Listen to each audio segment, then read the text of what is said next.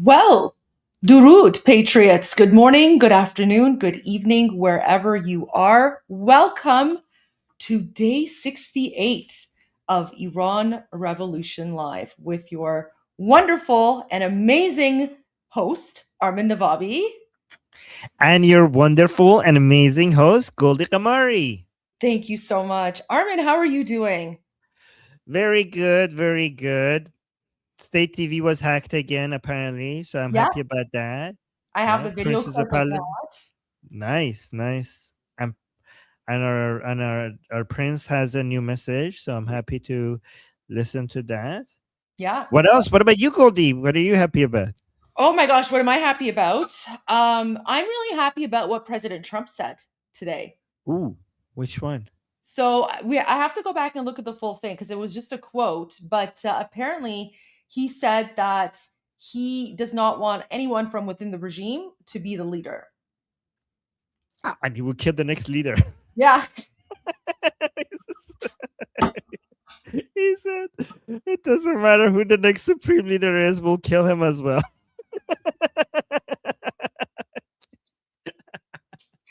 Armin, I told you, he's not messing around. And I said to You you, did? like, well, and by you, I mean like everyone watching, right? But like I Yeah. said, that President Trump is not going to forget that the Islamic regime tried to assassinate him. Do you think he's going to let that go? President Trump is not the kind of person who's going to let like two assassination attempts go, right? So Right. President Trump is thoroughly enjoying this. He is thoroughly enjoying this right now. Amazing. Oh my gosh, Wow. so good, so good. Guys, I Oh, told you, I was like, President Trump knows what he's doing. He's just buying time. And actually, Caroline Levitt, she also she posted something, which is like an article that basically talks about how President Trump's negotiators were basically just buying time in order to get ready to attack, which is what I was saying the whole time. I was like, guys, this negotiation doesn't mean anything. They're just buying time.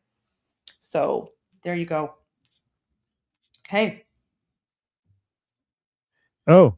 By the way, thank you. This 20 Texans, giving me like 2 giant super chats and saying liberals in USA who protested for the 2 protester killed in the United States are now protesting for terrorist supreme leader regime who killed 30,000 plus protesters in Iran. Yep. And so-called liberals. These people are not liberals, but I yeah, agree. I agree. yeah. Armin, I just need to do something. I'll be back in 30 seconds. But you Oh, can start. should You can start. Or I mean, if there's something you want to talk about really quickly, I'll just be back in 30 seconds. so I'm not gonna play Yeah. Princess of Pahlavi's message because I should do that with you, right? Maybe I'll yeah, just play other things. do that with me. Maybe do the one where state TV is hacked, and then by the time you come back, we can Okay. go to Pahlavi. Okay, let's do that. I don't want to watch.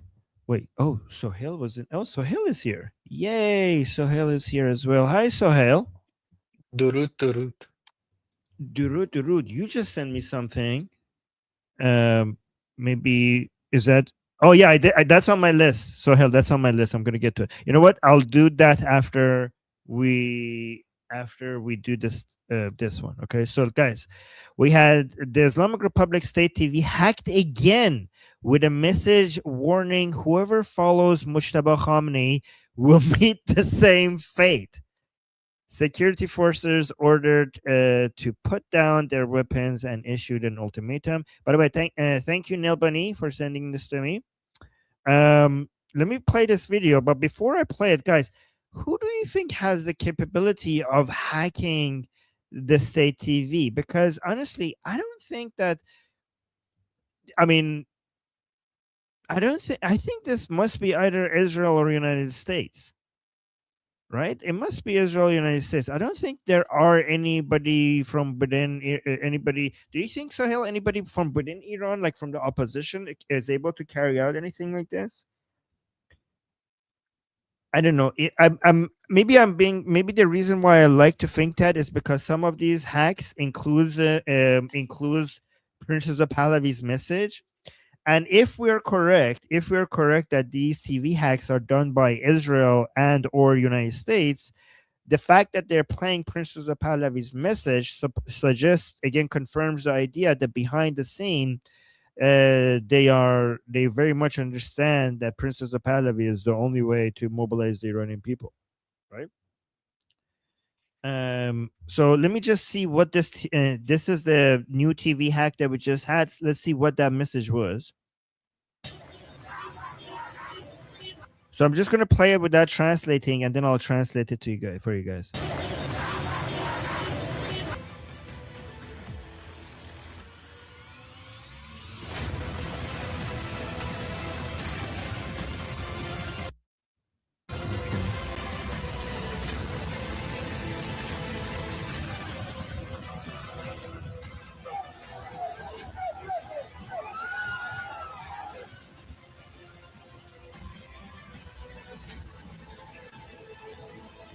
So this is what Iranian people saw on channel 1, I think. What channel is this? So let me translate this for you guys.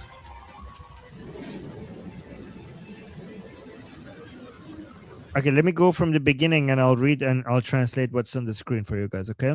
So the message starts like this. مجتبی از محدود کردن حقوق اقلیت‌ها و افزایش نظارت بر آنها حمایت می‌کند. So it's saying مجتبی, meaning Mujtaba Khamenei, son of Ali Khamenei, who's now the new supreme leader in Iran. So Mujtaba supports the limitation of the rights of the minority and increasing them being monitored. او افراط‌گرایی مذهبی رو تشدید می‌کند با تمرکز بر سرکوب زنان. It says that he will increase religious radicalism by increasing suppression of women. And then انتصاب مجتبی خامنه‌ای نشانه صریح و تحقیر is pixely تحقیر از سوی رژیم علیه اراده مردم خواسته. So it's saying that picking Mujtaba Khamenei as the next supreme leader is a very clear and insulting decision by the regime against the will of the Iranian people, the will and the want of the Iranian people. So then it says هر کس که از او پشتیبانی کند سرنوشت رو با دست خود قدم میزنه. So anybody who supports Mujtaba, anybody who supports him, is basically sealing their own fate by doing so. My God, this is a huge warning. وضعیت عوض شده, meaning the situation has changed. سرکوبگرایی که تا حالا ما را در خیابان‌ها شکار می‌کنند خودشان به شکار تبدیل شدند. Wow. Okay, this might be from Iranians inside Iran. So it's saying the people who have been suppressing us in the streets are now going to become the hunted themselves. So basically the hunters are going to turn into the huntee. So you were hunting us in the streets, now we hunt you in the streets, basically.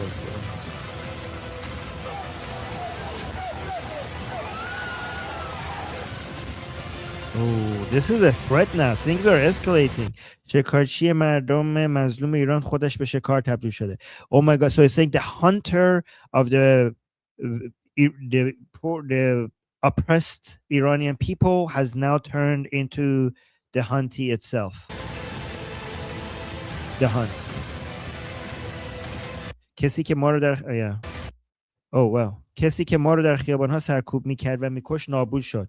The person who was suppressing us in the streets and killed us in the streets now has been destroyed. Guys, this is crazy because remember, this has been shown to Iranians on state TV. So they're saying the suppressors, the suppressing forces have only two options. سلاح را کنار بگذارن و عفو شوند، کاری که هزارها نفر تا به حال انجام دادن. Put down your weapons so that you could be forgiven. This is something that thousands of people have already done so. So that's option one. So option two is coming. Right. Oh, we didn't see option two. So it got cut before we saw option two. This is crazy though, Armin. This is wild that like this is happening on Islamic regime state TV. Like it looks like a movie. Right? Wow. Yeah, It was who's hacked. doing this? I don't know. I don't know, but it was hacked yesterday. It was hacked yesterday with King Reza Pahlavi's message. Yes. And given that it's Prince Reza Pahlavi's message, if it's the Israelis or the Americans, that shows that the Israelis and Americans are support Prince Reza Pahlavi completely. Like it's another indication of that. This is the fourth time since the revolution began that Islamic regime TV has been hacked, right? Right. There's another link. Of someone filming their TV. I put it in the studio chat. It's the third link. It's the last one there. Oh, sorry. No, sorry, not the last one. It's the second one. It's the one that Sohail put, the middle one. Wait, this one? No. Sorry, that was wrong. It's the middle link. The second one. Oh, this one. Yeah. Okay. Breaking. The state TV has been hacked again. The message in Persian, put down your weapons or prepare to be killed. Oh, so that might be the part of the message that we missed. Oh, yeah. This is the same video. It got cut before we saw what option number 2 is. So now we'll see option number 2. So yeah, it picks up exactly where we left off in the first video. So this is great. سرکوبگرها دو گزینه دارن. So the suppressing forces have only 2 options.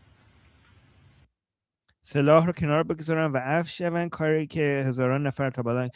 So put down the weapons and get immunity, something that many thousands of people have already done so. کانال 3 رو هک کردن. Oh, so this is channel 3. The guy is saying this channel 3 has been hacked. کانال 2 اینم شبکه 3 ببینیم.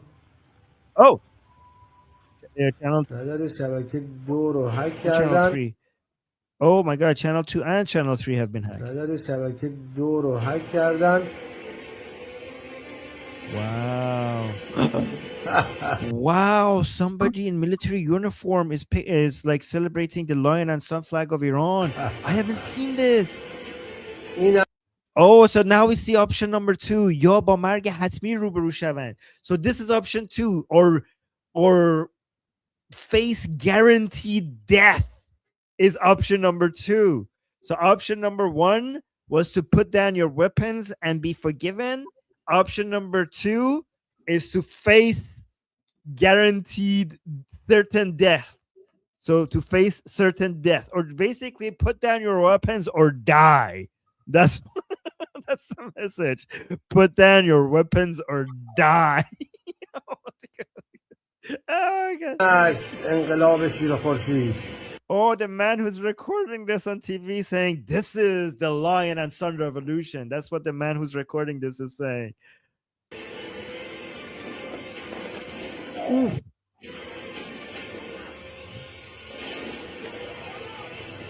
So they're trying to scare the people who are working with the Islamic Republic. This video is meant to scare them. I once again urge the Revolutionary Guard, the Iranian military police, to lay down your arms and receive full immunity of Oh my god, he's laughing and and the woman in the background is saying, "Good job, good job."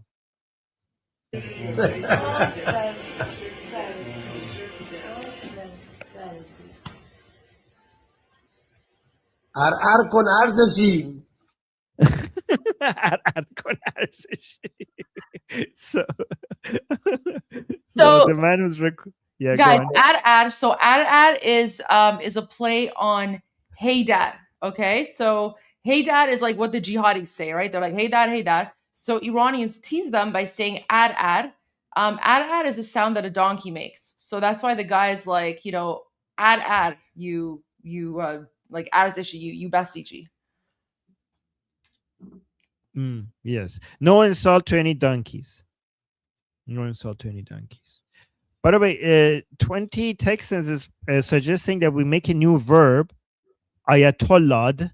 Ayatollah is when you lose your job on the first day at work, because if you get removed immediately on the first day, that's going to be ayatollah. So he's suggesting that we add that to our vocabulary.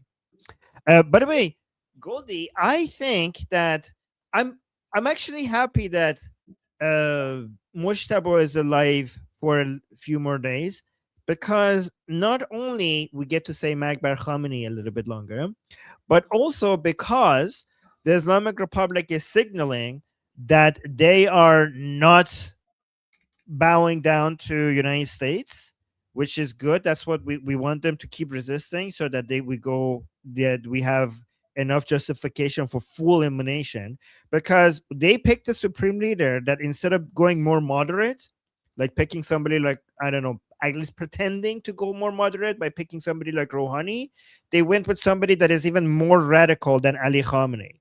So basically, not only they're not backing down, they're doubling their aggression against against the whole world and against the Iranian people, which is signals again that, okay, well, I don't know, F around and find out. Yeah. Right. It's a good signal. There's lots We of rumors support about him too. So lots of rumors about him. So we'll see what happens. Right. Where's okay, let's go to the prince, our leader, soon to be king. All right, so I'm going to play this without commenting, and then you guys could look at the captions, okay? همیهنان عزیزم، همانطور که در پیامم پس از هلاکت خامنه‌ای تاکید کردم، هر گونه جانشینسازی برای او از پیش شکست خورده است. هر نامی که معرفی شود، مجتبی باشد یا حسن، فاقد مشروعیت و شریک کارنامه خونین این رژیم و رهبران جنایتکارش خمینی و خامنه‌ای خواهد بود. رژیم در حال سقوط جمهوری اسلامی هیچ مشروعیتی ندارد. تنها جایگزین مشروع این رژیم سامانه گذار است که چارچوب آن از طریق کتابچه مرحله اضطراری پروژه شکوفایی ایران به اطلاع شما رسیده است و اجزای آن نیز به تدریج معرفی خواهد شد. خطاب به همه کارگزاران پیشین و کنونی جمهوری اسلامی که دستشان به خون ملت آغشته نیست. به اراده ملت احترام بگذارید. بیدرنگ و بی خشونت قدرت را واگذار کنید. پیوستن خود به انقلاب شیر و خورشید ملت ایران را اعلام کنید و در گذار با ثبات و امن ایران به یک دولت منتخب ملی سهیم شوید. به جامعه جهانی میگویم در کنار ملت ایران بایستید. نامشروع بودن جمهوری اسلامی را اعلام و سامانه گذار را به عنوان نماینده اراده ملت به رسمیت بشناسید. پیروزی نزدیک است. ملت ایران آزاد خواهد شد و به یاد خواهد سپرد چه کسانی در دوران سختی در کنارش ایستادند. پاینده ایران. Okay, so this is a good sign. To me, this suggests that right now, the issue that we're dealing with is to increase the number of defections, right? So that means that we're basically everything is going exactly as was planned, and this is what we're focusing on right now, is to increase defections before the call to action to the Iranian people is being given out. So Princess of Pahlavi's message right now is focused on the regime forces, encouraging them to join the Lion and Sun Revolution. So hopefully, I mean, we already know that thousands of them have already defected. We just need to maximize that number until the call to action from Princess of Pahlavi comes out, so that the Iranian people come into the streets. I see so many commentators online saying that, oh, the expectation was for the Iranian people to come out as like when Israel and United States attacked, but it didn't come. So Trump is Trump's plan is not, working. I'm like, what are you guys doing? Like, are they not paying attention? President Trump and Princess of Pahlavi have been telling the Iranian people to stay home, not come out, and this is not the time right now. And also, honestly, I don't think there is any rush. I think given that the Islamic Republic's teeth have been pulling out, it makes sense to take time and weaken them as much as possible before the call to action. Like, just wait for maximum defection, wait for the more destruction of the suppressing forces. Given that they cannot do anything, I think we need to be patient. The only thing that we need to work on the main thing that we need to focus on right now is President Trump's political capital not being reduced to the point where they're trying to force his hand to stop the military operation. So short of that, everything else is going according to plan, and we need to focus on showing support for these military operations all across the world so that there is enough political capital there for that to continue. But this is what I think is happening. Goldie, what do you think? Yeah, absolutely. I mean, President Trump made it very, very clear that now is not the time to go out. He said, stay inside until I tell you. So I don't know why people either forgot what President Trump said, or they never paid attention to his message, or they're just, making uninformed comments and trying to just, spam or whatever the case might be. But President Trump made it very clear that, you don't go out yet. Like, let me pull up his speech, because like that speech is very, very important. I'll just play the part where he speaks about Iranians. I'll go find it here. Where's it? He's been posting so much on Truth Social. One day. Okay, I think I need to go to X to find it. Let's see. Ooh, Goldie, I have the Council of Experts. Yeah. So Neil Bunny just sent me the video that was posted just 30 minutes ago from Manitou regarding the building of the Council of Experts. You want to see the building of the Council of Experts? Sure. All right. Guys, the council. وضعیت مجلس خبرگان پس از حمله. Guys, the Council of Experts is the council that picks the next supreme leader. This was their building. Look. This is the Council of Experts. Oh no, are there any experts under this rubble? Oh no. All right. Wait, let me go to the White House thing. Maybe so. While I find that message from President Trump, could you please play the third link, like the last link there, because this also ties in with President Trump's and King Reza Pahlavi's message telling Iranians not to go out right now. Oh, the last link? Yeah, the last one. On Telegram, that's not no in the WhatsApp? chat Yeah. in the studio, sorry, in the studio chat here, the last link there. Okay, the last link from me is not President Trump. Maybe I'm saying something different. Can you send it again? I'm saying play the last link, because that ties into what President Trump and King Reza Pahlavi said about not going out in the streets. Sorry, I get it now. I don't know why I didn't get it. That's okay, no worries. Because this one has English subtitles. Oh, nice. Okay, so guys, just read the subtitles. So guys, this is the Islamic Republic State TV. Live, it was live when it was being played. It came out live when it happened. پدر مادرها 2 دقیقه پسر شما دختر شما گوش نمیده تقصیر ما نیست.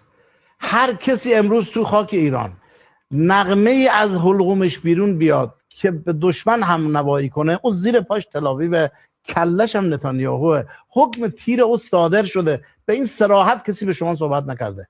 ما دوست نداریم فرزند شما کشته بشه، چون فرزند شما جاهله. پدر مادرها. Wow. Wow, guys, he's telling, look at this. Look how many, like, he's basically telling the mothers and fathers inside Iran that their sons and daughters are fair game to kill if they are speaking the same as the enemy. Basically, if they're supporting the military operations, if they're celebrating this, if they are, you know, supporting Princess of Pahlavi, Israel, President Trump. This man is saying, hey, just letting you know that we're going to kill your children because they are as Israeli as Israelis. Let me see. Somebody saying in the chat, as an Iranian Jew, I must alarm President Trump. Well, no, you guys, don't worry. Don't worry about the separatists. You guys, that's fake news. They came out and denied that. Hermes, you don't need to, guys, our language regarding President Trump needs to be 100% supportive. Don't worry about the separatists. I keep telling you this. Like yesterday, I mentioned this to you guys. The Iran's borders will be preserved once we are free. Do not send any warnings to President Trump. Do not do any criticism right now. Guys, the only thing that we need to be focusing on is the removal of the Islamic Republic. And to do that, we need to support President Trump 100% so that he has enough political capital to finish the military operations. Guys, the thing, it was fake news. Even all of the Kurdish separatist groups also denied it. And they said that they have no interest in getting involved in any way, shape, or form. So guys, like, it was fake news. It was put out there, and unfortunately some media outlets ran with it. And the reason that this fake news came out was to cause a divide between Iranians as well as like Americans and Israelis, right? So they wanted to divide us because they don't like the fact that we're united. So ignore the separatist narrative. It's fake news. It's fake news. Okay. But guys, really quickly, so going back to what Armin was just speaking about, so that guy on Islamic Regime State TV is pretty much saying that anyone who goes out, they're going to be shot, right? So he's saying that they have given the regime forces shoot to kill orders. So this is why it's not safe to go out right now. And also, here's what President Trump said back on February 28th when he announced the military operation against the regime. Revolutionary Guard, take arms. You will be treated fairly with total immunity. Or people of Iran, people certain death. Okay. Finally, to the great, proud people of Iran, I say tonight that the hour of your freedom is at hand. Stay sheltered. Don't leave your home. It's very dangerous outside. Bombs will be dropping everywhere. When we are finished, take over your government. It will be yours to take. Okay. So President Trump is saying right now it's dangerous to go out, stay home, stay sheltered. And when we are done, go out and take your government. It'll be yours to take. Armin, based on what President Trump is saying, I have a feeling that when the United States and Israel are done, there's going to be like nothing left of the Islamic regime, which is why President Trump is saying, like, he's not saying go out and fight. He's saying go out and take your country back because it's going to be there for the taking. Yes, if you did anything that we could refer to as Islamic Republic would not be there. However, I am worried about people who we call Atash Bekhtiyar, which are people who are basically full-on Durka, and even without leadership, they will still pick up a gun and shoot at people who they consider enemies of Islam. So they will be a lot less organized. They will be like, they would not be able to inflict as much harm against people because they don't have the amount of intelligence and the coordination that they used to have. However, they're still like, these are the type of people who are willing to die for the cause of bringing Mahdi back or whatever Dorka stuff that they believe in. So that's one issue that we might have to deal with. And also, by the way, Goldie, the Islamic Republic right now has a new strategy. They know that the plan is to eventually do the call to action for the Iranian people to come out. So because they don't have enough suppressing ability, they're telling their own people, their own followers, to just go into the streets and don't leave the streets and fight whoever comes to try to topple the government. So they're asking not like their own armed forces, but average Dorka people, not armed Dorka people, but just like civilian Dorka people to just occupy the streets and don't go home and fight whoever people come out, just fight them.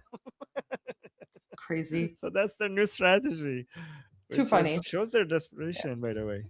Absolutely. But there you go, guys. So for anyone who's wondering why haven't Iranians gone out yet into the streets, that's because President Trump said very clearly, he said, don't go out, stay home, stay sheltered. It's very dangerous out there. There's going to be bombs dropping. And then he said, when we're done, we'll let you guys know, and then you can go and take your country back. So that's why Iranians haven't risen up yet, because Iranians are smart people.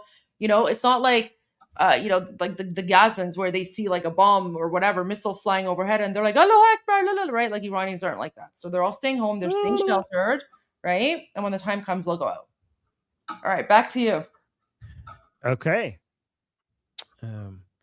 So guys, this is one of those times that I don't actually like saying I told you so. Okay, because this is so horrific. That is so bad that we were correct. So these are examples of the Islamic Republic converting schools and youth centers into military bases. So look at these. These are different examples. These are, for example, 3 different examples of that. Look at 3 different images.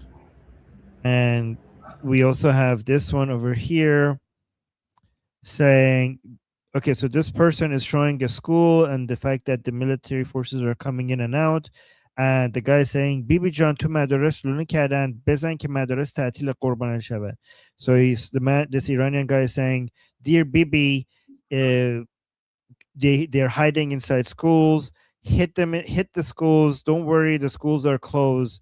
And basically saying, I love you to Bibi, to Netanyahu. Like he's saying, Bibi, please hit the schools. Don't worry, there's no kids there. The schools are closed.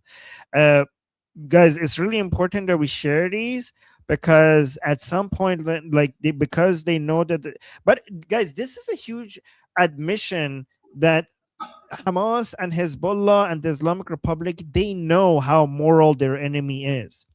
They imagine how not only they know that they're evil because they use schools as a cover and they use children as human shields.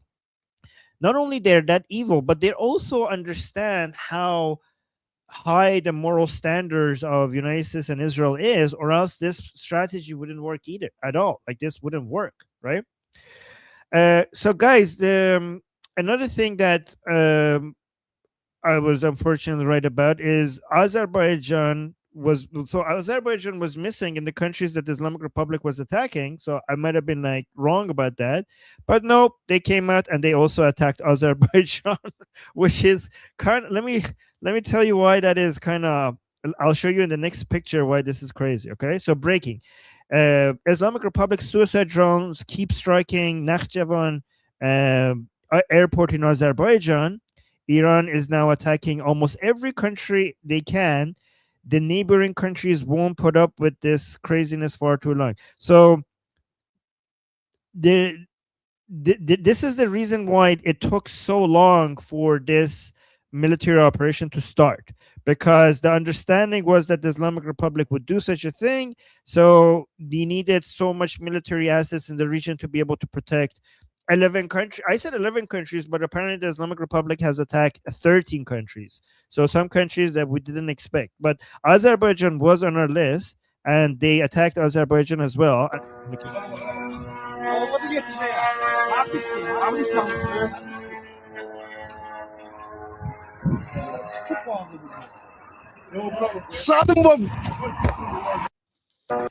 So the reason why some people are saying, like, look at this. Azerbaijan yesterday told the Islamic Republic they paid tribute to Khamenei. They had condolences for Khamenei, and then the day after, the Islamic Republic rewarded them with a drone attack. Like, so yesterday, Azerbaijan's president Aliyev attended Iran's embassy to pay his tribute to Khamenei, and Islamic Republic. Oh wait, we haven't attacked you yet. Thank you for the reminder. Here's a drone. Here's your reward. You're still friends with us? We can't have any friends. Let's bomb you as well. All right. Honestly, Armin, I don't even know what they're thinking at this point. Like, I don't understand what the strategy is. Like, there's no rhyme or reason to this. Like, I can't think of like a logical, rational explanation for why they're just randomly attacking all these countries. Like Azerbaijan of all places. Well, I mean, the Azerbaijan and the Islamic Republic had some fights with each other because Azerbaijan is a major ally of Israel, right? So Azerbaijan and Israel are really, really close, right? So, and the Islamic Republic has been saying that Azerbaijan is a major base of operations for Israel against the Islamic Republic. But Azerbaijan is like, but so I was actually surprised that they missed Azerbaijan. But now they were reminded. But Goldie, you're right. Like, this strategy doesn't make any sense. And the reason why they continue to do it is because the IRGC right now is very divided. Like, a lot of people think about IRGC as this one body of people with one strategy. I mean, even before their leaders being killed, there were so many different elements with IRGC that kept on backstabbing each other and taking positions against each other. But now that a lot of the leadership is gone, I bet you that there are many different elements within IRGC that are just doing the thing that they think is best without coordinating with the rest of IRGC. So everybody is just running with their own philosophy, with their own life philosophy, and just going with that. And I mean, even Arakchi came and admitted that that they have lost control. Like, they don't approve of what's happening. Like, I'm pretty sure whatever the IRGC is doing, some people in the IRGC don't approve, but there's nobody to stop them. The only person that was there to be able to maintain some level of control over, like, if anybody was getting out of line to stop them was Khamenei, and Khamenei is dead. So everybody is basically running their own strategy without coordinating with the rest of the IRGC. You know what's really interesting about this is that I was doing a radio interview yesterday, and someone was like the person was asking me the interview. He was like, so who's the leader of Iran right now? And I kind of paused, and I was like, I don't know. And he was like, huh? And I was like, honestly, I don't know, because Khamenei is dead. Yesterday they like destroyed the clerics who were supposed to pick a new supreme leader, so they're all dead or they're hiding. A whole bunch of like generals are dead. A whole bunch of politicians are dead, and anyone who's appointed as a leader literally dies within like 48 hours. So I was like, I actually don't know who's running the country right now. I don't know who's there. Yeah, I bet you they don't know either. I bet they don't know either. I'm like, who's running the country? Because the radio host asked me, he was like, who's the leader? And I'm like, I don't know. I don't know who the leader is. No one knows. Oh my god, nobody knows. Nobody knows. So funny. Okay, I have. By the way, guys, yesterday I gave you the wrong news. We assumed that the ship of the Islamic Republic was taken down by submarine, but now I have the actual footage of how it actually was taken down. So look at this.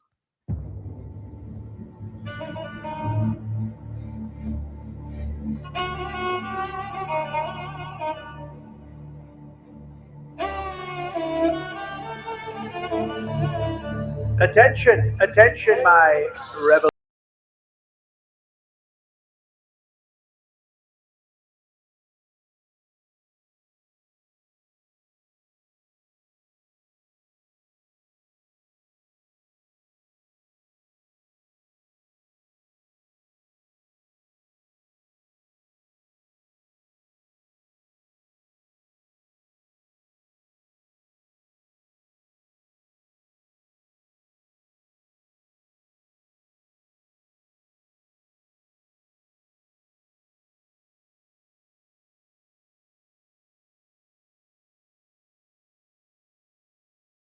And it wasn't a submarine, guys. Now you know. And now you know. And now you know. All right. So then we have this launcher apparently. اینجا رو نگاه پسر. This is a launcher that was hidden inside Sule Ulufe. Is like a storage for shed. Okay. It's like a hay shed. It was a shed full of hay hay. shed. Sorry, a hay shed. Wait, sorry, storage for shed. Hay storage shed. Okay. So guys, this is why when they tell you like, oh my God, civilian infrastructure is being attacked, this Iranian inside Iran went and recorded this to show the world that when they're attacking buildings that look like civilian buildings is because there was a launcher inside. So look at this.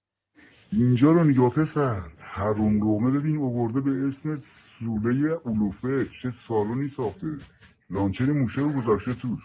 ناز شستت با این هدفگیری. پدر سگا ببین چه کارایی میکنن. ناز شستت نتانیاهو. ناز شستت ترامپ.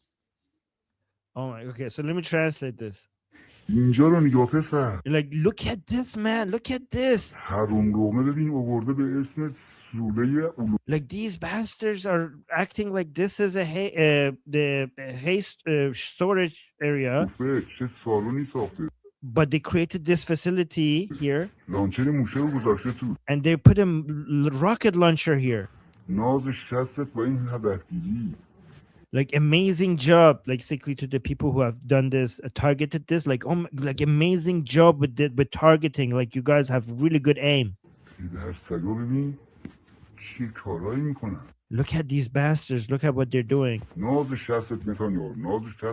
Like amazing job, Netanyahu. Amazing job, President Trump. Look at this. Look at the Iranian people inside Iran just saying, good job, amazing aim. like they're impressed. Like, how did you find this? Like, these guys are living right next to these things. I didn't know that there was a launcher here. So he's so impressed that, like, oh, wow, how did you guys know there's a launcher here? Oh, okay. See, Iranian people are like, so many people in Iran, when there's explosions around them, they're celebrating it. So, and also, you know who else is celebrating with Iranian flags?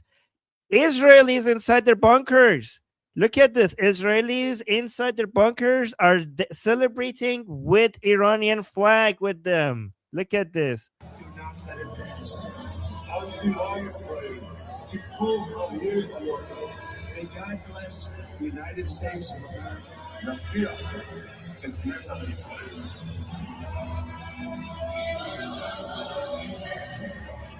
Look at that.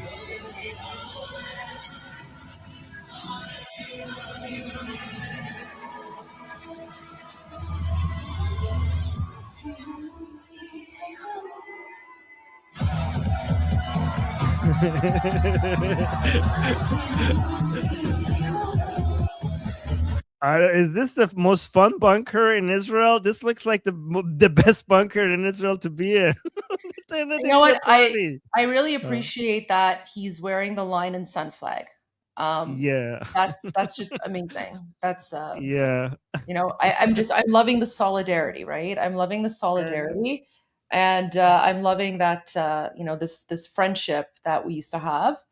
Like it was always there, but it's just like, it's like spring. Like it was hibernating, and now it's spring, so it's blossoming again. Yeah. And okay, let's go to and Goldie. I always imagine, like, once Iran is free, we need to have like a huge dance party and celebration around Cyrus the Great's, you know, burial ground, around his tomb. Like I can imagine. I want to see, like, one day, like a sea of Iranian Lion and Sun flag and Israeli flags just right next to each other, like a wave of all of them to get next to each other around Cyrus the Great's tomb. And by the way, isn't it amazing that Cyrus the Great, when he freed the Jews from captivity, he actually created the instrument for Iran's liberation, you know, thousands of years ago. Like, he is the one who basically created our instrument of one day becoming. So by freeing the Jews, he also created the means at which one day Iran will be liberated as well. So we owe all of this to Cyrus as well. It was his investment in the Jewish people that is now, causing We're all of it. we're living in biblical times. We're living in biblical times. Armin, have you seen this one where No. he compared? Okay.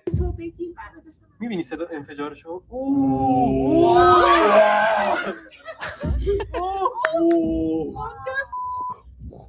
من اینا رو فقط تو کال آف دیوتی دیدم.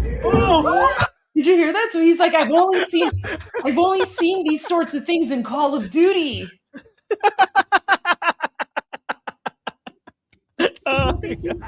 می‌بینی صدا انفجارشو؟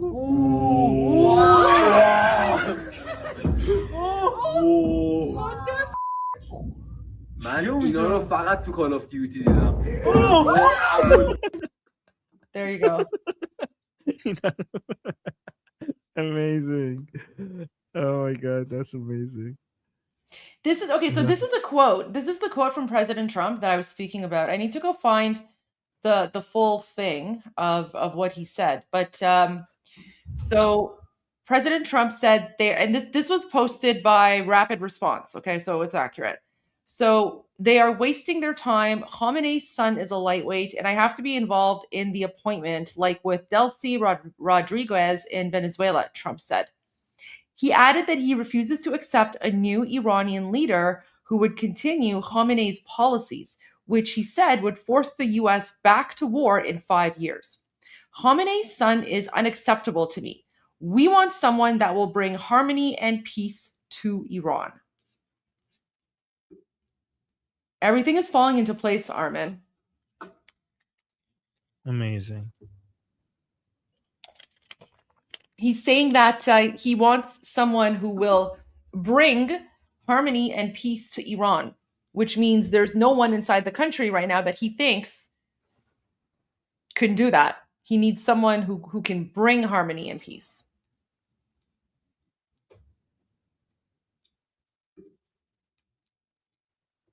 Okay. Yeah. Honestly, whatever happens, we just need the Islamic Republic to go.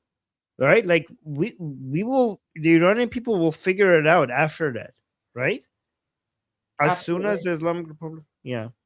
And Armin, there's even more news of soldiers defecting. So there are signs that Iranian soldiers, police officers, and members of the Islamic Revolutionary Guard Corps are failing to report for duty as the war intensifies, The Economist reported, citing Israeli intelligence sources. Most importantly, perhaps, Israeli intelligence sources suggest that there are signs of Iranian soldiers, police officers, and IRGC members failing to show up for duty. It cautioned, however, that military attrition, however overwhelming and effective, by no means guarantees the regime's demise, describing regime collapse as Israel's key war aim and one of President Donald Trump's shifting goals. So there's that. Lots of people aren't showing up. Oh, guys, here's some mullah wood for you. So here's a photo of so guys, this is supposedly like, an innocent civilian family in Iran who's been, injured by the United States and Israel, right? First of all, I don't see any injuries on them.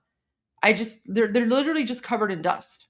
So it looks like someone just shook a bag of, I don't know, dust or concrete or flour or something on them, right? So there's that. But guys, Iranians, right? This is why like Iranians were different from like Palestinians, right? Like we don't believe in Gaza wood. We don't believe in like all that. Like I call it mullah wood. We don't believe in mullah wood. So Iranians very, very quickly identified these people. Oh, look, here they are. Here they are. Here they are. So these are basically regime supporters. Oh, and look, here he is. Look, here he is. He's literally right in the front row, standing next to, I don't know, this mullah. I don't know which person they're praying over, but apparently he's like the son of a mullah or something. So he's like an important figure in the regime, right? So these are not like these photos coming out, these are not regular civilians. These are all Islamic regime people. And the Islamic regime is basically, oh, here we go. Identified. The son of former deputy of IRGC intelligence, Saeed Namazi. Okay, so this is who he is. So yeah, like Iranians are exposing. However, what you're going to see, you might very well see this photo in some sort of mainstream media outlet where they're using it to say, oh, look, innocent civilian family. But it's such a weird photo. Like, why are they in an elevator? Like, why is the elevator so clean? And then, like, literally no injuries on them. So what exactly, like, what happened here? But that's who they are. So there you go. There's like some mullah wood for you. Armin, have you seen the description of what happened to Khamenei's body?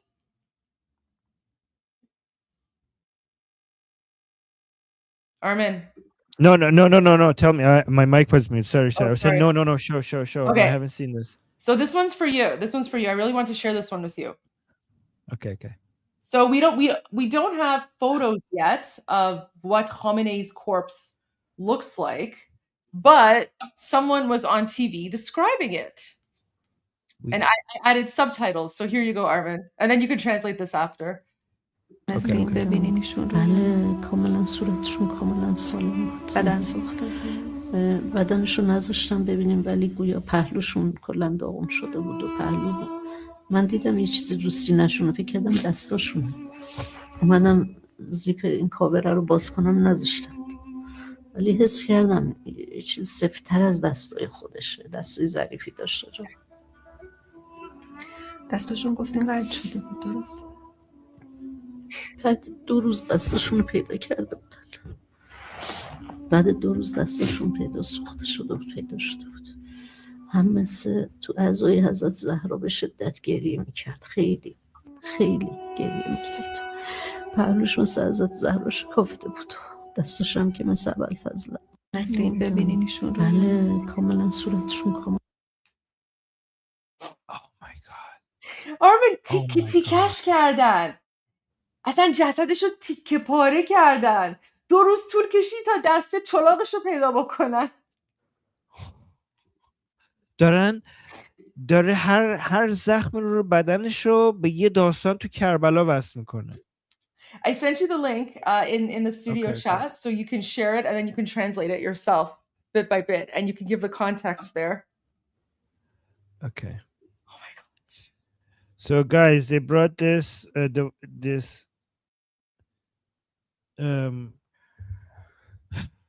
Someone's saying jazz hands. Yeah, he had jazz hands.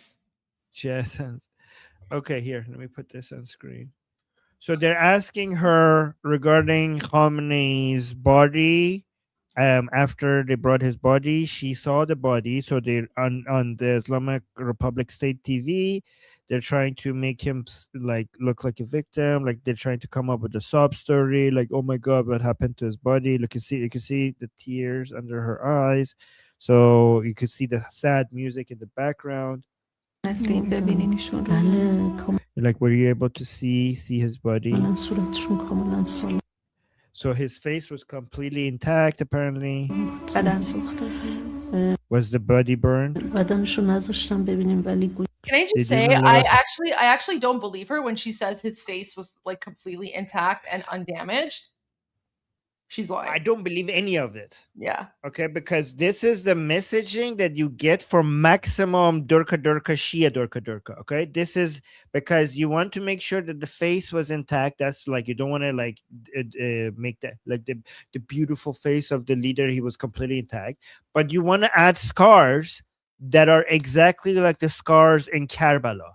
So it's just too perfect. Like I don't know but maybe it's right, but it's like, oh, the face was good. Like, so you want to make sure that hasn't been harmed, but you got 2 specific injuries that are exactly like the people, that 2 separate people in what happened in Karbala 1400 years ago.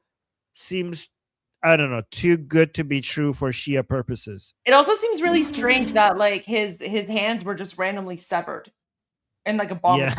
Like it's just so messed up. So I exactly. I hope that Mossad and CIA, like, guys, can you please release the photos soon so that we can like celebrate that too? We had Like, the photo, the little Oh. mousy thing on the grass. Wasn't that it? I thought that was it. All right. بدن سوخته بدنشو نذاشتم ببینیم So saying I didn't let me see the body, گویا پهلوشون کلا داغون شده بود but the side was completely damaged. من دیدم یه چیزی رو سینه‌شون فکر کردم There was something on his chest. I thought it was his hand. دستشون منم زیپ I came to unzip the این cover. کاور رو باز کنم نذاشتم They didn't let me, ولی حس کردم یه چیز but it was something hard, harder than hands. سفت‌تر از دستای خودشه دستای ظریفی داشته جو what is she like? What is she implying there? Like something harder than his hands. Like that's very weird. Maybe like a metal rod was like going through his chest or something like that. So something. Oh, it was. I You don't know what? something- It was Zulfaqar. It was Zulfaqar. Oh, it was Zulfaqar. Maybe he had a. Oh no, I can't say that. Goldie, I have such a good joke, but we're PG-13. He's saying there was something hard under the. He unzipped it to look at for something hard, but they didn't let her. So there's such a good joke here that I can't go for, guys. Okay, but whatever. Okay. دستاشون گفتین قطع شده بود درست Like they said, his hands were cut off. You're right. بعد 2 روز دستشون رو پیدا کرده بود So they found the hands 2 days after. It took them 2 days to find the hands. بعد 2 روز دستشون پیدا سوخته شده بود پیدا شد And the hands were burnt. So his body, like, okay, so his face was intact, but his hands were somewhere else. It took them 2 days to find the hands, and they were burned. Okay. I mean, what kind of explosions makes your hands fall off while your face is completely intact? هم مثل تو اعضای حضرت زهرا به شدت گریه میکرد So they were crying like in the Zahra, crying like in the limbs. What? پیدا شده بود هم مثل تو اعضای حضرت زهرا به شدت گریه میکرد Wait, Armin, someone in the chat is saying that she obviously meant his arms. No, she didn't say arm. She said hand. She's saying his hands were severed. She's saying his hands were severed, not his arms. Because some people are like, oh, maybe she meant arms. I'm like, no, it was hands. Well, in Persian, the word das refers to hand and arm, so they might be right. Okay, maybe. Yeah, because in Persian, like in English, we have arms and then we have the hand, but in Persian, it's just all hand. Yeah. Yeah, okay, maybe. So, yeah, maybe. But he only had one hand, though. It's just all das. Oh, yeah. yeah. That's such a... Yeah. Well, he had a working hand and a non-working hand. میکرد خیلی گریه میکرد پهلوش مثل حضرت زهرا شد So I don't know who she's saying. Somebody was crying really hard, like Hazrat Zainab, which is a female figure in Shia Islam, and his side was hurt like Hazrat Zahra. Oh, guys, so look at this. And Abul Faz. So he's finding 3 analogies. So somebody, I don't know who, was crying like a lot like Hazrat Zainab, and Khamenei's side was injured like Hazrat Zahra, you know, and then his hands were cut off like Abul Faz. So they found 3 Shia holy people 1400 years ago for her to connect the dots of his death to 3 holy figures in Shia Islam. So this is why this seems like engineered for maximum sob story, narrative, because it seems like it looks very engineered. We need Musa to give us the picture because this seems like too close to. Yeah, it seems like they might have made that up. Goldie, apparently, you know how Khamenei loves people coming out and reading poetry to him, right? So on the Islamic Republic State TV, they had that reading poetry to him, but on they had his chair empty, and they were reading poetry to an empty chair. because like Khamenei likes that apparently. Look at this. This is on state TV.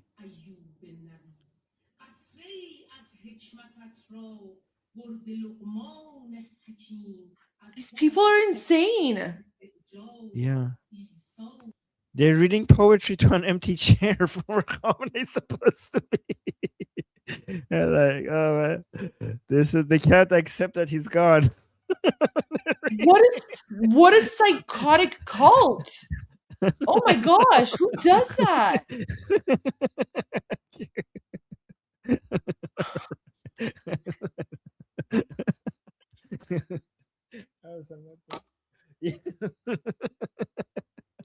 Do you see how insane Islamic regime TV is? Like, it's literally a mix of high and lows, right? Like, the lows is when they bring on prisoners and do forced confessions and then torture them, right? Like, that's really horrific.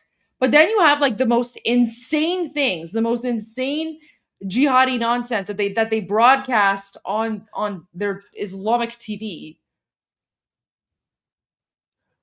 Like, so messed up.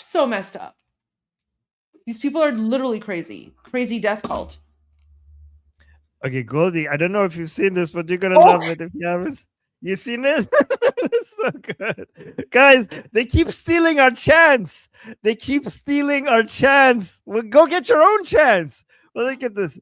This is the Islamic Republic supporters trying to show that the Islamic Republic has still a lot of support. Watch this.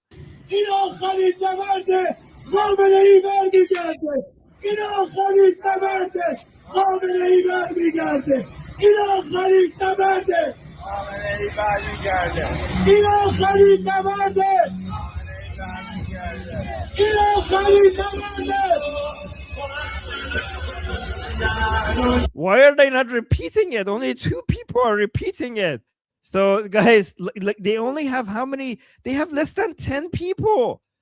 Like, wow, amazing. So they're trying to show strength, that there's a lot of support for the Islamic Republic.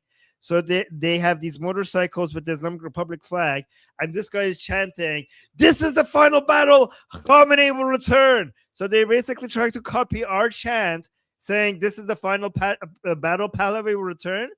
But their chant doesn't even make sense. Like, how is he going to return? He's dead. Well, maybe he's going to come back with the Mahdi. Is he going to come as a zombie? I don't know. But another part that is crazy is that like there's no energy. That there's one guy that is responding, and he's like, he has zero energy. Listen to the guy. Like, one guy is repeating the chant.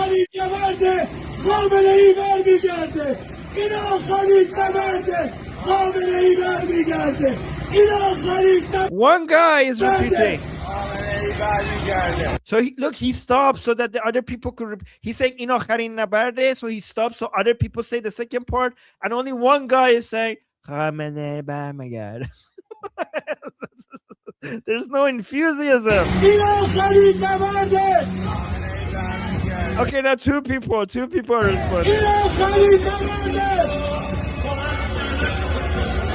Wow, so pathetic. This is so embarrassing. I'm feeling secondhand embarrassment. Oh no, I'm cringing. Like I have goosebumps from the embarrassment, Goldie. Oh no. So bad. But guys, so while that's going on, Armin, I want to share this one with you. This one was also posted by Rapid Response, which is one of the official U.S. government accounts. So look at this. Iranian Americans in Kentucky celebrate the strikes on the brutal regime in Tehran, with POTUS making good on a statement that help is on the way. Finally, it happened. People are really happy that they finally have a chance to overthrow that brutal regime. So this was posted on the Rapid Response. Let's everybody toast. A celebration of a different kind in this Kentucky Iranian American household as they honor all Americans and Israeli people involved in the attack in Iran and the killing of the supreme ruler Ayatollah Ali Khamenei. It is Mehdi Gayoumi has waited difficult to even most of his life for this change.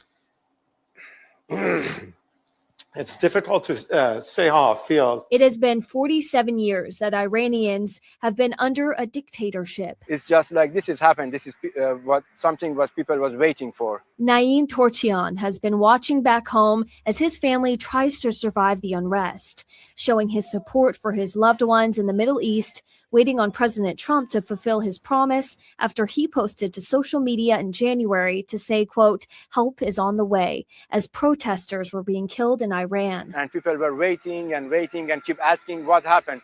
Is he going to hit or not? So finally it happened. It's not over yet, but people are really happy that they finally have a chance to overthrow that brutal regime. There you go. So that's posted on the Rapid Response, which is one of President Trump's official government accounts. Amazing. Okay. I have a wait. I don't even know what this video is, but it's getting. It's a video from President Trump. Let's just listen to it together and see what he's saying here. And their leadership is just rapidly going. Everybody that seems to want to be a leader, they end up dead. And it's an amazing thing that's taking place. Oh. End up dead. Where is this from? We need to watch this whole thing. I'll have to I play know. this when you go, I guess, to, Yeah. to your discussion group. Oh my gosh. Armin, we were playing Pete Hegseth's conference yesterday when you went to your discussion group. It was so good. It was so good. You missed it. Oh. You need to so he's doing he's going live again at 4:30 Eastern. So if you want to, because I'm going to play it when it goes live, so you might want to finish your discussion group early and be here for 4:30 so that we could watch it live together. Okay. Only Let's if you do want that. to, but I'm going to watch it when he goes live at 4:30 because he's going to give an update on the war. Okay, sounds Or the good. conflict, I should say, the humanitarian intervention, whatever. Okay, military operations. Military Don't worry, operations. President Trump's a couple of times used the word war as well. By the way, I noticed. Okay, all right. Well, if he's Yeah. saying war, all right. It's just like war implies that there's like both sides, but this is a very strange war because you have Iranians, Americans, and Jews on one side, and then you have like the Islamic regime, Palestinians, and the Democrats on the other side. So it's like a very weird war. So, I have a video of Iranians trying to get President Trump's attention. Oh, yeah, So this look at meme. this. Okay. So, look at this Iranian woman trying to get President Trump's attention. Watch this.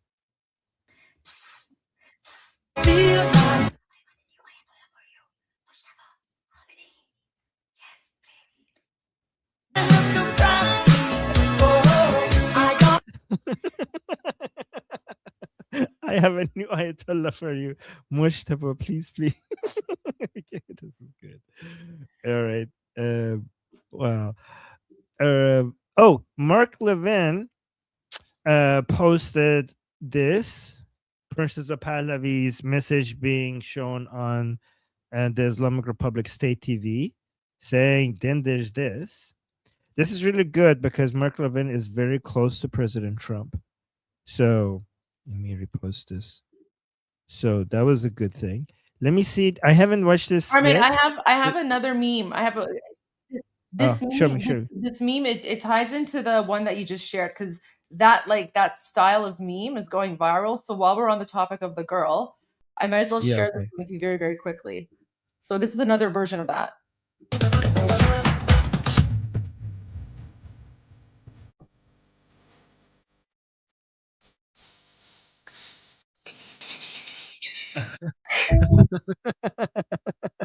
Oh, so this is becoming a meme template, huh? It's basically it's become like a viral trend now amongst Iranians, where Iranians are like, President Trump, don't forget these people, go after these people too.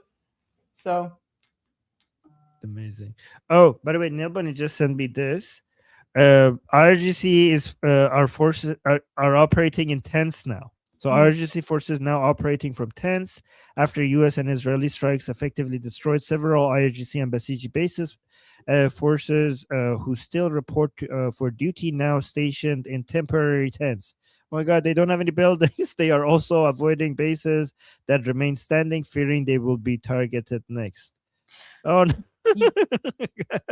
You also heard that Oh, no. they struck a stadium, sports stadium in Tehran.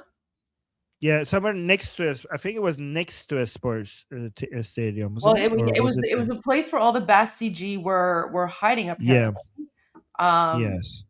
Have you seen the footage of them running away? No. Please show. Okay. So the Basiji, so this was their fleet. So as Varzishkoye Bath.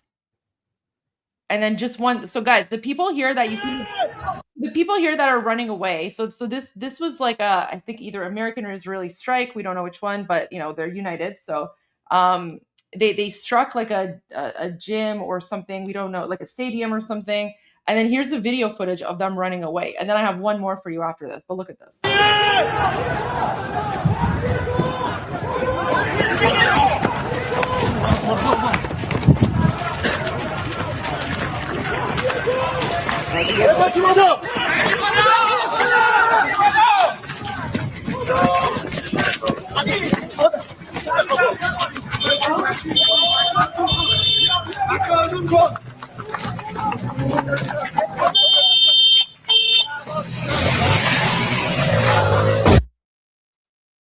Because guys, so what these terrorists, and guys, keep in mind, these are the same people who 1 month ago were murdering us, right? These are the same people who were murdering us a month ago. And now, because the Israel and United States is basically attacking all their bases, they're now starting to gather in sports stadiums. So I think it was Azadi Stadium that was attacked. So here's another one. This is also footage of, I guess these are like the Basijis. They're like wailing and crying, I guess, after being bombed by the United States and Israel. آقا یکی هم اونجاست آقا یکی هم اونجاست شما کجا بودی؟ پادگان؟ باشگاه؟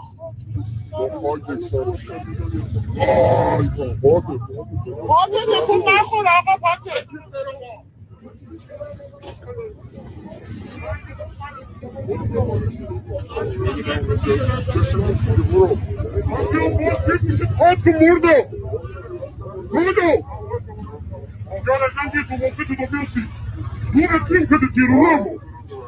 are the same people that are murdering us, by the way, right? These are the same people that work for the Islamic regime. These are the Muslim Nazis. اینجا تایی بهسته اتوبان بهسته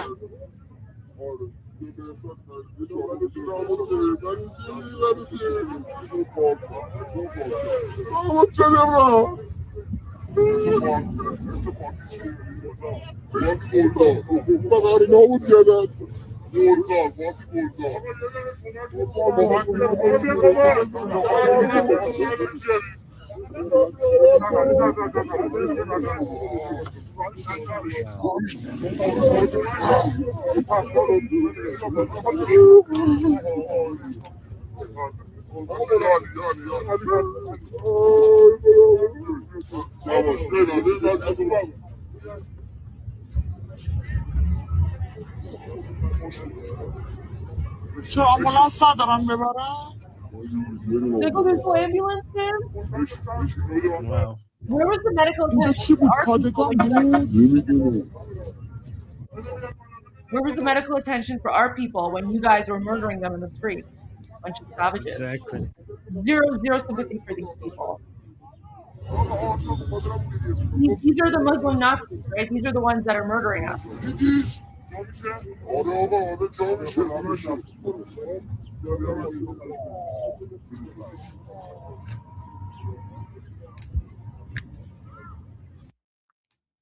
And guys, do you know why they were gathering? They were gathering because they were starting to make plans to prepare for how to go out and mass slaughter Iranians. Because the situation is very, very bad. I'm surprised that they gather at all, by the way. Like, I'm what the hell are surprised you? as well. Yeah. Here's Like, guys. don't here's you a know, very- like, Yeah. As soon as they, yeah. No. Go ahead, please. No, just like don't you see that when you gather in a place, you're gonna get bombed? Like if you have a meeting, that's going to be your last meeting. Like don't you get it? Like why are you guys still meeting? I mean, I'm glad that you're this stupid, but yeah, keep going, I guess. Yeah. So here's a message from someone in occupied Iran. So guys, remember the internet was shut down for 5 days. Okay, since the attack began, the Islamic regime shut down the internet. One of the reasons they shut down the internet was to prevent Iranians from getting messages from the IDF in the United States on evacuation orders. Another reason that they shut down the internet is because when they shut down the internet, that's how they can control the narrative by their own people trying to say what's happening in Iran, and then they attack us, right? Then they have all their propaganda people come out and be like, oh, you diaspora Iranians, you're outside the country, what do you know about what's going on? So the reason they shut down the internet is for those two strategies. So this account, okay, this account here is in Iran, right? So you can see they're connected from the Iran Android app. And I just want to point out as well, so I guess they don't like Ilhan Omar. So funny. Guys, see, look, even people in occupied Iran hate Ilhan Omar. Just want to point that out. Anyway, so okay, so this is their last so their last message was on February 28, and they said today will be a turning point in the history of contemporary Iran. Okay, so that was February 28, and then no message until 9 hours ago. So from February 28 until 9 hours ago, this person in occupied Iran had no access to internet. But as soon as they get access to internet, this is the first thing they say. They say, Salam, man be zur vast shodam, didi chijuri mord. And then like all these laughing faces, which literally the first thing. So this Iranian person, I don't know who they are, right? I have no idea who they are, but they're in occupied Iran. And they've been disconnected from the internet for 5 days. The country is being targeted by United States and Israel, like the IRGC, right? And so after 5 days, when they're able to come back online, the first thing that they say is, "Hi, I'm barely connected to the internet. Did you see how he died?" And then a whole bunch of like laughing emoji faces. Yeah, it's like, did you see how he died, guys? Did you see? Like, as soon as he jumps, it's like, guys, did you see how they took him out? Like that. So he's referring to Khamenei, right? So literally the first thing that this person wants to say, right? He's not complaining about the war. He's not, concerned. He's not like, nothing like that. He's just super excited. He's like, oh my God, did you guys see how he died? Right? Like, love these guys. I just thought that was amazing. That was so amazing. Beautiful.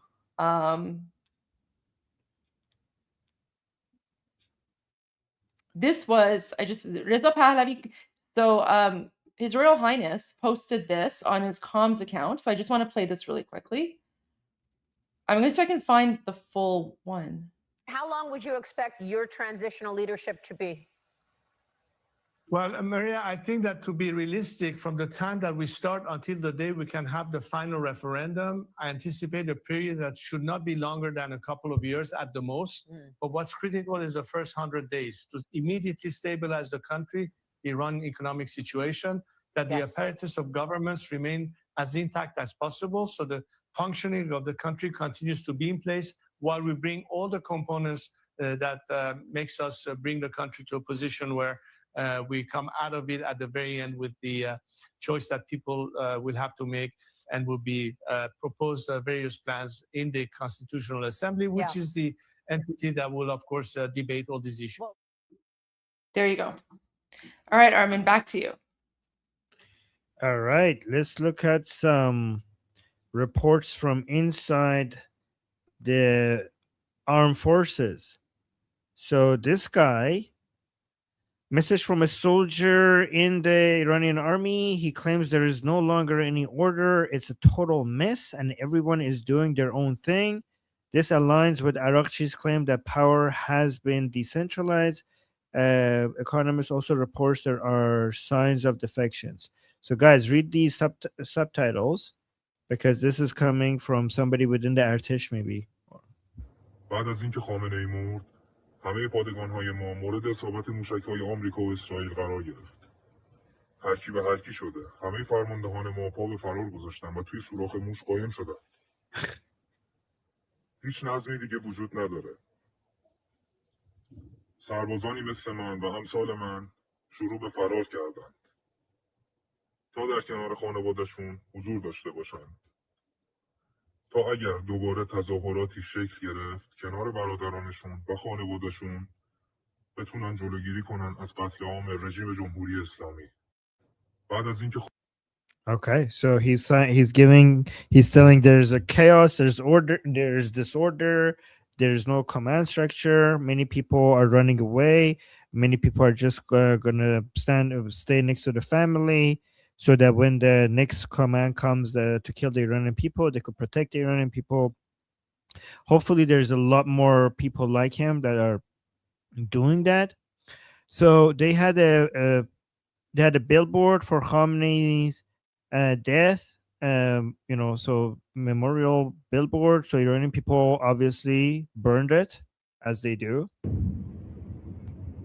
Look at that. Look at that. They had a billboard for Khamenei. گور به گور شده. همه بنرات به زیری آتیش میگیره. قزوین. So this is in Qazvin. This woman is promising that if whatever banner and billboard that you have, Khamenei, soon it will be burned. So, guys, I have some bad news. Apparently, the Islamic Republic does have a secret weapon that we didn't know about, that we need to be concerned about. This is apparently Tel Aviv.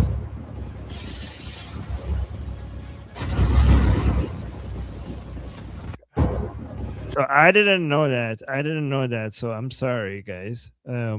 So we have to actually worry at least a little bit, apparently. And then we yes. So so let's go to Prime Minister Netanyahu. I don't know. I haven't watched this. Let's watch it together first. Oh no, yeah, guys, Israelis in the chat. Are you scared? You should be. I've known the pangs of war. I lost a brother in war and in battle. I myself fought terrorists and was wounded in liberating hostages from a hijacked plane. I held a fellow soldier in my arms when I was 18, and he died in my arms. I know the cost of war, but I know sometimes that war is necessary to protect us from the people who would destroy us. And that's what free societies have to understand. Freedom is precious, but it has to be protected. I've known. Amazing. And also, just want to say that just like President Trump, Prime Minister Netanyahu, he fulfilled his promise. So many people were like, Prime Minister Netanyahu promised the Iranian people that he would come help, and maybe he abandoned the Iranian people. Maybe President Trump abandoned the Iranian people. Maybe Prime Minister Netanyahu abandoned the Iranian people. And now we see he didn't. And also, apparently, Prime Minister Netanyahu posted this on his Instagram. And Mark Levin is saying beautiful to this. So here, Prime Minister Benjamin Netanyahu posted this on Instagram with this caption: "To the proud people of Iran, your courage are seen and deeply respected. Our nations have a long history. I believe the day will come when our people can walk openly towards one another and build a future of peace and prosperity." And he posted this picture. There's one lion for both Israel and Iran, and the eagle for United States. And don't forget the rising sun. On the rising sun.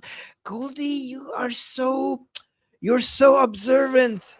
You notice things. Amazing. I didn't notice that. That's fantastic. Sorry. Amazing. Okay, so Goldie, I have another video of Marandi Charandi 22nd to show how delusional they are. Is it okay if I show that? Sure. I have one as well that I want to share. Okay. Guys, look at this. These people live in a parallel universe. So gross. Like اصلا قیافش خیلی عوضیه. I know. I love it when you do that. It's so cool. All right, so guys, watch this. Watch this. This is, but for people who don't know, this is Muhammad Marandi. This is the Joseph Goldberg of the Islamic Republic, the main propagandist of the Islamic Republic in English. So he was invited on Channel 4 News. Let's see what he says here. Cannot win a military war and therefore has to go for some other kind of strategy in coming to a settlement. Iran will defeat the United States. Time will tell. And our drones that are being fired are very old drones. Our missiles that are being fired are very old missiles. Cannot. So he continues to say that we have like really powerful weapons that we haven't even used yet. So apparently he's saying that the ones that we're using are just the very old ones, and we have so much more powerful weapons that we haven't even touched yet. But eventually, I don't know what the United States needs to do for you to start using your best weapons. So yeah. their like strategy right now, like them and all the like supporters of Khamenei and like all like the weird Shia Durka people. Apparently the strategy is they're going around and they're saying, "Oh, Khamenei getting murdered by Israel was part of the plan." Yep. It was a trap, apparently. It was a that trap. The Americans have fell into it. Or you know, And like all of the ships sinking, that was a trap too. Yeah.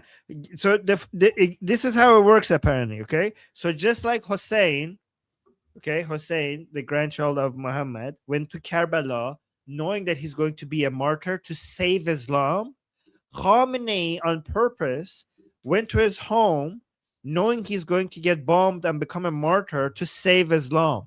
And the Americans don't know that, Americans and Israelis don't know that by killing him, they fell into a trap, because just like Hussein's martyrdom basically saved Islam, Khamenei's martyrdom is now going to unite the entire Islamic world against the Americans and the Jews.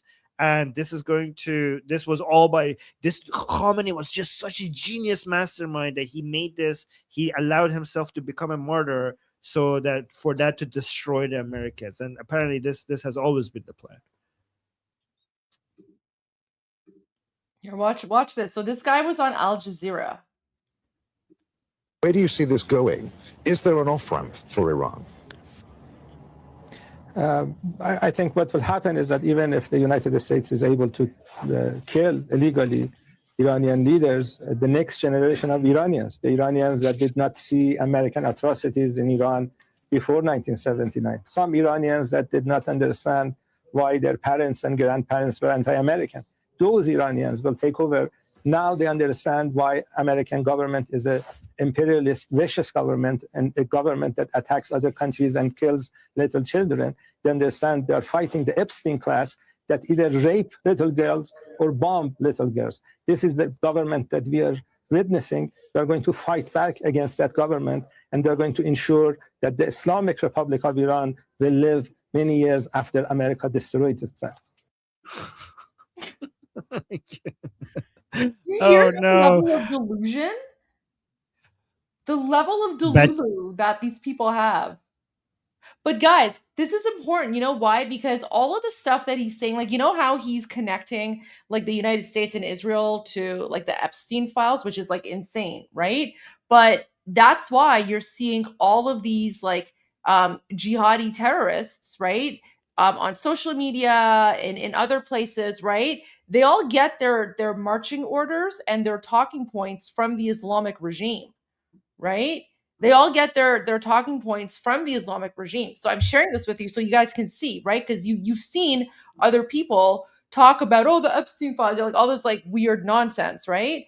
And even yesterday, remember, the White House confirmed that they didn't like bomb any schools. It was most likely like a missile, right? It was a missile misfire from the Islamic regime itself. But the Islamic regime is still going with that narrative. So there you go, guys. That's how like insane and delusional these people are. I don't know in what reality, Armin, I don't know in what reality he thinks that the Islamic regime is going to survive and America is going to be destroyed. I just don't know. Goldie, we have a saying in Iran. We say, "Bache Shia hiç vaqt bakhت nemide." Oh yeah. Which means Yeah, which they say basically Shias will never accept defeat. And there's another saying that we have that I cannot say because it's PG-13 here. Thank but you. basically it has the same meaning. So whatever you do, even if you completely destroy them and humiliate them and completely defeat them, Shias will always find a way to tell you why they're victorious, why they have won. It's like that Monty Python sketch where you keep cutting the guy's arm and legs and he says like, this is nothing but a scratch. I can't show you that because that's copyrighted, but let me. Have you seen the moment when the mullahs are bombed? Oh yeah, I seen that. But before we go to that, can I just share this? I want to share this, okay? You remember this guy crying? Yeah. Yeah. Okay, so crying that Khamenei is dying. So this guy, let me see what this guy did with it. Inna lillah.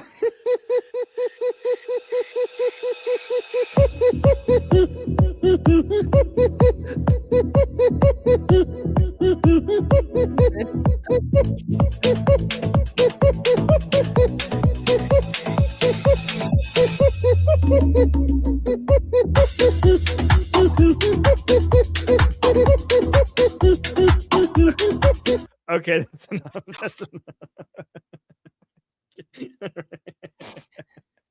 Okay. No, honestly, it's so stupid that it's funny. Why don't you finish it? I wanted you to finish the song. I was enjoying it. Really? Okay. Let's continue. So.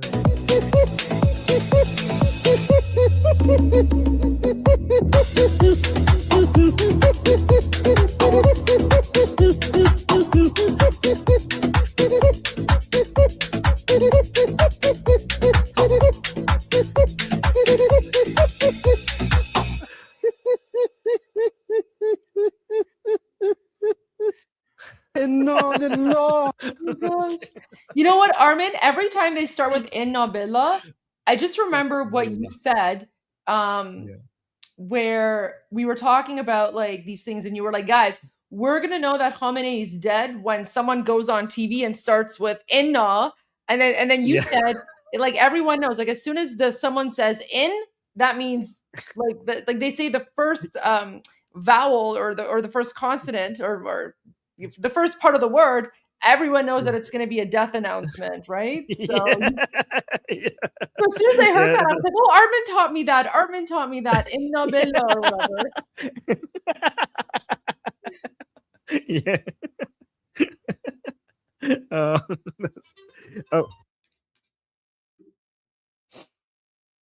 That's my community group discussion alarm. Okay. Oh yeah, let's watch this.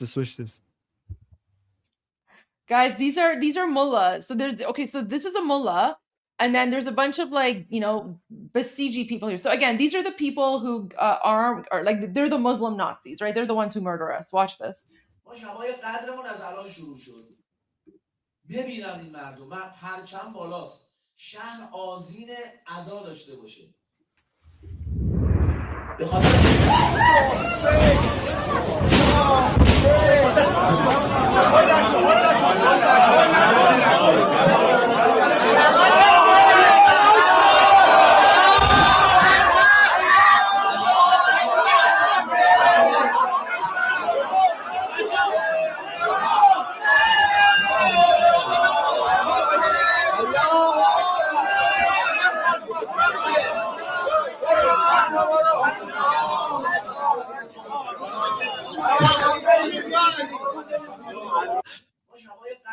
Oh my god! I love how their go-to is always like Allahu Akbar, right? Like it's just the funniest thing. The interesting thing is that before they think of Allahu Akbar, the first thing that comes to their mind is Ya Hussein, which shows that these are mushrikeen. By the way, guys, these people are mushrik, because before they think about Allah, they think of Hussein. You can see in the video, as soon as the explosion, you hear the explosion, they say, Ya Hussein, and then later they say Allahu Akbar, and then they go back to Ya Hussein, because in Shia Islam, Hussein is above Allah. Someone's asking, what is mushrak? I don't know what mushrak is. Mushrik is people who associate partners with Allah, right? So when you say Ya Hussein, you're basically praying, you're calling upon something that is not Allah, which you're not supposed to do in Islam, which means that یعنی these الله Shias, سینگله. yeah. All right. Well, watch this one more time. People want to see this again. All right, guys, here we go. ببینن این مردم پرچم بالاست شهر آذین عزا داشته باشه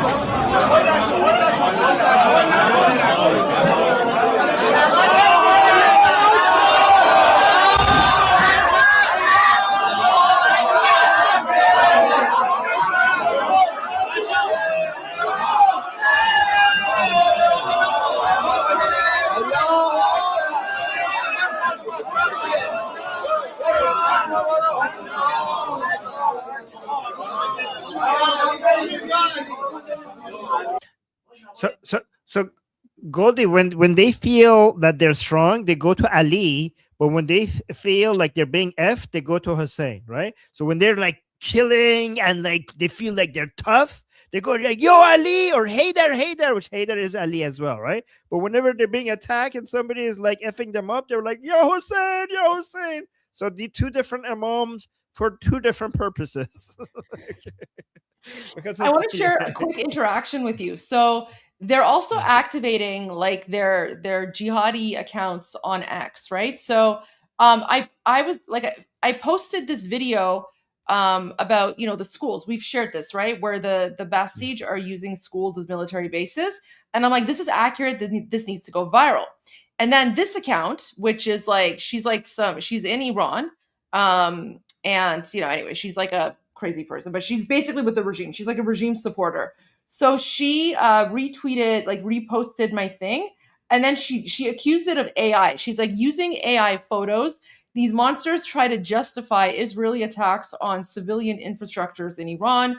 These Goyim are such good slaves for Israel that even Jews themselves learn new things from them.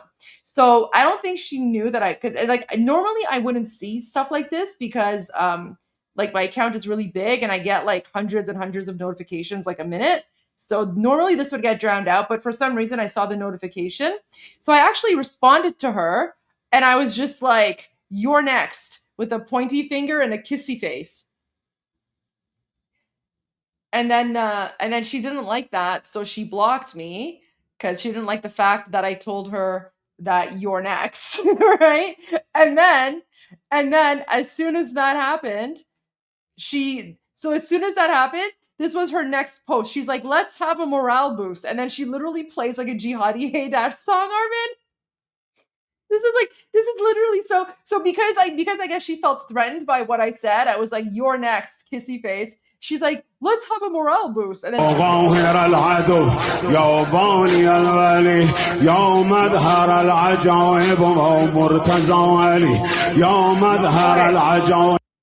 all right, let me go get my hijab. The video's not too long, but all right, I guess I should get my hijab. By the way, this guy was Khamenei's main favorite maddah. So guys, maddah is the type of people who do stuff like this. The Shia, like singing and, you know, Sinazani and whatever. And Khamenei had, he's like, Khamenei loved this guy, loved his maddahi. Guys, do you like my new thing? My Shia, what is this called? So here you go. Okay. Yeah, but I just thought it was really funny that as soon as I just literally like reposted her and I'm like, you're next. She blocked me because she got scared. And then she posted this Haydar song. She's like, let's have a morale booster. ظاهر العدو يا باني الولي يا مظهر العجائب ومرتزى علي يا مظهر العجائب يا مرتزى علي يا قاهر العدو يا باني الولي يا قاهر العدو يا باني الولي يا مظهر العجائب يا مرتزى علي يا مظهر العجائب يا قاهر العدو يا قاهر العدو يا غالي الغالي يا قاهر العدو يا غالي الغالي يا مسحر. Wait, Armin, I have a better idea. So we already played a little bit of their Durka Durka, but you know what the rest of it should be? What? You know what I think will work? Ayatollah Khamenei What? is dead. This wretched and vile man, Ayatollah Khamenei, is dead. This wretched and vile man, Ayatollah Khamenei, is dead. This wretched and vile man, Ayatollah Khamenei, is dead. This wretched and vile man, Ayatollah Khamenei, is dead.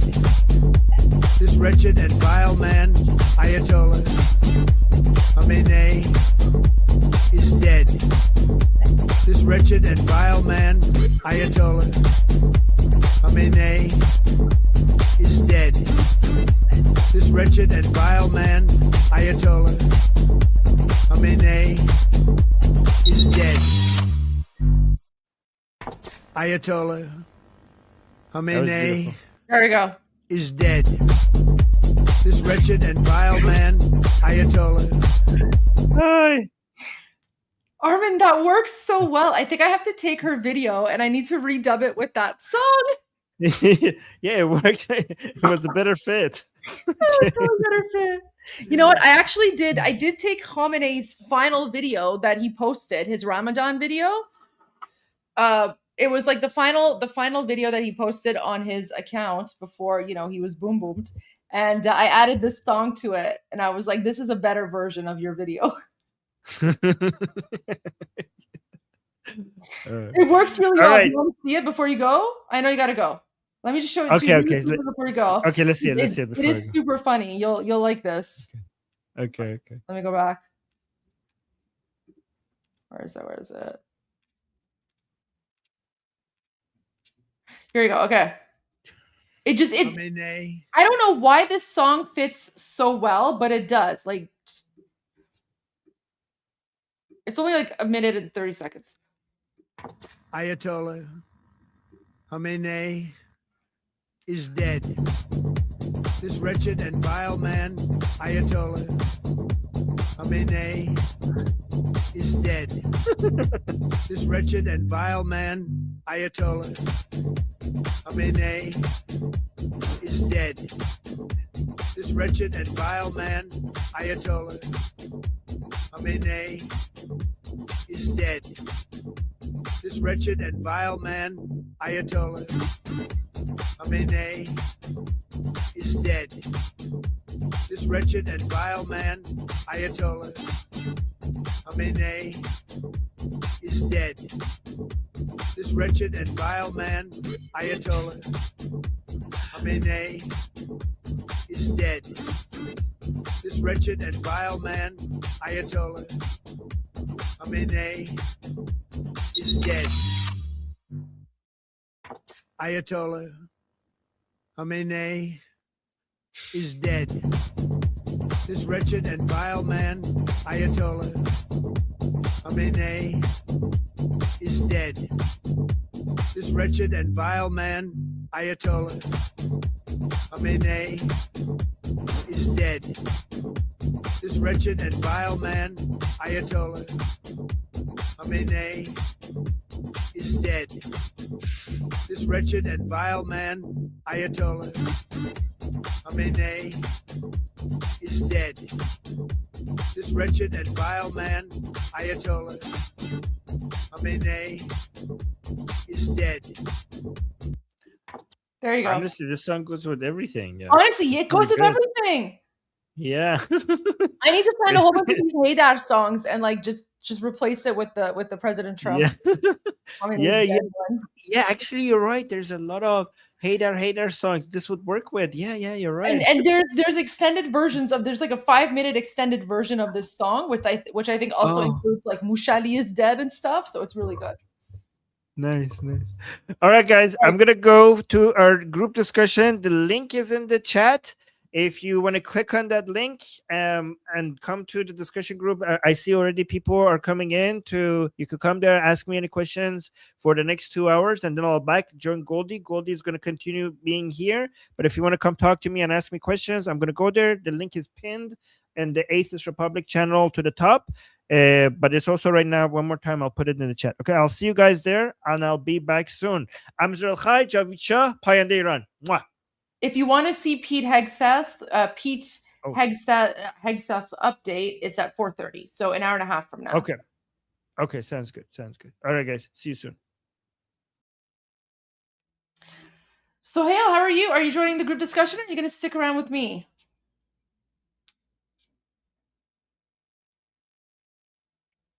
هستم اینجا هستم. You're going to stay here? Okay. I'm more fun anyway. All right. Let's look at some of the links that Sohail sent me, and then we'll go to some updates from CENTCOM and IDF. Petito might be having like internet connection issues, so when he comes back, we'll bring him back up on stage. Don't worry, guys. We got this. So. Oh, nice. Oh, wait, my browser lost connection to the audio. All right, give me one moment, guys.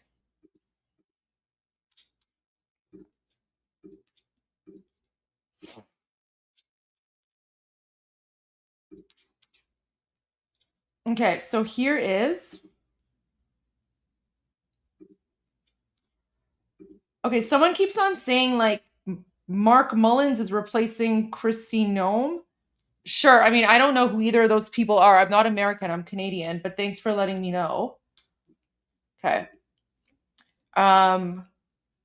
So this is, what was this again? This is IDF eliminating terrorists of the Islamic regime. Amazing. Is there any music? Oh, wait, there's no audio. All right, guys, we have to add audio because there's no audio. Khamenei is dead. This wretched and vile man, Ayatollah Khamenei, is dead. This wretched and vile man, Ayatollah Khamenei, is dead. This wretched and vile man, Ayatollah.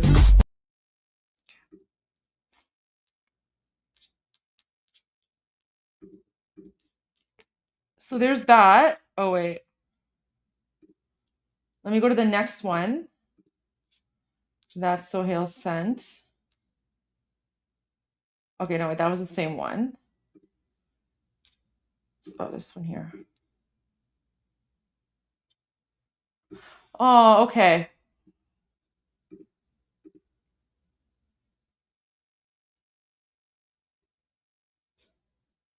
Is it her birthday today, Sohail?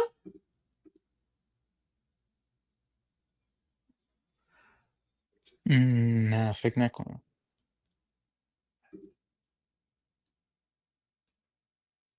No, okay. Sorry, okay, so head of Homeland Security. Wait, Mark Wayne Mullins is a senator. اون آره. No, eso.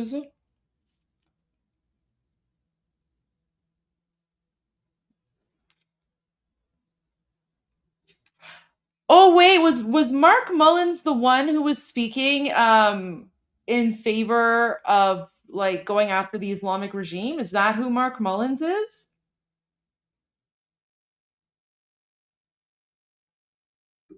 Guys, I'm sorry. I'm not as like familiar with like the nuances.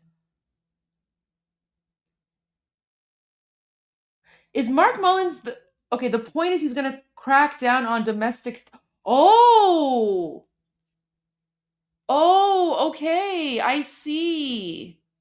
Guys, you have to I apologize. You have to like give me the nuances here, because when it comes to like the internal like stuff, I'm not as like in tune with like domestic American politics. like my focus is more like international geopolitics, right? Okay, let me look this up. Okay, let me look this up on X. Yeah, I remember. I think I played a video of.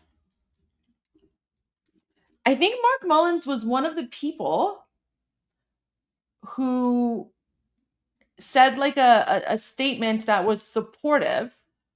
Like, I think he was supportive of going after the Islamic regime before the attack, right? Mark Mullin. Let's see.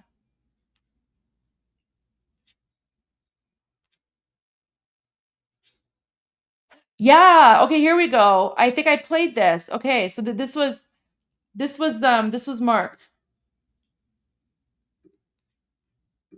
I mean, do you support a strike if that's what the president decides? Absolutely. There is no way, Caitlin, we can allow Iran to have a nuclear weapon. Can you imagine the destabilization they can have to the world trade by controlling the Suez Canal or the majority of the world's oil? Because energy is the backbone. Oh, he's a cowboy guy. Economy and of everybody's economy, and they produce so much of it, and they got to ship it. And if you have a nuclear Iran that is sitting right there in the middle of it, they can control the oil coming out of Iraq, out of Saudi Arabia, out of UAE, out of Kuwait. I think people see the risks for sure, obviously, in a nuclear-armed Iran. I think it's just hard sometimes to get your head around that we were told last summer it was obliterated, and now we're saying a strike might be necessary if the talks don't work. But obliterating is much different than rebuilding it. They are perfectly trying to rebuild it. Why do you think China how can you rebuild it if it was on this? obliterated? But I'm just saying, but why do you think China and Russia is... But how can you rebuild it if it was obliterated? Just like I've already explained that. How do you rebuild your legs after you shatter them? How do you rebuild a house after it's been knocked down by a tornado or a hurricane? You can rebuild things. The foundation may still be there. You can build a lot back on a foundation once the top of it's removed. And so the structure, if the structure of the foundation is there, they can start rebuilding. We'll see what the...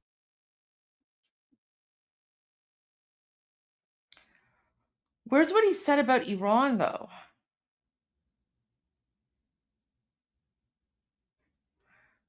I mean, I can't find it now, but I remember he said something. He said something about circling the wagons. So he's becoming the what now? He's becoming the... What's his new position? It's breaking on Fox News now? Okay, all right. Let me go to Fox News, guys.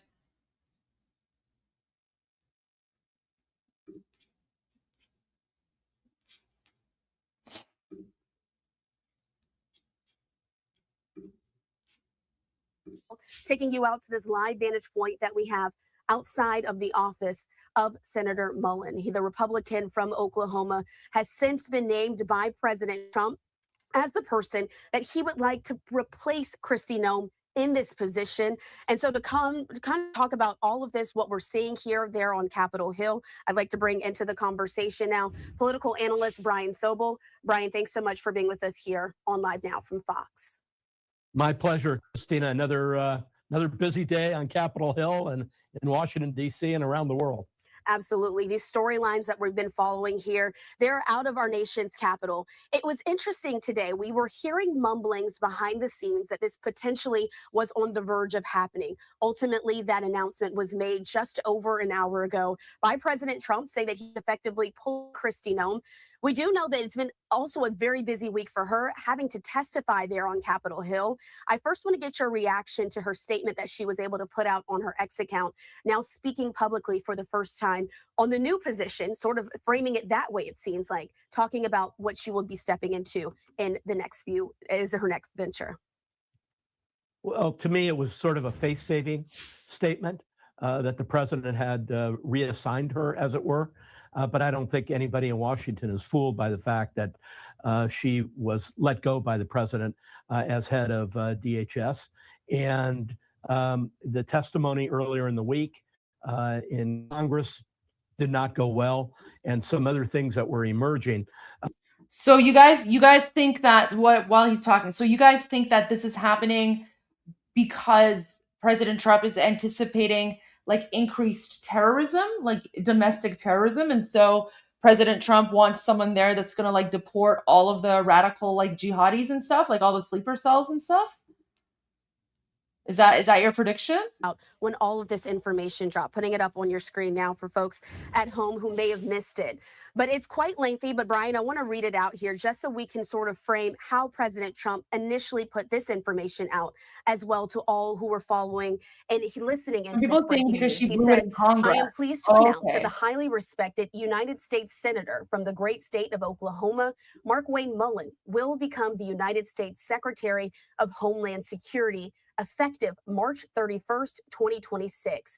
The current secretary, Kristi Noem, who has served us well and has had numerous and spectacular results, especially on the border, will be moving to the Special Envoy for the Shield of the Americas, our new security initiative in the Western Hemisphere.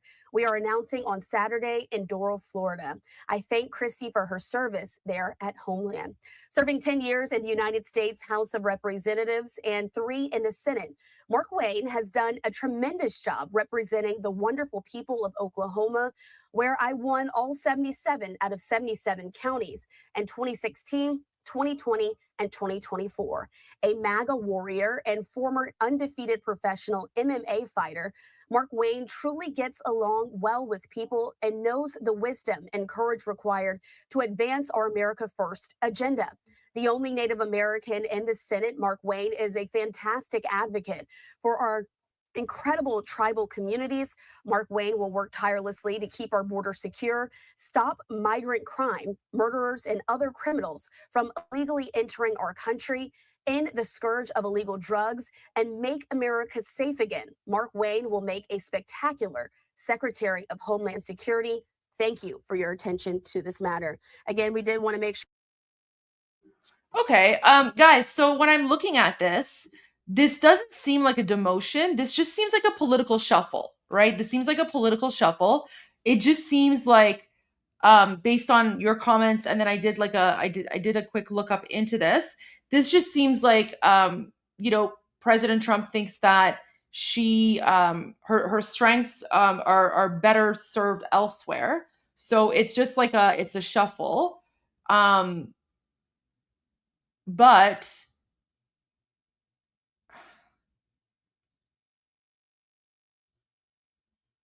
I think the fact that Mark Wayne Mullen is coming in, that's really good. That's good news because he seems to have a no-nonsense attitude towards. Okay, so she lied or something. All right, fine. But regardless of that, so it's just like it's a political shuffle. It's a political shuffle.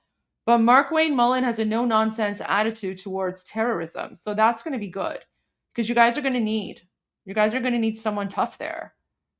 And so the change, I think, started coming over the last few weeks as Kristi Noem was losing favor. Okay. All right. So thanks for letting me know, guys. I mean, that's good news for you because you're going to have someone there who understands terrorism, right? So keep an eye on that for me. And if there's like anything like that's super breaking with respect to like what's happening in Iran, but this is just a political shuffle. But I'm glad to see. Is this live? We'll talk but I appreciate it, guys. Yeah, the president I've already talked. Obviously, the statement went out, but we need to talk with the president, and we're going to get on the same page and do what we need to do. Do you want to changes at DHS? When did you make changes at DHS? When did you find out, sir? All right, so guys, this is just like the political drama stuff, right? Like he's not going to say anything right now, so the reporters are just, saying random things there, which is fine. But okay, so thank you for letting me know. Thank you for letting me know. Okay, let me remove this. All right, Petito, welcome. How are you doing? Hi, Goldie. We are doing just fine. But I want to start my speaks with empathy for all who those lost their lives from American soldiers to Israelis' innocent lives. And I have a gift for you. I have a surprise for you and every people in the chat. I have one of my compatriots with me tonight. He's from the heart of Immortal Guards. From first days of 8th and 9th of January until today, he was in Tehran. He was active. He have his own narrative, and he is ready to be with you and everybody in chat for any questions for what happened or what's going on in the streets of Iran. My mic was muted. Sorry. What should we call your friend? We can call him Javid. Javid? Okay, so we're going to call your friend Javid. Okay, well, welcome, Javid. Thank you for being here. Really happy to have you join us. ببین گلدی جان با شما فارسی صحبت میکنه. حالا شما از جانب چت یا خودتون هر سوالی داشتین در خدمتتون هست. بله خب پس درود بر شما جناب جاوید، خیلی خوشحالیم که اینجا هستین کنار ما. حالا بفرمایید، شما میتونین راحت به زبان فارسی صحبت بکنین. من از توسط چت جی پی تی صداتون رو ضبط میکنم، بعد به زبان انگلیسی ترجمه میکنم. سلام، خوشحالم که در کنار شما هستم. بفرمایید، درود بر شما. خب میخوای از اولین اتفاقای شب 8 و 9 بگی تا بعد برسیم به چیزایی که امروز و این شبا تو تهران داره میگذره. 18 آره 18 و 19 دی. شب اول فراخوان تو چه تجربه داشتی؟ همه از در خونه شروع کردن به شعار دادن. یکم بلندتر صحبت. همه از در خونه شروع کردن به شعار دادن. یهو کوچه‌ها پر شد، خیابونا پر شد. چیزایی که به چشم داشتی میدیدی، تجربه که داشتی میکردی خودت به شخصه چجوری بود؟ یه جور امید زیادی تو نگاه همه بود و همه به هم علامت پیروزی نشون میدادن. یه جورایی معلوم بود دیگه. قدرت رو احساس می‌کردی؟ آره ترس تو وجودت؟ نه اصلا ترس تو وجودم. همه خوشحال بودی؟ آره اصلا. اوکی. میخوایم این پارت ترجمه کنیم؟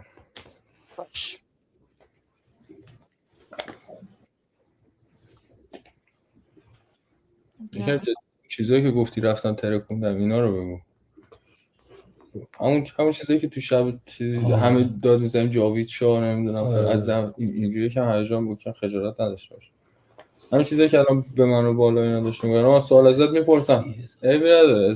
من سوال ازت میپرسم تو جواب بده، ولی تو اون وایب خودت هم داشته باش. یک چیزایی که کردی مخفی نکن. همه میدونن خوشحال بودیم فلان. چرا چیز ویژه برای چت بگو. الان ترجمه میکنه بعد بریم ادامهش بگیم.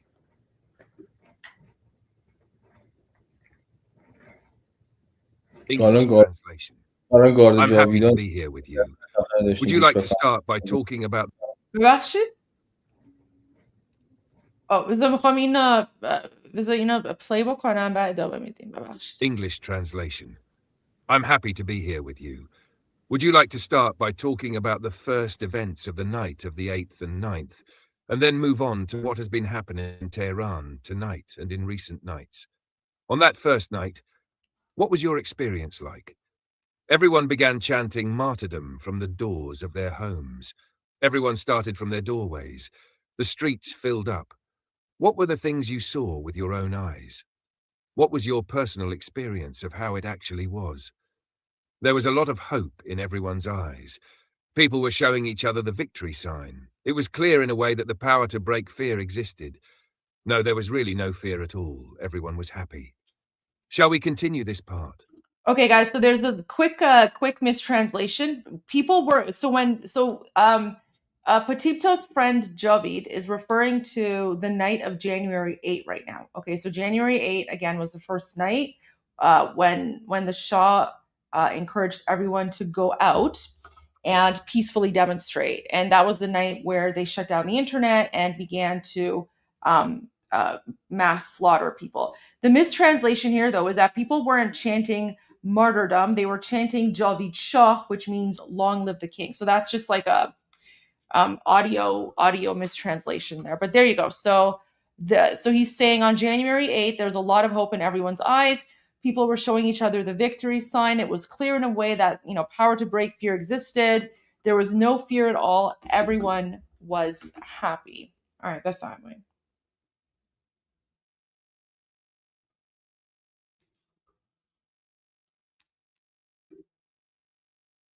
پوتیپتو؟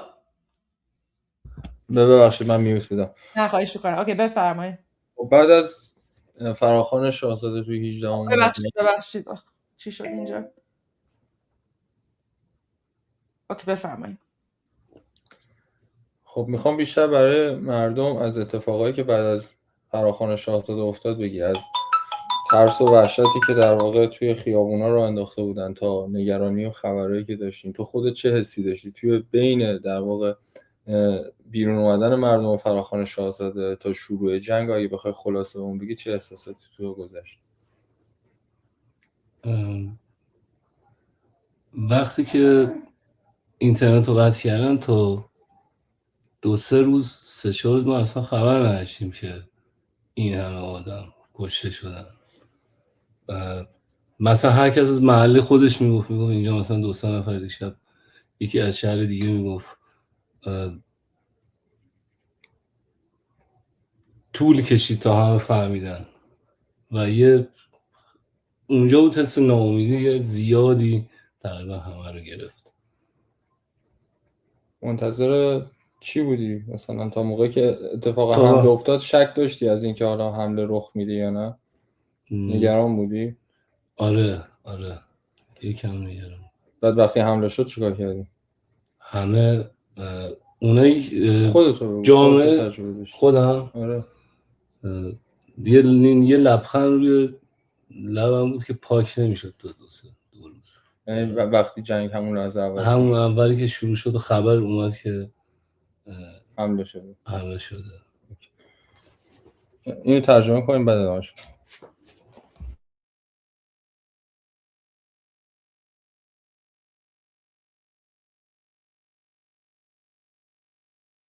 Sorry.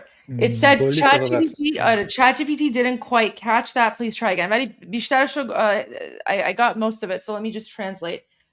So basically, Javid is saying that everyone went out and once the Islamic regime security forces started attacking everyone and firing everyone, like shooting at everyone, because they had shut down the internet, because they had cut off all communications lines, people didn't actually know the extent of the slaughter because there was no way to communicate. So everyone knew of, people within their own neighborhoods, within their own communities who had been slaughtered by the Islamic regime on January 8 and 9, but no one actually knew the extent of how big the massacre was because there was no way to communicate. So it was only through kind of like word of mouth and then, people speaking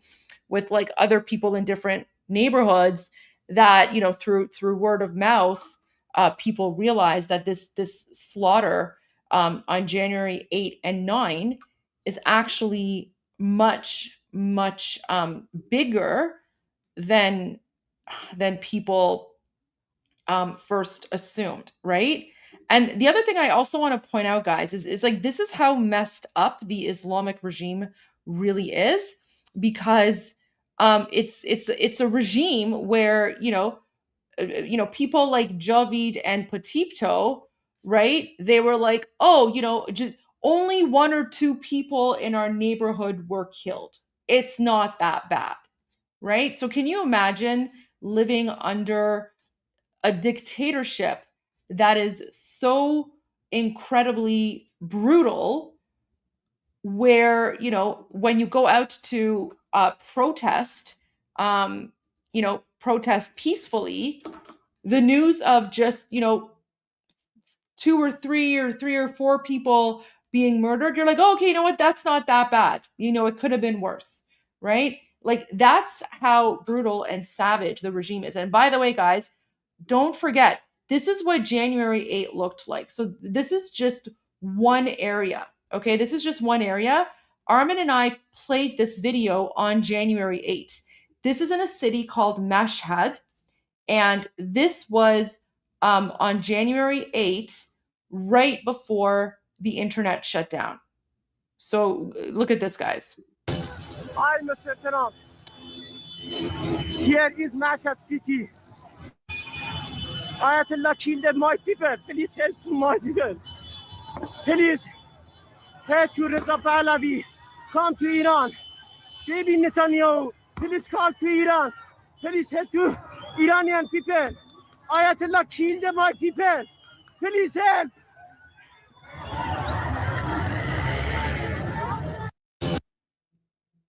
So that was January 8. That was January 8. Just in one small, this is just one street, In terms of the numbers of people, we don't know. It's certainly over 50,000. It's certainly over 50,000 since January 8. Somewhere closer to 90,000, possibly even more. I actually don't know if the man filming this video is alive. I hope he's alive. I pray he's alive. I hope he's alive today so that he can see that President Trump and Israel, heard and are responding. But this is January 8. So Javid continues, and then he says, so once people started finding out about the actual extent of the mass slaughter by the Islamic regime, people started to feel a little like they started to feel a little more hopeless. Okay. So that's basically what he said. All right, Javid, بفرمایید. خب به صورت خلاصه مرور کردیم که چی بهمون گذشت و شما چه احساسی داشتید. اما دلیل اصلی که الان توی برنامه هستیم، من دوست دارم بقیه صداتو بشنون، اینه که الان تقریبا وارد روز 6 جنگ داریم میشیم و تو داری میگی اولین روز جنگ، اولین صدای انفجاری که شنیدی، خودت یه لبخندی رو لبت افتاده که تمام پاک نمیشه. درسته؟ از بعد از روز اول رو برامون بگو، چون میدونم که توی تهران نزدیک به خیلی از انفجارها و اتفاقا بودی، خیلی مشاهدات داشتی. حالا با حفظ اون حریم امنیتی که خودت میدونی، باقی دوستایی که توی استریم هستن و توی چت هستن خیلی کم میدونن، فقط یه سری فیلم دیدن و یه سری انفجارهای خیلی مهیب. میخوام تو به عنوان نماینده مردم، به عنوان کسایی که اطرافت بودن و کسی که تهران هست تا همین چند ساعت پیش، به من بگو و به باقی دوستان بگو که از روز اول چی بهت گذشت. ببین تقریبا غرب، شرق، مرکز همه جا بودم و تهران عملا یه پادگان بوده کلا، اینجوری که معلوم بود. و یه سری جا بوده که اصلا ما خبر نداشتیم. مثلا اونجا رو می‌زدن گفتیم اونجا کجاست الان دادن، اصلا چی بوده که اینجا رو درست کردن.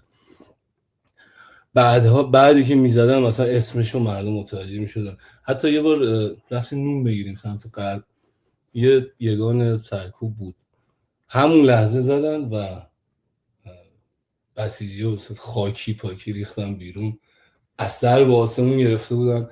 اصلا کلا این مامورا تو خیابون یه روبرو دیگه همه سرشون تو آسمونه، اینقدر از ترسیم که هر لحظه ممکنه یه سیبی بخوره و منفجرش. خب اوکی، تا اینجا رو ترجمه کنیم بعد بریم ادامهش. خوب بود. دارین عالی صحبت میکنین، اصلا نگران نباشین. عالیه. ممنونم. حالا شما، من دارم سعی میکنم دوستمون رو یکم لید بکنم، چون بالاخره تقریبا چندین روز به اینترنت هم وصل نیست و یه جوری انگار مثلا با دیدن این چیزا همه شوک شده.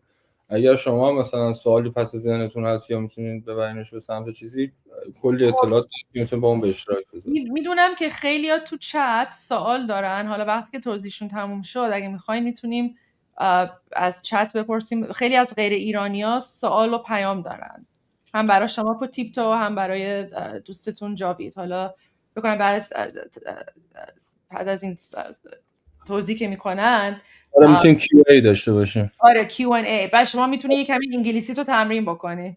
عالی. Okay, so this is the next part. Open quote. So, in summary, we reviewed what happened to us and how you felt. But the main point of why I'm here on the program and why I want to hear more voices is that we're now entering roughly the 6th day of the war. You said that on the first day of the war, when you heard the first explosion, you actually had a smile on your face. Is that right? Now tell us what happened after that first day. I know you were in Tehran and were close to many of the explosions and incidents, and you witnessed a lot. Of course, while keeping the security considerations you know about. Many of the friends watching the stream or in the chat don't know much. They've only seen some of the very intense explosion videos. I want you, as someone representing the people and as someone who was actually there in Tehran, to tell us what you experienced from day one until a few hours ago. Look, basically the strikes were happening everywhere. West, east, north, south. Tehran, it seems, was almost like a huge military target area. There were also places being hit that we didn't even know existed. Sometimes we would hear an explosion and ask, where is that? What is even there? Who built that place? Only later, when another strike happened, would we find out the name of the location. One time we had gone out just to buy bread in the western part of the city, and suddenly they struck a suppression unit base. At that moment, the Basij forces and others came running out everywhere. People were pouring out into the streets and looking up at the sky. Honestly, the whole atmosphere in the streets had changed. Everyone's eyes were on the sky, because people were afraid that at any moment another missile or strike could hit. Close quote. اینجا باید درست شد به نظر من. آره اینو Polish it اینو into a درست clean میکنم. interview transcript in English, geez. the way it would appear in a Hey, Baba, documentary. stop. So the guys, I have to provide clarification and context here. This isn't the proper translation from ChatGPT. So he's saying when he's saying that everyone's eyes were on the sky, he's referring to the Basij forces. So he's saying that the Basij, so the Basij forces, their eyes are constantly on the sky because the Basij are afraid that at any moment another missile or strike could hit. Javid also added that he's basically like with the first explosion, the sound of the first explosion, he started smiling. ChatGPT is being like a little sneaky here. I don't know why, but this isn't the proper translation. The proper translation, he was saying he's referring to the Basij. So what right now, you know, as of the first day up until now, the Islamic regime security forces are incredibly afraid. Their eyes are constantly looking up at the sky because they're terrified that at any moment another missile will fall. Okay. بفرمایید.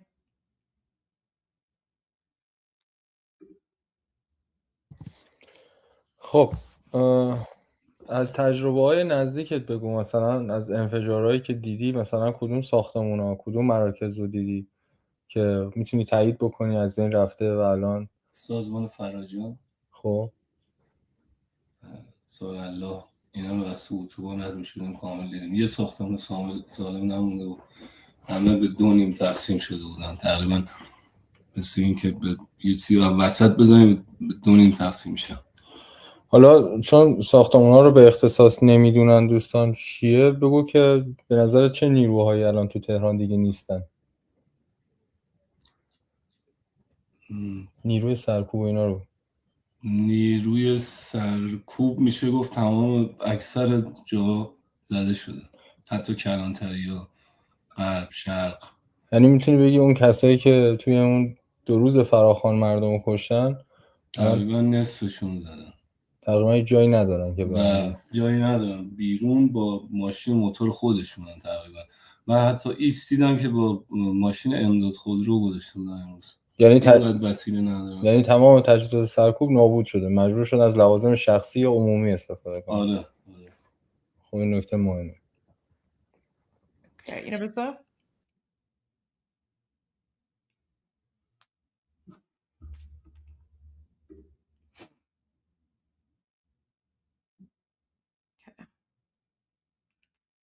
داره ترجمه میکنه.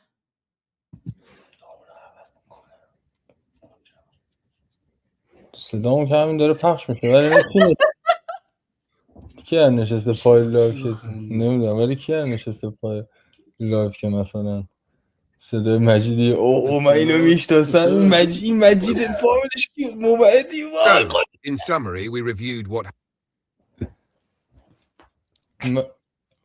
play بکنم. بله. Okay. Open quote. So, in summary, we reviewed what happened to us and how you felt. But the main point of why I'm here on the program and why I want to hear more voices is that we're now entering roughly the 6th day of the war. You said that on the first day of the war, when you heard the first explosion, you actually had a smile on your face. Is that right? Now tell us what happened after that first day. I know you were in Tehran and were close to many of the explosions and incidents, and you witnessed a lot. Of course, while keeping the security considerations you know about. Many of the friends watching the stream or in the chat don't know much. They've only seen some of the very intense explosion videos. I want you, as someone representing the people and as someone who was actually there in Tehran, to tell us what you experienced from day one until a few hours ago. Look, basically the strikes were happening everywhere. West, east, north, south. Tehran, it seems, was almost like a huge military target area. There were also places being hit that we didn't even know existed. Sometimes we would hear an explosion and ask, where is that? What is even there? Who built that place? Only later, when another strike happened, would we find out the name of the location. One time we had gone out just to buy bread in the western part of the city, and suddenly they struck a suppression unit base. At that moment, the Basij forces and others came running out everywhere. People were pouring out into the streets and looking up at the sky. Honestly, the whole atmosphere in the streets had changed. Everyone's eyes were on the sky, because people were afraid that at any moment another missile or strike could hit. Close quote. If you want, I can also polish it into a clean interview transcript in English, the way it would appear. Okay. Okay.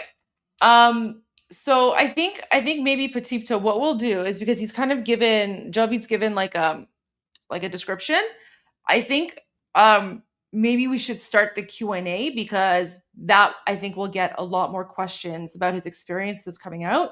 I would like to ask the first question, and I'm going to use ChatGPT to translate so that people can get, the translation. Goldie, any updates? We've been giving updates for the last 2 hours. So you can go back to the beginning of the live stream and you can watch all the updates. We're actually getting updates right now from people in occupied Iran. So you're literally getting updates right now from people who are in the war. So yes, the updates are happening right now. جاوید، سال اولین برای شما، ببخشید من زبان فارسیم زیاد خوب نیست، از یه سالگی کانادا بودم، عذرخواهی میکنم حالا اگه نمیتونم درست صحبت بکنم حالا هرچی، ولی سوال اولین برای شما اینه که چه پیامی برای آمریکایی‌ها و اسرائیلی‌ها الان داری، با اینکه مثلا با توجه اینکه الان موشک داره میاد و مثلا حالا میگن چپگرا دارن میگن که مثلا دارن حمله میکنن و این چیزا، پیام شما برای آمریکایی‌ها و اسرائیلی‌ها چیه الان؟ بفهم اینکه تنها امیدی بودن که برای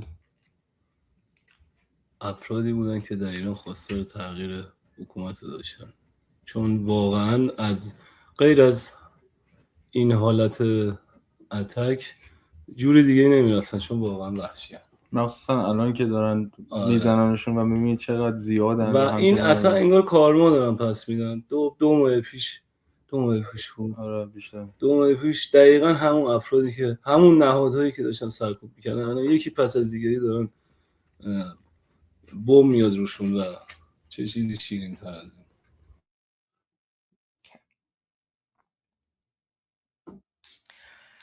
So, I asked Javid what message he has for Americans and Israelis, given that American and Israeli bombs are currently dropping in Iran where he is, and here is his message. Open quote. This has created a sense of effort and hope for people who wanted change in the government. Because honestly, aside from something like this, there seemed to be no other way for things to shift. Especially now that these forces are being hit, you can see how many of them there actually are. And this is clearly weakening them. Just 2 months ago, they were the ones spilling people's blood. The same individuals and the same institutions that were carrying out the repression.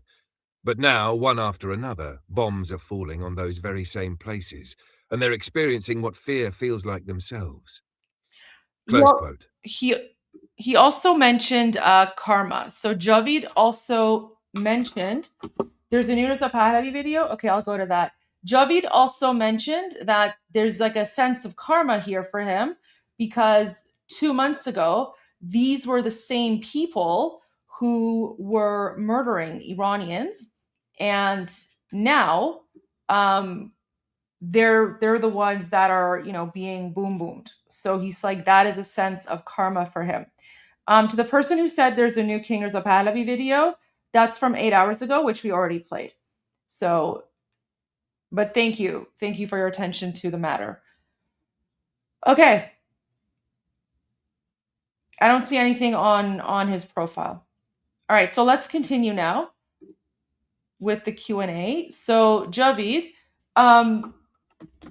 وقتی که ایران آزاد شد مثلا فکر میکنی چجوری مردم ایران با آمریکایی‌ها و اسرائیلی‌ها رفتار بکنن و مثلا فکر میکنی که حس شما یا مثلا حس مردم ایران به آمریکایی‌ها و اسرائیلی‌ها چیه مثلا توی فردای ایران آزاد؟ فکر میکنم اکثر مردم خوشحال باشن بابت این موضوع و ایجاد رابطه دوستانه مثل سابق و رفت آمد همه اینا. مهمونی به نظر چجوری مهمونی میکنیم بین ما و آمریکا و اسرائیل؟ بهترین حالتی که یه مهمونی میتونه داشته باشه بین این سه تا میتونه باشه. یعنی حدس میزنی مثلا توی ایران آزاد جشن و پایکوبی با آمریکا و اسرائیل با اسرائیلیا مثلا توی تهران میتونیم؟ اصلا منتظر این داستانیم. اوکی. Okay.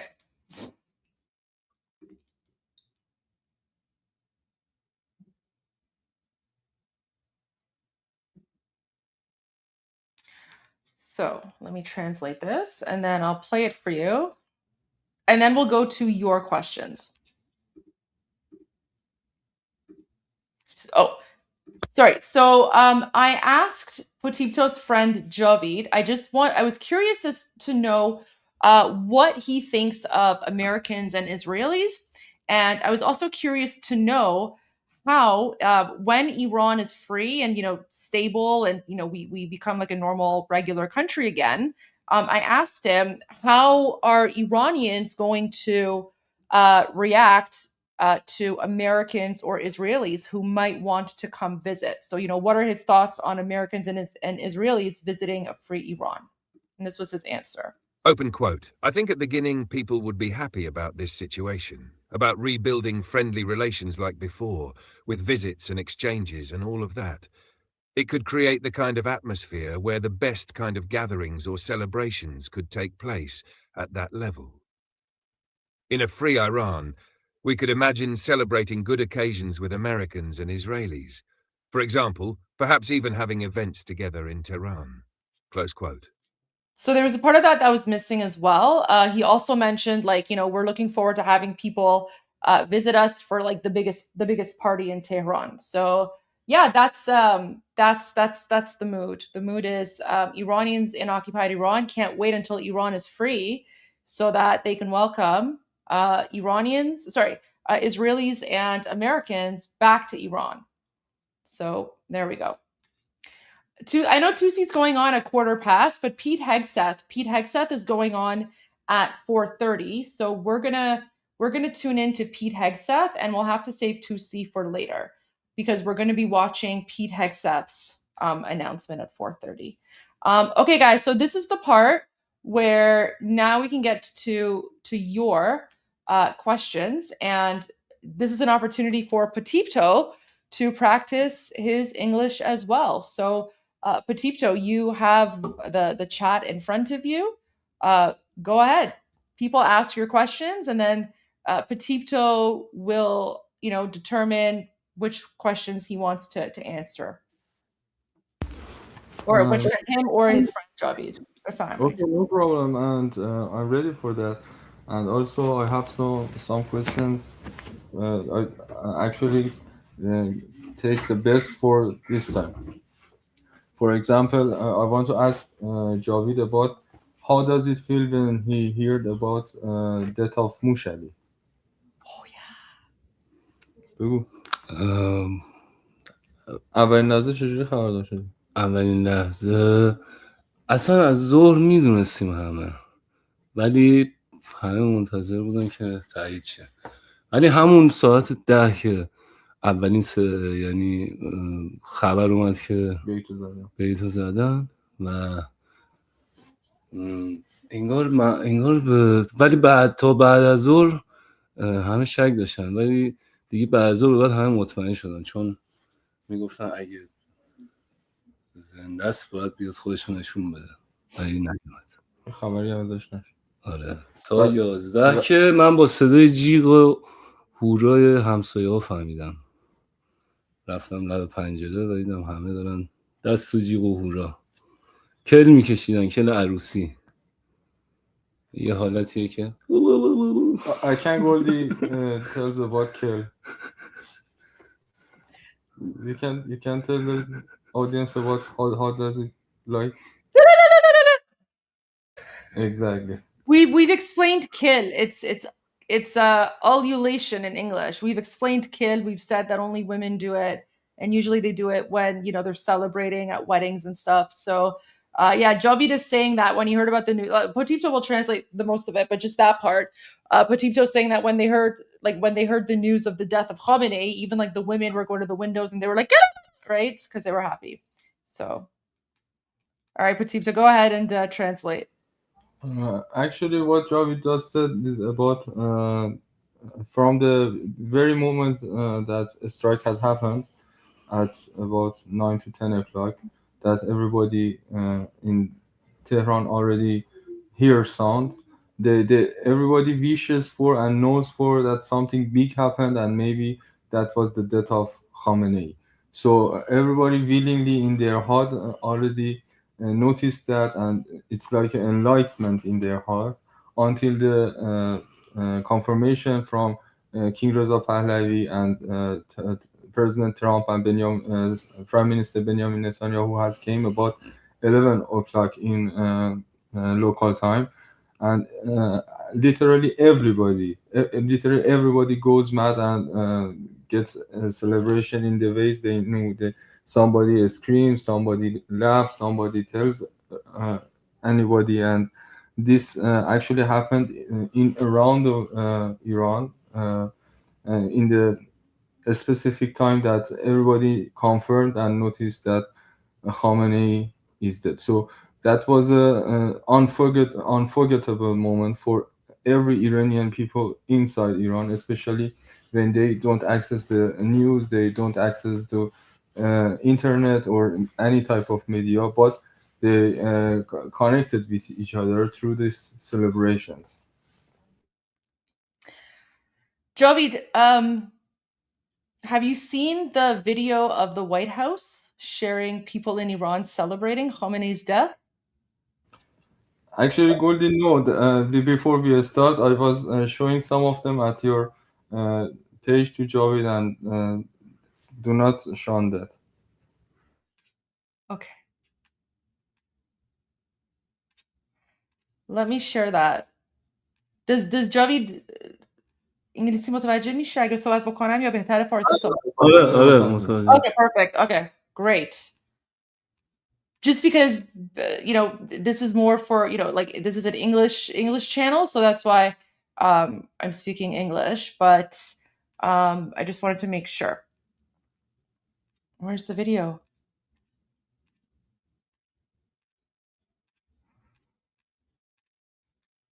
Okay, here we go. So, Javid, the White House made this video.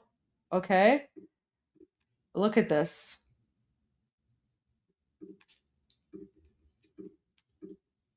And I have been observing politics, for a very long time. I have never seen the White House make a video like this. And the caption is, Trump is not just saving America, he is saving the world. Heard around the world, thank you, President Trump. Okay? So look at this. This is the official government account of the White House.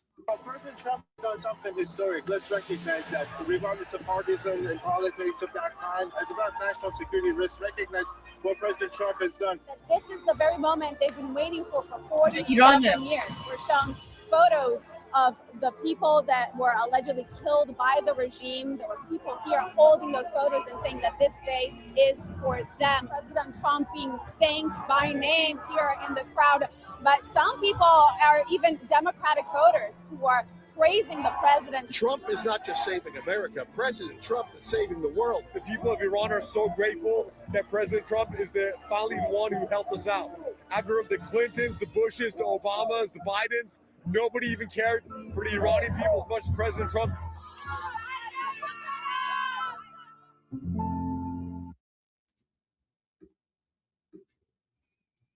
نه تنها کاخ سفید یه ویدیو گذاشت که دارن مردم ایران رو نشون میدن که چجوری دارن جشن میگیرن، ولی ببین توی ویدیوشون هم عکس پادشاه هم گذاشتن. So, my question to you, and then Potipto, you're going to translate. جاوید، این چه حسی به شما میده وقتی که این ویدیو رو میبینی از توسط کانال شبکه رسمی کاخ سفید؟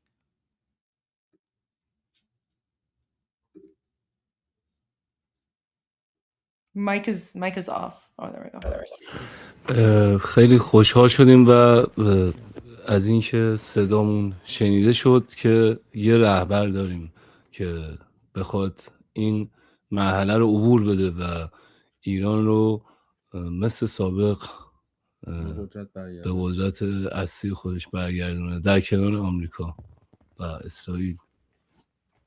So actually he's saying me also I can prove that this is a great feeling that we are experiencing, that our voice is being heard not only through the region but also through the vote, and when we are appearing in the White House media that's already showing our leader. It's a great honor for us, and it's a great belief for us, and it's a heartwarming thing for us that we can go through this phase with our leader that can gather us together. So this is the first time for all of us, and it's a very big and huge thing for us. So that make us, we are going to win, and this is our first and last chance and opportunity to go through the freedom of Iran.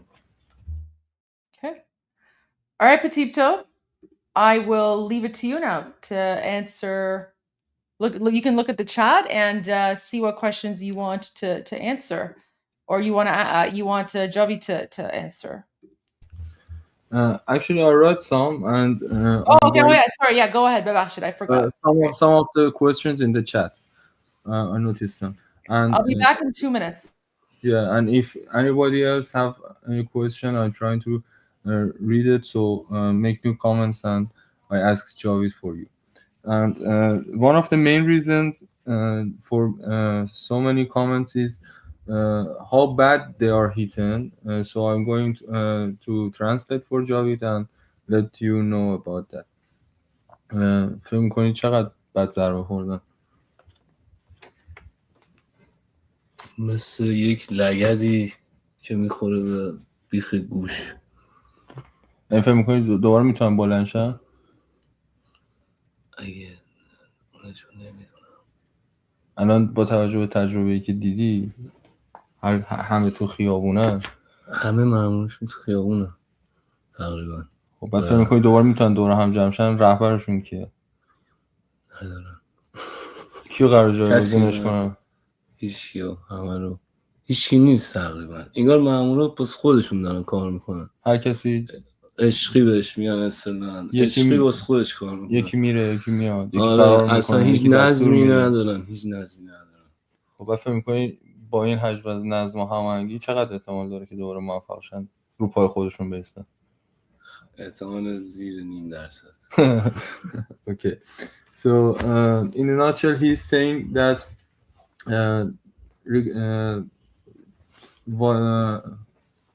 for everything that happened to this suppression regime and IRGC militias and everybody who suppressed people through the time, everything is decentralized and the regime has decapitated and nobody else is to arrange the regime again. So they are not in order, they are acting with panic, and this is the main reason. So Javid saying it's less than 0.5% for this regime to get back together, and in my opinion I think 0.5 is a great number for them monitoring the situation.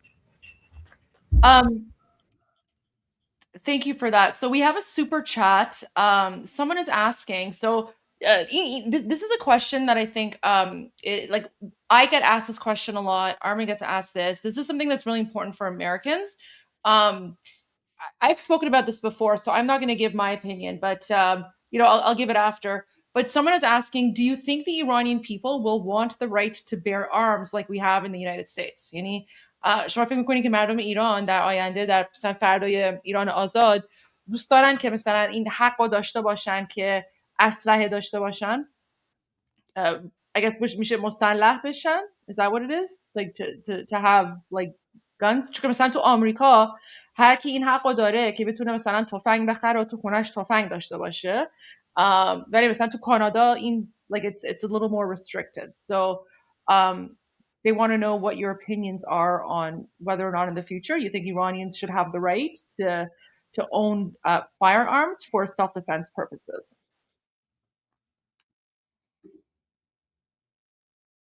You're on mute, I think. خیلی زود باشه هنوز این مورد آره به نظر من تا مدت ها خیلی زمان میبره. چرا فکر می‌کنی زمان بره؟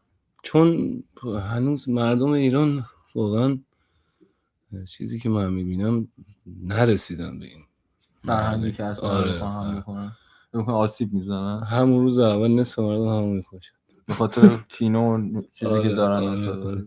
آره متوجه هستم. حالا من نظر خودم میگم البته ترجمه میکنم بعد نظر خودم میگم. So Javid is saying it's too early for Iranian people to have the right to carry weapons, and I'm actually agree with him because carrying a weapon and carrying a firearm and right to protect, it's something that comes with tutorials, something that comes with education, and Iranian people don't experience that for a long time. So if we are going to have the right to carry arms, we must use it as a thing to protect. So we have to educate people, and we have make foundations for that, and after that they can have this right. So we use the benefits of this right. You know what I'm saying? Yeah. So basically the concern here is that if you just give, everyone the right to bear arms right away, because society is transitioning from an Islamic dictatorship to civic society, civil society, they're thinking that, there might need to be sort of a transition period, in terms of these things. They're not opposed to it, but they're saying like, maybe just not like right away. Oh my gosh. Okay, so Petito, someone wants to know if you have a sister. Don't answer. I'll explain why this is happening. So the reason that everyone wants to know if like someone has a sister who's single or whatever is because Iranian women have been doing the Trump dance online, بعد خب انگار همه دنیا متوجه شدن که چقدر خانومای ایرانی مثلا خوشگلن و خوشتیپن و خوش هیکلن و خیلی بهشون دخترونی مثل گله. دقیقاً دخترونی مثل گله. بعد خب دیگه وقتی که با مثلا آمریکایی‌ها با چه می‌دونم چپای خودشون مقایسه میکنن که چونم موی آبی و نوز رینگ و از این چیزا، همه آمریکایی‌ها الان عاشق زنای ایرانی شدن. حالا هر کدومشون یه زن ایرانی میخواد، یه دوست دختر ایرانی میخواد دیگه. It's okay. We're teasing. We're teasing. No, guys, I'm aware of the Persian baddie trend. I'm aware of the Persian baddie trend on X and how like all like apparently all Americans want like want like a Persian girlfriend now. We know. So maybe in a free Ron Petito will answer the question. But honestly, you know, having a Persian girlfriend, it's not a piece of cake, because then you have to deal with the brother, and I don't know if you want to deal with Petito, right? There you go. So, okay. Next question. Oh, you know what? Actually, this is a good one, Petito. So this is for both you and Javid. So Melissa's asking, what are current conditions like for people in Iran? Do they have water and food supplies? This is actually, I guess, a very important question, because a lot of people, because they're not very familiar with Iran, they just don't know what it's like, right? Like, is it like I don't know, like Somalia, or is it like, you know, Turkey, right? So this is actually a common question. So I was hoping you'd be able to answer that. You're on mute. خب شما اول بگو که نظرت چیه در مورد سطح دسترسی و شرایطی که توی تهران هست.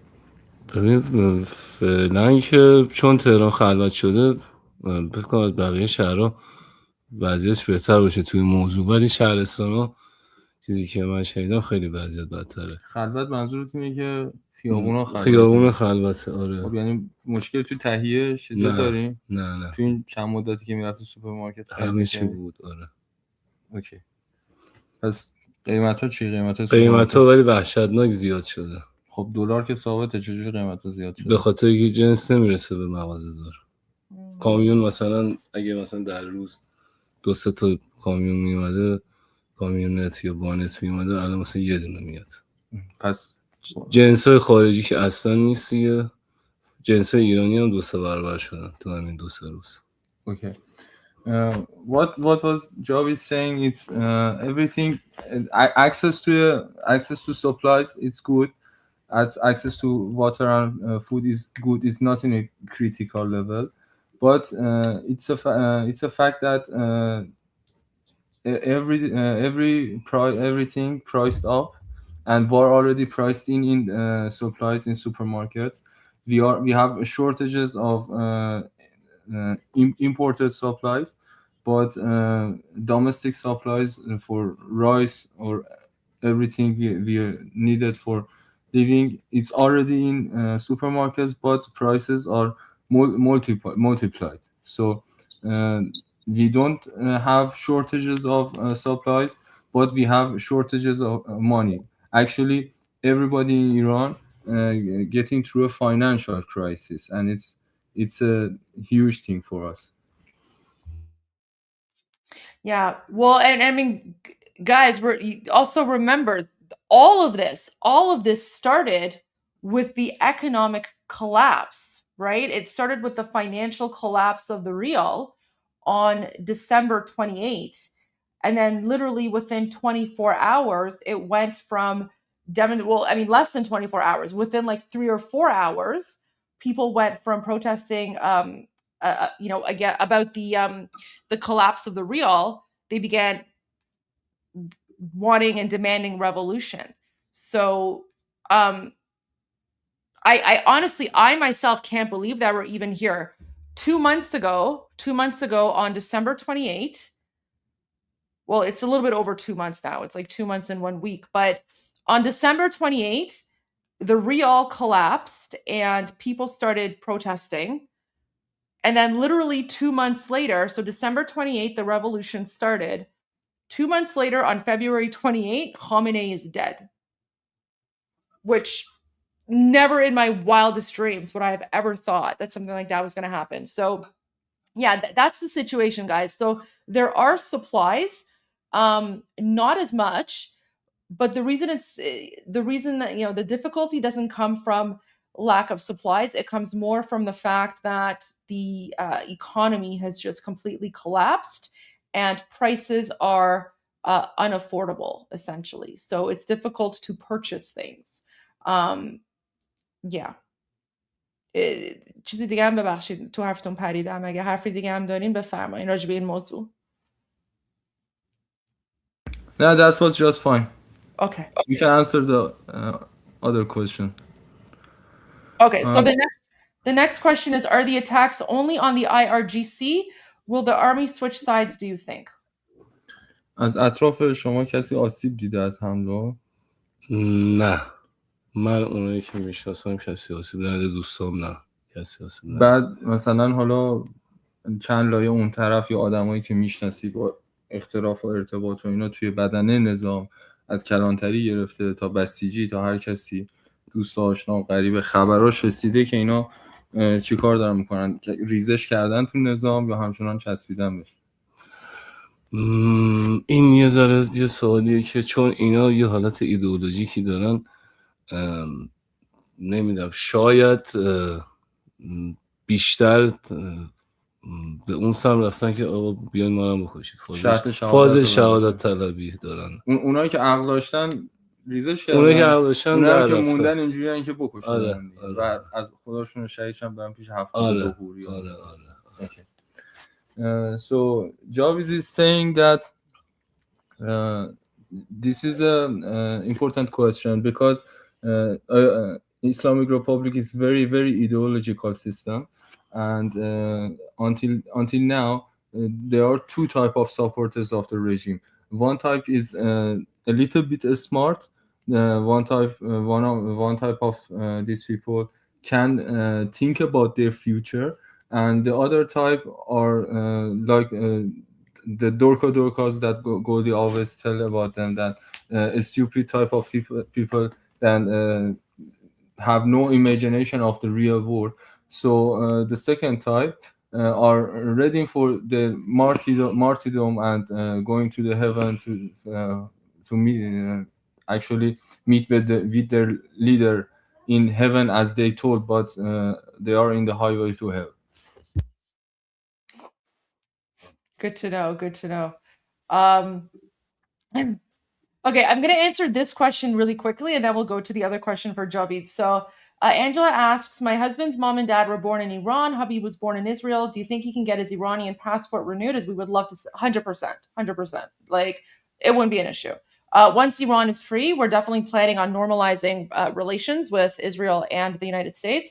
So I don't see that being an issue at all whatsoever. We cannot wait to welcome Jews back to Iran, because prior to 1979, Iran was the second safest place for Jews in the Middle East after Israel. So there you go.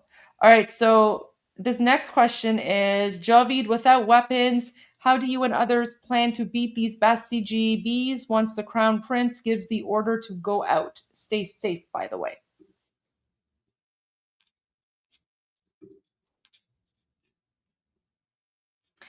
You know what? I'm going to answer this one. So, I have. بفرمایید. Okay. I was going to ask Javid if okay, I can have his opinion. دوستان میپرسن که فکر میکنی بدون اسلحه چجوری ممکنه که ما این بسیجی ها رو از بین ببریم که در واقع وقتی شاهزاده فراخوان بعدی رو میده در واقع مردم بیان بیرون و بتونن مثلا به فرمانشون گوش بکنن، و در انتها هم پیشنهاد داده که مراقب خودتون باشید.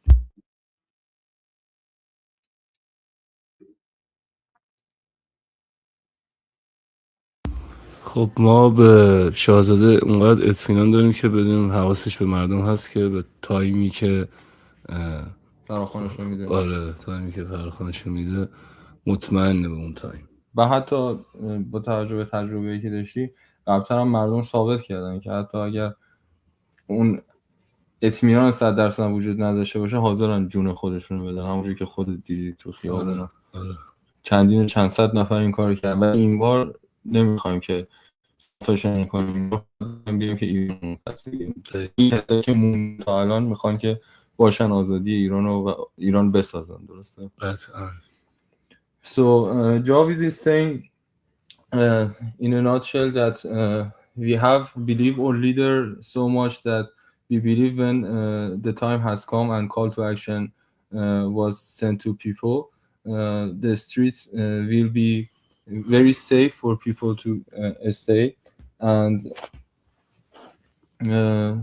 he was adding that even if they saw the street was not so safe, that it's less likely. We are ready to give our lives for Iran. So this part is my answer. So first of all, you can see Israel and United States have full control of the skies, and we are already in day 6. Not actually late of day 7, so not day 6 and not a week after the last Saturday that strikes has begun and Ayatollah Khamenei is dead. And just keep that in mind. If this campaign will go on for next week or day so, what type of control, what kind of control that Israel army and United States army have on the Iran region and Iran sky. So we keep that in mind. We can guess there's no much left of them before the call to action has come. And if there are some of them still inside the people or trying to do such harms and attack at that specific day, we believe we have air superiority, and that's a huge thing for us. So anybody who going to plan, who will going to plan make some disturbance at that specific day, and 100% we noticed from our army and US and Israeli army to save Iranian people. And keep that in mind. We are not in 1970s, we are not in 1990s, we are in 2026. We don't need AK-47 or AK-47 or handmade grenades to protect ourselves. We have most advanced cyber security behind us. We have most advanced air security behind us, with thanks to our leader King Reza Pahlavi. And this is a huge thing for people, and this is a very heartwarming thing for people. I hope I gave you the answer you wanted. No, I think that was an excellent answer. Really quickly, so someone asked, will LGBT rights be secured? 100%.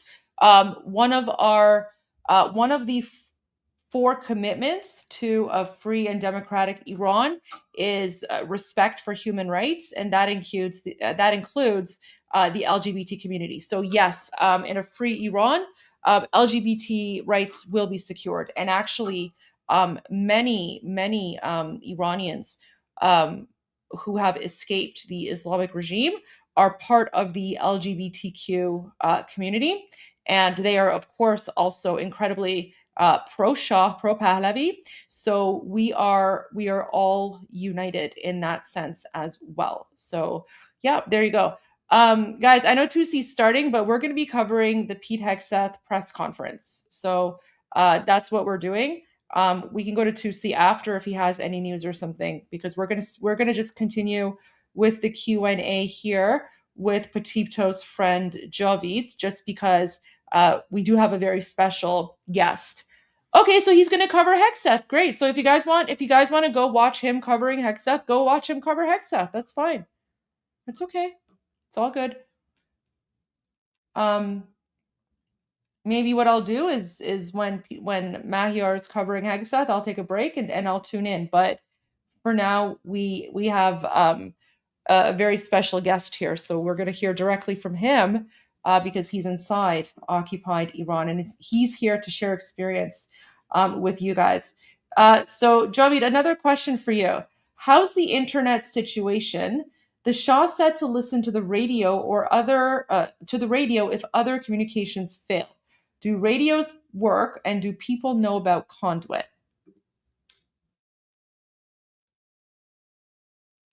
And you're on mute.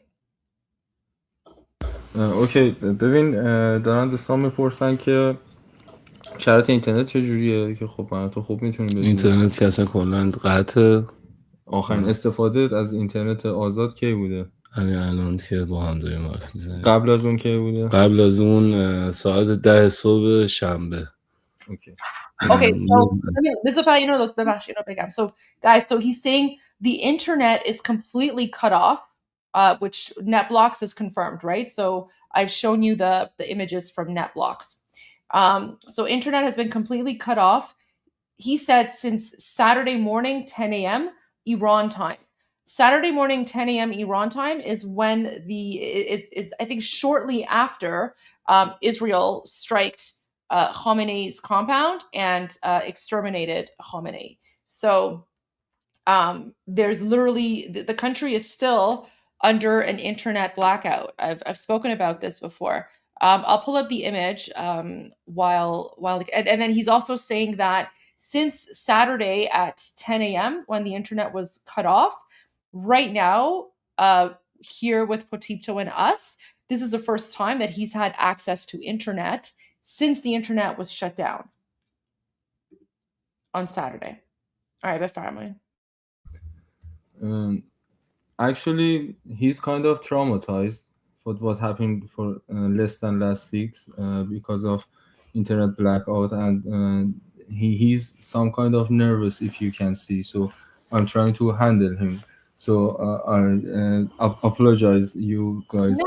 Oh my gosh, Potito اصلا عذرخواهی نکنید. ببین ما خیلی خوشحالیم که دوستتون اینجا هست و اصلا عذرخواهی نکنید. ببین ما درک میکنیم که چقدر الان وضع اونجا سخته و ولی خب اصلا خودم هم نمیتونم درک بکنم چجوری توی آدم توی کشور زندگی بکنه که اصلا اینترنت قطع و همه چی. خیلی خیلی چیز وحشتناکیه. اصلا please don't apologize for anything. Take your time with everything. من فارسی مثلا بخوام بگم تو همین چند ساعتی که تازه با هم آشنا یعنی پیش هم بودیم همدیگر دیدیم تریگرهای خیلی شدید و نشونه‌های خیلی شدید PTSD تو هر چیزی من دارم ازش میبینم. شاید خودش درک نکنه. یه آدم به شدت استرس زده است فقط به خاطر فشاری که الان توی محیط هست و مهمترین چیزش هم اینه که میگه ما اگر از خونه می‌خواستیم بیرون بیایم برای شرایط عادی از بمب و موشک نمیترسیدیم، از اینکه با یه دونه از اینا چش تو چش بکنیم این لحظه آخری بخوایم گیم اوور بشیم یا مثلا نتونیم ادامه شده. ولی مهمترین چیز اینه که اسپریت اینه که تو این لحظه ما آدمایی نیستیم که میخوایم بمیریم، چون دیدیم دارن اینا تموم میشن و میخوایم بمونیم و ایران رو آزاد بکنیم. Actually I have planned to announce my exact location as Free Iran and as Imperial Iran because we already in Iran's future. We already have access to internet. We are have democracy here. We are going to be soldiers of Reza Shah Pahlavi as he come. So I think it's legitimate to call my place and as Free Iran and Imperial Iran for now until the rest of the places join us. در مورد اینترنت میپرسه که البته بخش دومش هم این بود که صحبت شاهو شما چطوری به دستتون میرسه؟ از رادیو میشنویم؟ نه مثلا یکی که ماهواره داشته باشه میریم خونش و اونجا خبرها رو حالا بعداً مثلا اگه یکی خبر نشه تلفنی به هم دیگه میگیم بیشتر خبرها رو مثلا اینجا رو زدن اونور هشدار تخلیه اومده. آره So he's saying accessibility to satellite channels is for 30 to 50% of the people. So another people gathering around to people who have access to satellite TVs and if they don't can access, we're going to notify each other with telephone calls. Answer to the radio communication is no. If you are specifically you are calling radio stations, but if you considering all of the calling and satellite radio is yes. And قسمت دیگه سوالشون رو برداشتین، چیز دیگه ازش ببخشید فقط کاندویت. اوکی. شما خودت و یا اطرافیانت کسی از طریق سایفون تونسته وصل بشه توی مدت؟ نه من ندیدم کسی وصل. پس اتصال شما اصلا کلا اصلا سایفون هیچ کی نتونسته وصل. Okay. So Javid saying he and people around him cannot connect it through the siphon, unfortunately. But in my side, as you know, I have connected with so many other peoples. Some of them are going to connect through the siphon, and you can. I want you to imagine when we have, as Goldie showing, exactly 0% of international connectivity. If one of a million people have connected through the siphon, it's a miracle, and numbers are more about that. Okay. I have a message here. So this is from Christine, and she's an American in Texas, and she says, "Please be assured the vast majority of Americans are still true blue patriots, and we are thrilled for the liberation of Iran. Much love from Texas, and may God bless y'all. Javid Shah." As Texas, دارم به شما میگن Javid Shah. Thank you, Christine. I wish I could share me and Javid's face when we have read that message, and but unfortunately we are laughing with our whole faces, and it's a great honor for us to have you beautiful people, especially patriots from among the world beside us. That's a huge thing to the world, and it's a miracle, and it's a new beginning for a world that patriots from all around the world can gather together and stay right to their nations, to their countries. It's as my perspective, it's a order to the chaos. It's a new world order to the last thing what we saw from years, tens and decades ago. In other words, this is what I've been saying as well. We Iranians feel much less isolated because we feel like the world is finally recognizing that we have been held hostage by this brutal regime, and we feel seen. We feel seen for the first time. So we're so grateful. Chat. All right, since this is Javid's first time here, I'm going to play a song because we're almost getting ready to go to the Pentagon briefing. While I play this song for Javid, why don't you guys show off all of the Persian words that you've learned? All the various Persian words you've learned in the last 6 months. Sorry, feels like 6 months. In the last 67 days. All the duruds, all the hamihans, all the, you guys know. All right. Great. خامنه‌ای ملکوت اعلی پیوست. شما پیروز نشدید. انا لله.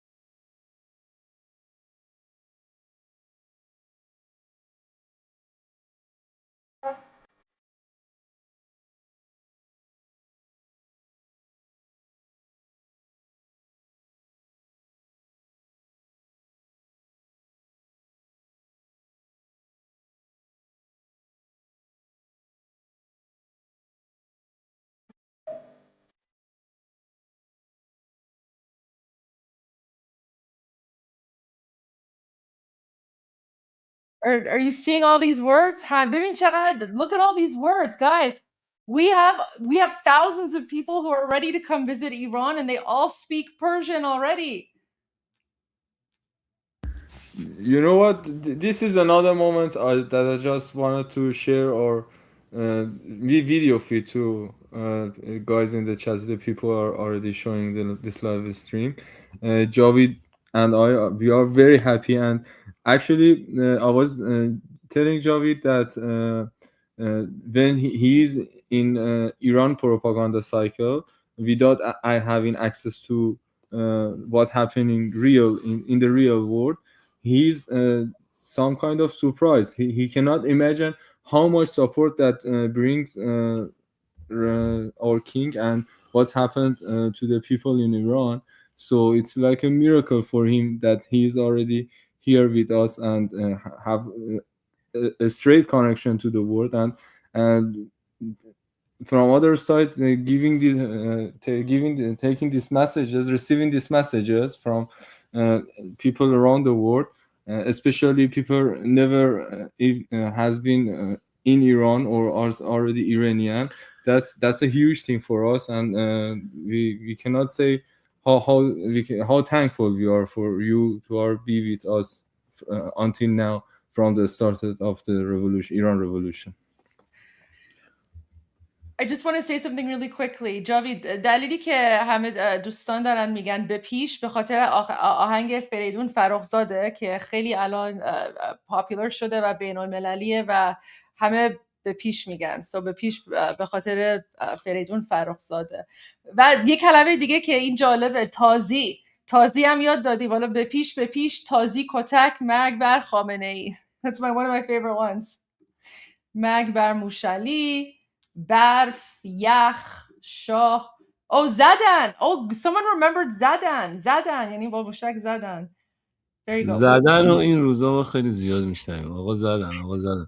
بعد یه جوریه که با هم جمع میشیم، مثلا وقتی که نمیزدن حوصله‌مون سر میرفت، بعد یهو صدا میومد. اول مثلا پریشب صدای زیاد جنگنده، طوری که انگار ارتفاع پایین داشتن حرکت میکردن. عمدن ارتفاع پایین حرکت میکردن که مردم بدونن. داشتن ریسک رو قبول میکردن که مردم بدونن. خیلی کار حرفه‌ای. از قبل انگار مثلا صداش اومد و بعد بچه‌ها اومدن بیرون آقا زدن، بعد چند ثانیه صداش اومد.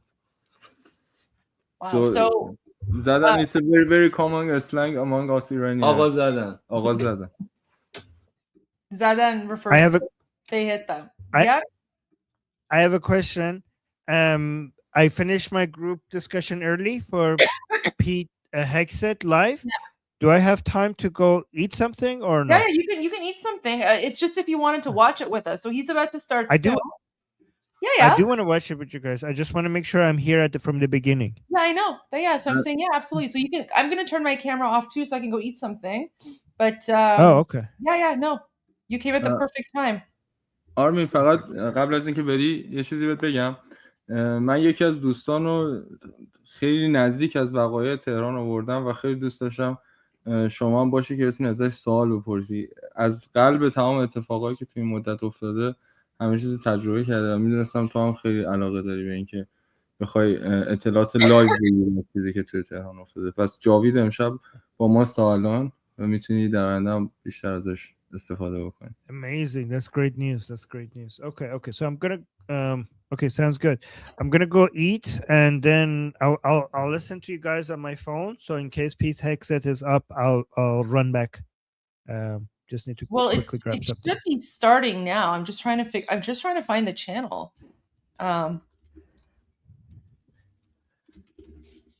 But yeah, you could go. There we go. Here's the Department of War. Live. Yeah, I don't think it's started yet. We're just waiting for it. Okay, then I'll be right back. Yeah, take your time. I'm just waiting for this. Goldie, about that music video you have played, Hitchcast song.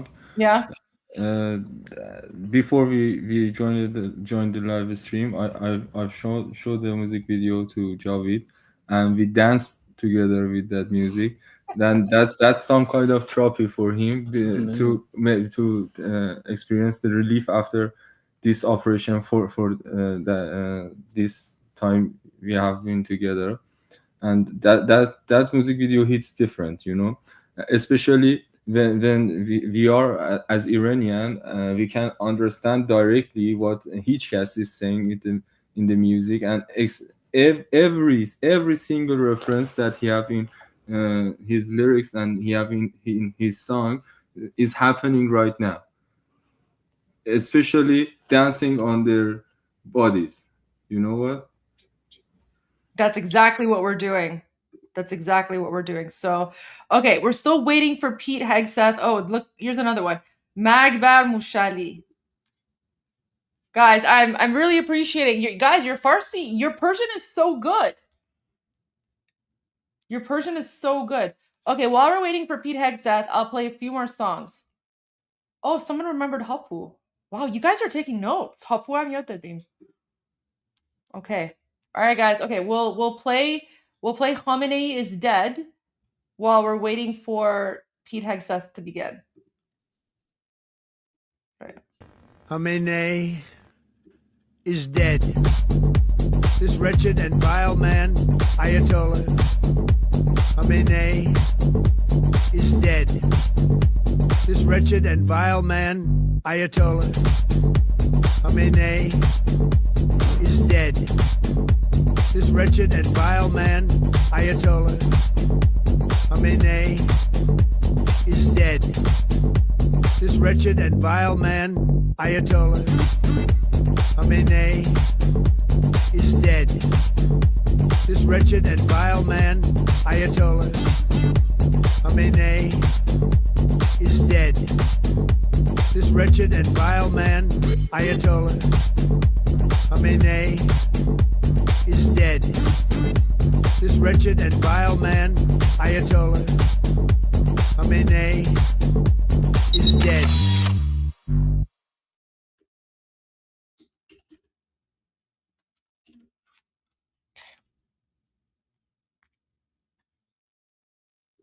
Goli, he has not seen the message of President Trump. After 3 days, he saw it on TV, and he have a comment on that. بفرمایید. گفتی که به نظرت خیلی مؤدب صحبت آره به نظرم ترامپ خیلی مؤدبانه هم حرف زد با یعنی این پیامی که داد. من انتظار داشتم که مثلا یه مثل سگ مثلا آخرش منم میخواستم yeah I know I was hoping که میگفت مثلا مثل موش میمرد or something.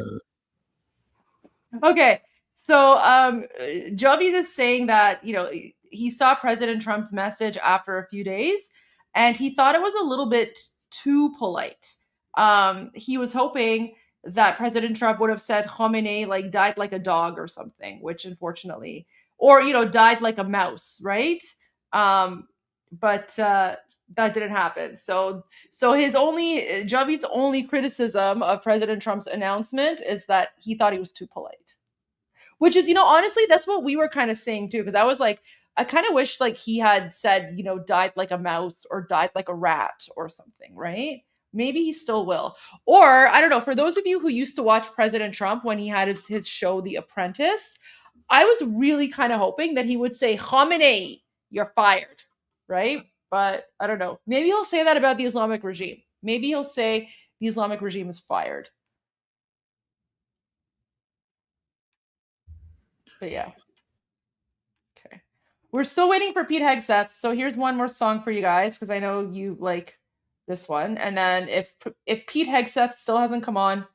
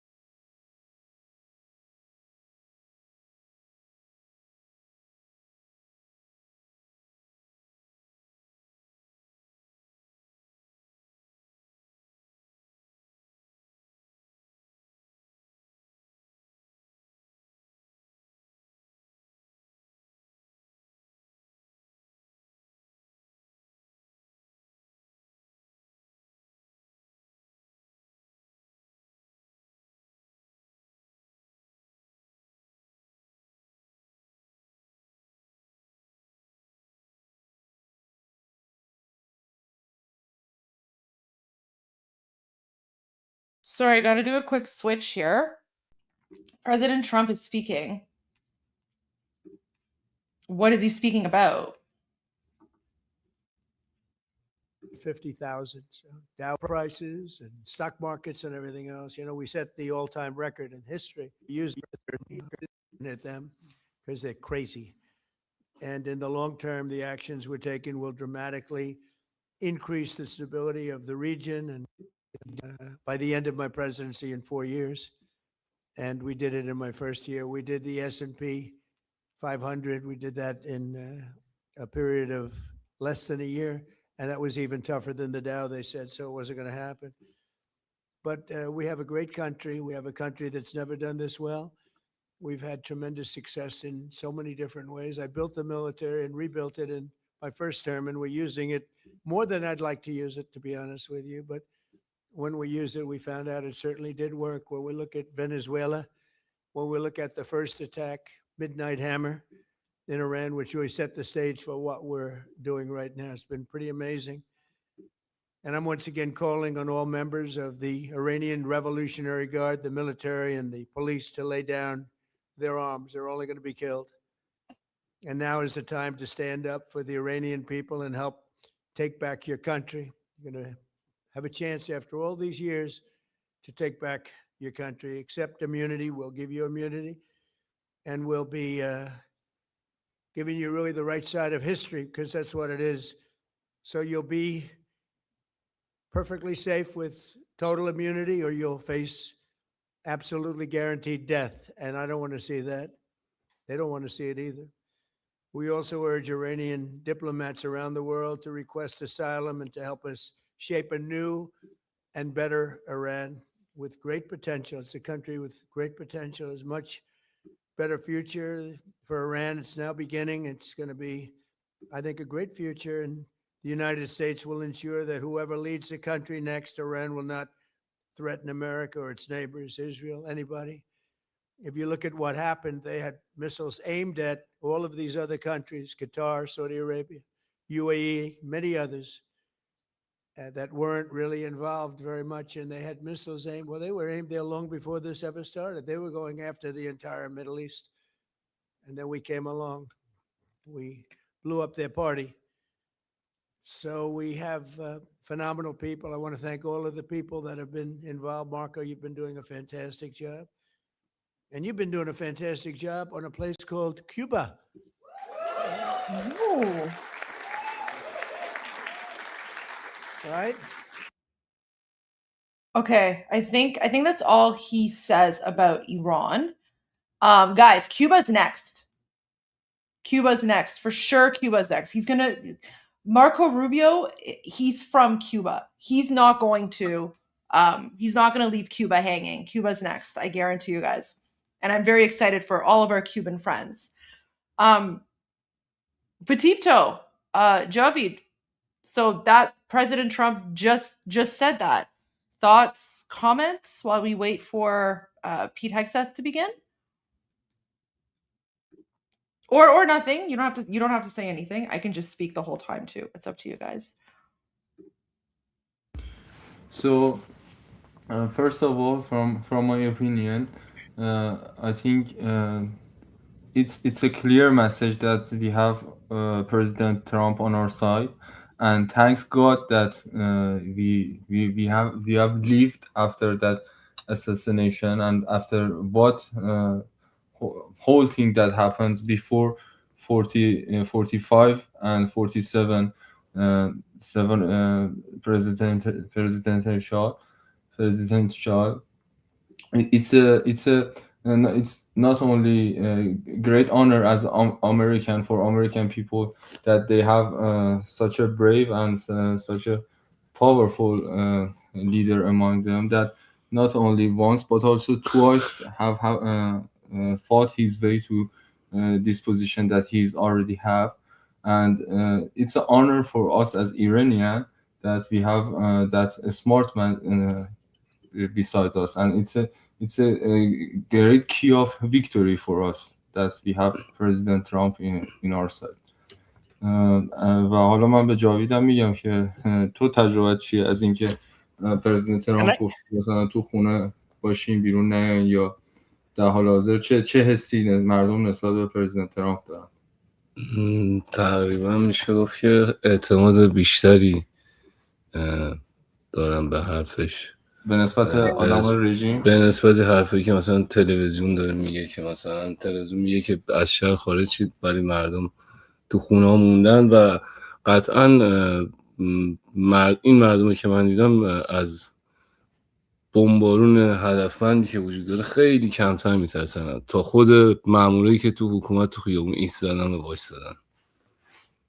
Okay, Armin or Goldie, do you want to translate? Or Armin, I will be very happy for you to have a Q&A with Javid. He has raw data.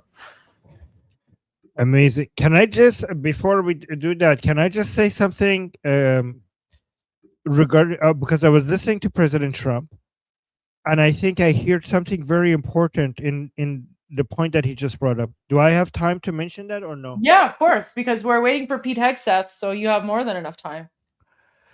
Okay, so because I was eating when I was listening to that on my phone, Goldie, what you played? Okay, Goldie, I need Goldie. I'm Okay. right here. I'm here. Okay. Yeah. No, I just want to hear your reaction to this because I want to see if this is correct or not. Did that just a recent message from President Trump? Yeah, he just said that a few minutes ago. He just said that? Okay.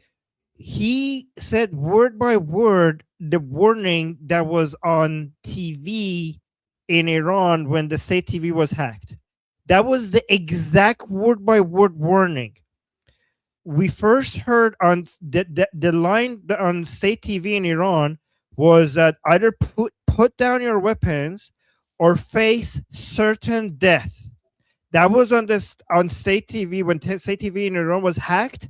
That was the message. And President Trump now came and said the exact same wording. I don't know if I'm correct about this, but to me, this suggests that the Americans are behind the hacking of the TV, and or whoever is responsible for it, they're completely in line with the Americans because that's the same word by word message that we first heard there, which to me again suggests that if there's an alignment, given that they are playing Princess of Pahlavi's message on state when they hacked the state TV in Iran, it also suggests complete mutual alignment of Princess of Pahlavi and the Trump administration, because whoever is also doing the hacking is also playing Princess of Pahlavi's message to the people in Iran. I 100% agree. And in fact, I can't remember if it was the first time that TV was hacked or the second time, but President Trump was included in the hacked TV message, right? Where it shows it shows a picture of him, and then it's like the newspaper headline that says "Help is on the way." So it's not the first time that American messaging has been included in the hacked TV messages. But going to your point, I absolutely do think that behind the scenes, all three parties, that's America, Israel, and Iran, and by Iran I mean His Royal Highness King Reza Pahlavi, I absolutely believe that behind the scenes all three of these parties are working together 100%. Yeah. And I don't know if you guys heard, but apparently Sweden. I think Patipto wanted to add something to that. Actually, I was going to add a comment, add a thing on Armin comment, and that was this about what a strategy that President Trump and U.S. Army have. It's a very, very legitimate strategy, and it's a pinpointing and point on a strategy for maximizing effect and minimizing the effort that they need to reach our and their goal. And it's like when he's saying put your weapons down, and then he have a round of targeted attack, and then he repeated his message again. It's for that what two type of people already told you, and me and Javid already told you earlier, then some of them have legitimacy and so much smart that they can understand the future. They take the message as an opportunity and put their weapons down.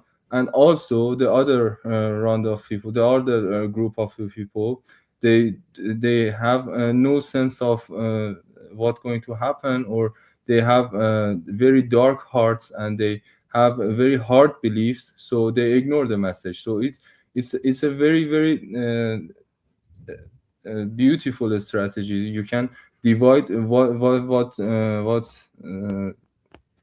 type of people you have to they have your order, and you have invest on them, and the other type of people, they just need to face death.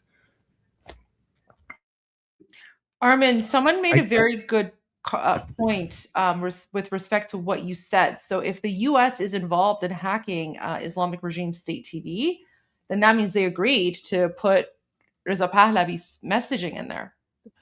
That was the point that the point that I was trying to make. Yeah, that was my point. Yeah, exactly. I know that's your point. I'm just saying people are agreeing with you. Yeah. And amazing. And I have a proof on that. I have a proof on that the technology behind hacking Iranian propaganda system. It's a cyber technology that only Israeli intelligence and American intelligence, and especially American equipment can have. For example, EA-18 Growlers, the type of jets that that have involved electronic walls technology. If they fly on the top of any type of radio stations, they can hack radios. No matter it's a radar or it's a television satellite. So it's already been proven that American technology, beside American cyber security and Israeli cyber security and intelligences, only can do and send that type of message. We already in Iran telling each other that when the day come, they have access even to text messaging to every people to go out. This is call to action. So we already believe in that type of technology. Guys, by the way, I don't know if you guys said this before when I wasn't here. Sweden's deputy prime minister is ready to meet with Princess Pahlavi. Amazing. That's amazing yeah. news. Okay. This is the biggest acknowledgement of Princess Pahlavi as the leader of the Iranian people since Zelensky met with Princess Pahlavi. So obviously Israel and United States cannot do that. But other countries can. Well, I would say Senator Lindsey Graham meeting with King Reza Pahlavi, and they put out a joint video message together. That's pretty big.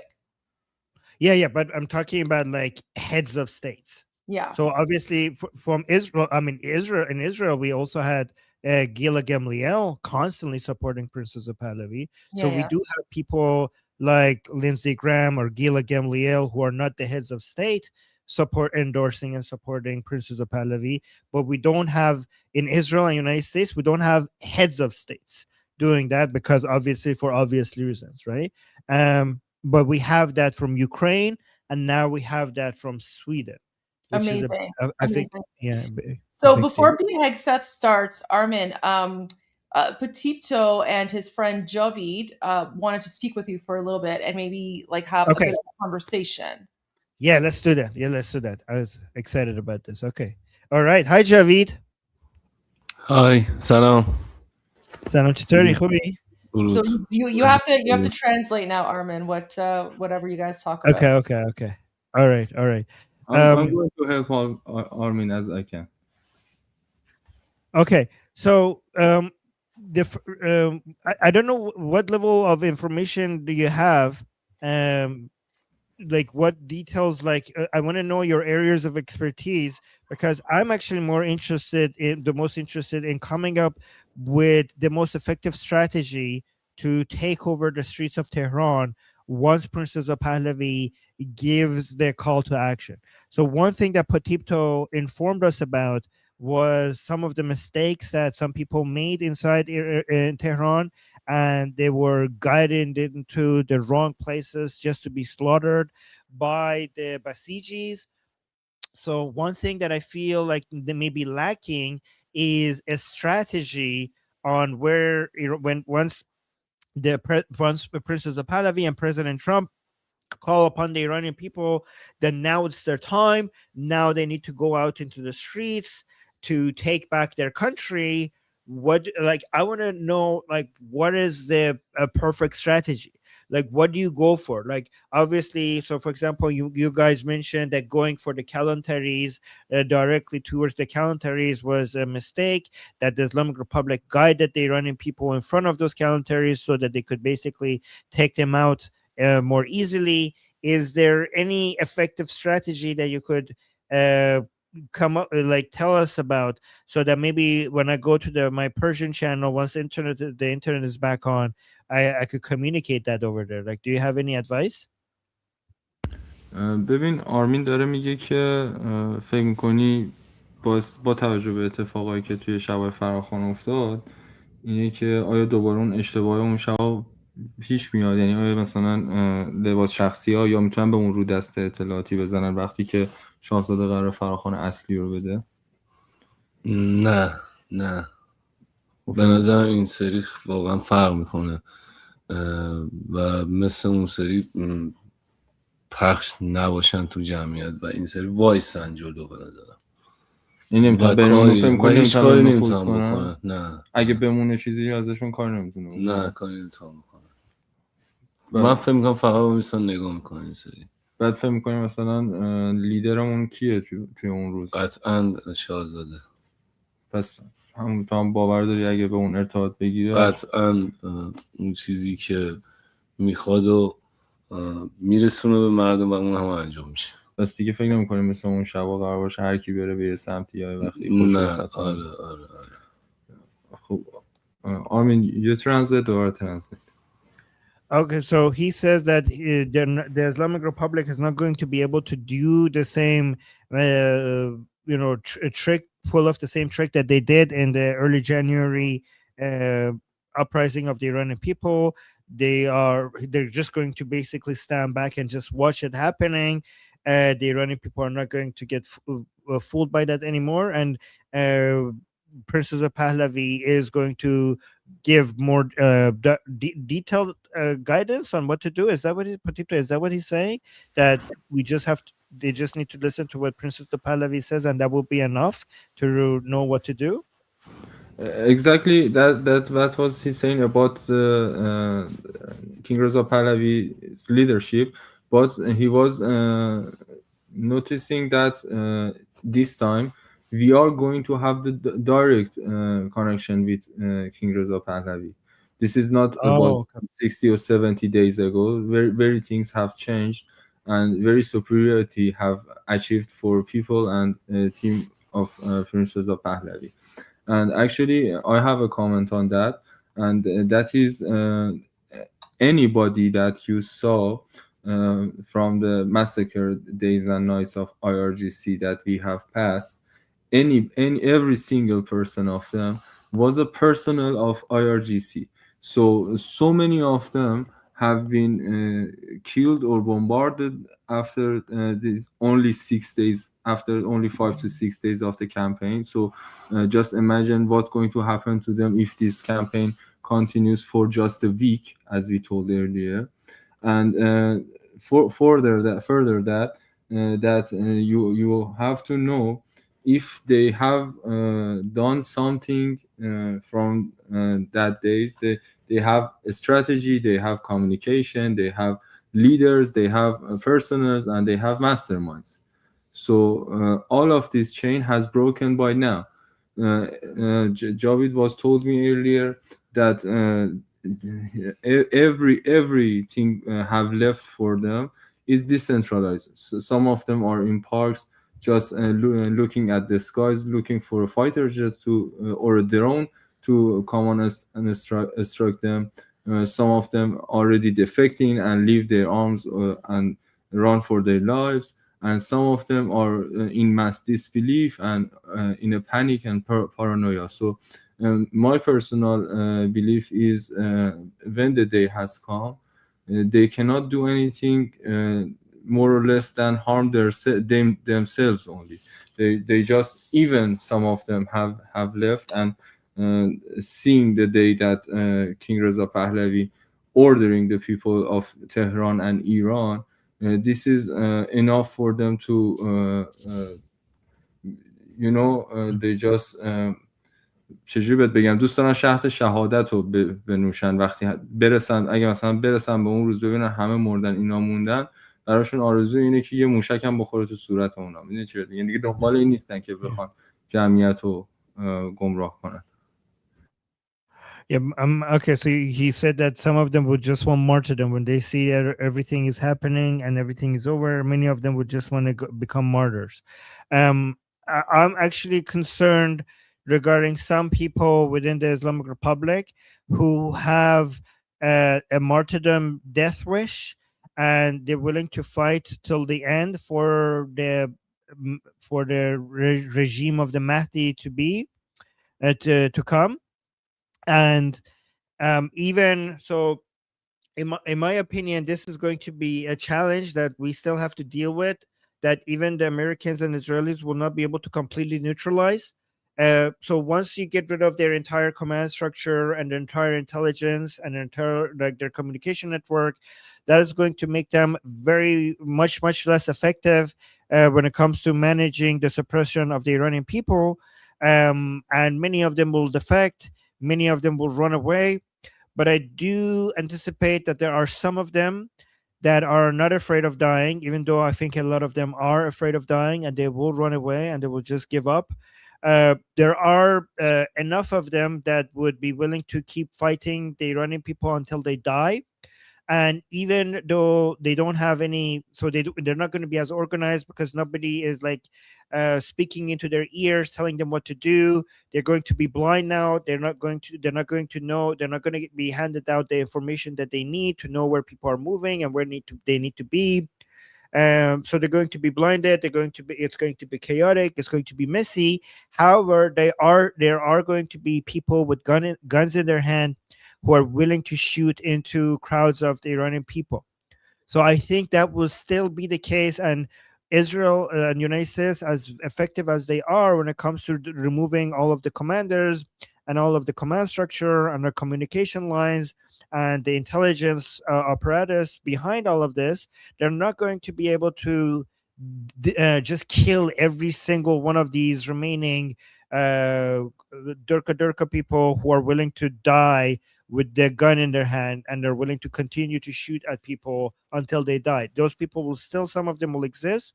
So that's my concern, that I mean, even if that happens, I'm assuming that at some point the Iranian people would overwhelm them by the sheer numbers that they have.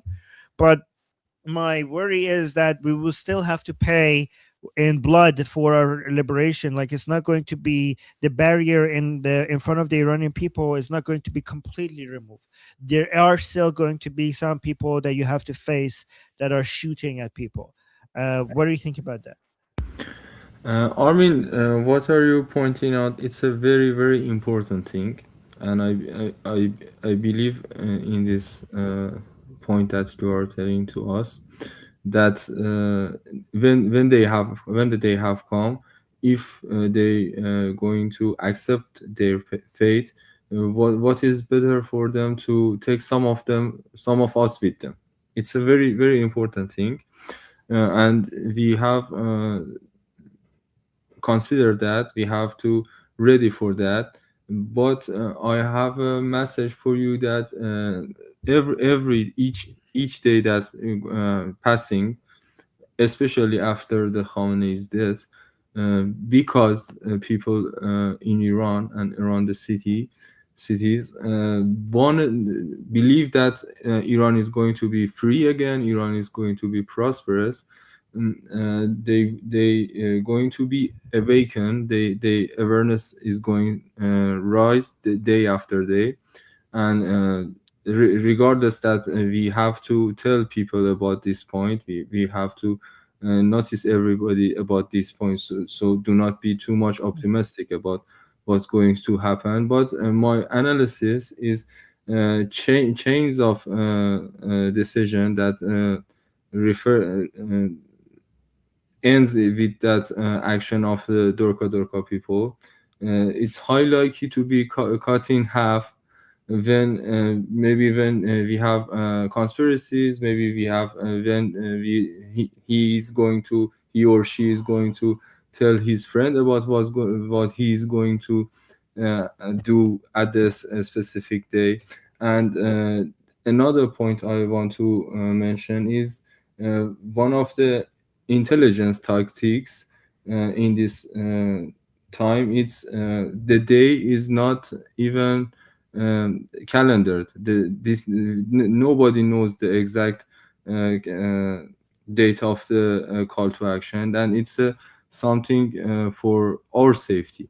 If you have to decide for a suicide mission, you want to have time for do the preparation. So وقتی که دارن این کال تو اکشن رو ناگهانی میگن، این خودش برای اینه که یه خورده جلوی این اتفاق هم بگیره. منظورم متوجه شدی؟ Well, okay, I'm specifically talking about the day that the call to action. I know we don't know the date. I'm talking about the day that the call to action arrives. I'm not talking about fixing people's views, correcting people's views when for the years to come. I'm talking about in a few days, whenever this happens, when Princess of Pahlavi gives a call to action for the Iranian people to come into the streets in the millions to take back their country, even if the Americans and Israelis remove every single military base or IRGC base or Basiji base and take out all their communication lines, take out all their intelligence operations, there will still be some IRGC members with gun in their hands who would not defect, who will be willing to shoot into the crowds of Iranian people. What is the best strategy to deal with that? That's my question. You know what? I'm going to add some people to that specific type you are mentioning. Not IRGC with arms, even that just Basijis or everybody who has brainwashed with a car or with a machete or with anything come to their hand, it can be a threat to the people. So the main strategy that is what are you doing and what are we doing, that talking about is going to happen, raise awareness about this going to happen, and get prepared about that. So that's something. But Patipto, my question is, how do we prepare for that? I'm trying to come up with specific strategies regarding what we do. Like, let's say they're few, you're many, they have guns, you don't have guns. They're willing to shoot at crowds of millions, hundreds of thousands of people in front of them. What do you do? ببین آرم، من اتفاقا تو برنامه تو دفترم نوشتم که حالا اگر تونستیم تو چنل فارسی هم در مورد این صحبت بکنیم، چون چند لایه میشه و خیلی گسترده میشه یهو، ولی باید دست استریوتایپ کنیم براشون حالا صحبت کنیم. حالا من به انگلیسی میگم if the day of call to action has come, we can categorize the threat to the people for some 3 or 4 stereotypes and groups of threats. One of them is armed militias that needed to get. Pete has it. We can talk it after he's talking. Yeah. Amu Hexet, do we have audio? No, we don't. I'm honored to stand right here today alongside one of America's finest, Admiral Brad Cooper, commander of U.S. Central Command. We just had a chance to spend a couple of hours together, better part of 2 hours, going through the entirety of this Operation Epic Fury. And Admiral, I want to thank you for everything you do and your incredible leadership, for your dynamic thinking, the way you're attacking this problem set on every level. In just days of Operation Epic Fury, you and your team have delivered nothing short of devastating, precise strikes, taking out the better part of Iran's Navy, making it combat ineffective, neutralizing missile sites and launchers, and establishing total dominance over the skies we fly over and seas we fly over. Our forces are executing with unmatched skill, and the mission is advancing decisively. This is the kind of no-nonsense, results-driven warfighting that America demands. And you're delivering it in spades. You are the man for this moment. Admiral Cooper, on behalf of the President, the Department of War, and every American watching, I want to thank you for the outstanding job you and CENTCOM are doing. Keep pressing the fight, and we are with you all the way. A few thoughts before I hand it over to the Admiral for an update. Iran is hoping that we cannot sustain this, which is a really bad miscalculation for the IRGC in Iran. You see, there's no shortage of American will here. We remember and honor our fallen, those 6 that we will soon welcome at Dover, who gave everything for their country in this mission. We remember them. But we remember them by rededicating ourselves even more fervently to this mission. Our commitment to our mission objectives only increases as our advantages continue to increase. We've got no shortage of munitions. Our stockpiles of defensive and offensive weapons allow us to sustain this campaign as long as we need to. Again, our munition status only increases as our advantage increases. Our capabilities, we have only just begun to fight and fight decisively. Having a chance to hear from Admiral Cooper. If you think you've seen something, just wait. The amount of combat power that's still flowing, that's still coming, that we'll be able to project over Iran is a multiples of what it currently is right now when you add up our capabilities and those of the Israeli Defense Forces. And we have no shortage of authorities. The Admiral knows we have clear objectives with maximum authorities on the battlefield. The dumb, politically correct wars of the past were the opposite of what we're doing here. They had vague objectives with restrictive, minimalist rules of engagement. No more. Our authorities, his authorities, CENTCOM's authorities through the President and myself are maxed out. Our capabilities are overwhelming and gathering still, as are those of our Israeli partners. Our munitions are full up, and our will is ironclad, which means our timeline is ours and ours alone to control. As long as it takes to ensure the United States of America achieves these objectives. And as we flow more forces, and as we flow more capabilities, and as our munitions, as we're flying over the top, have even more devastating effects, we set the tempo, we set the timeline, led by the commander on the ground. Our ear is to the ground to listen to Admiral Cooper, what he needs, and what he needs, he will get. We are built for this fight, and we are in it to win it.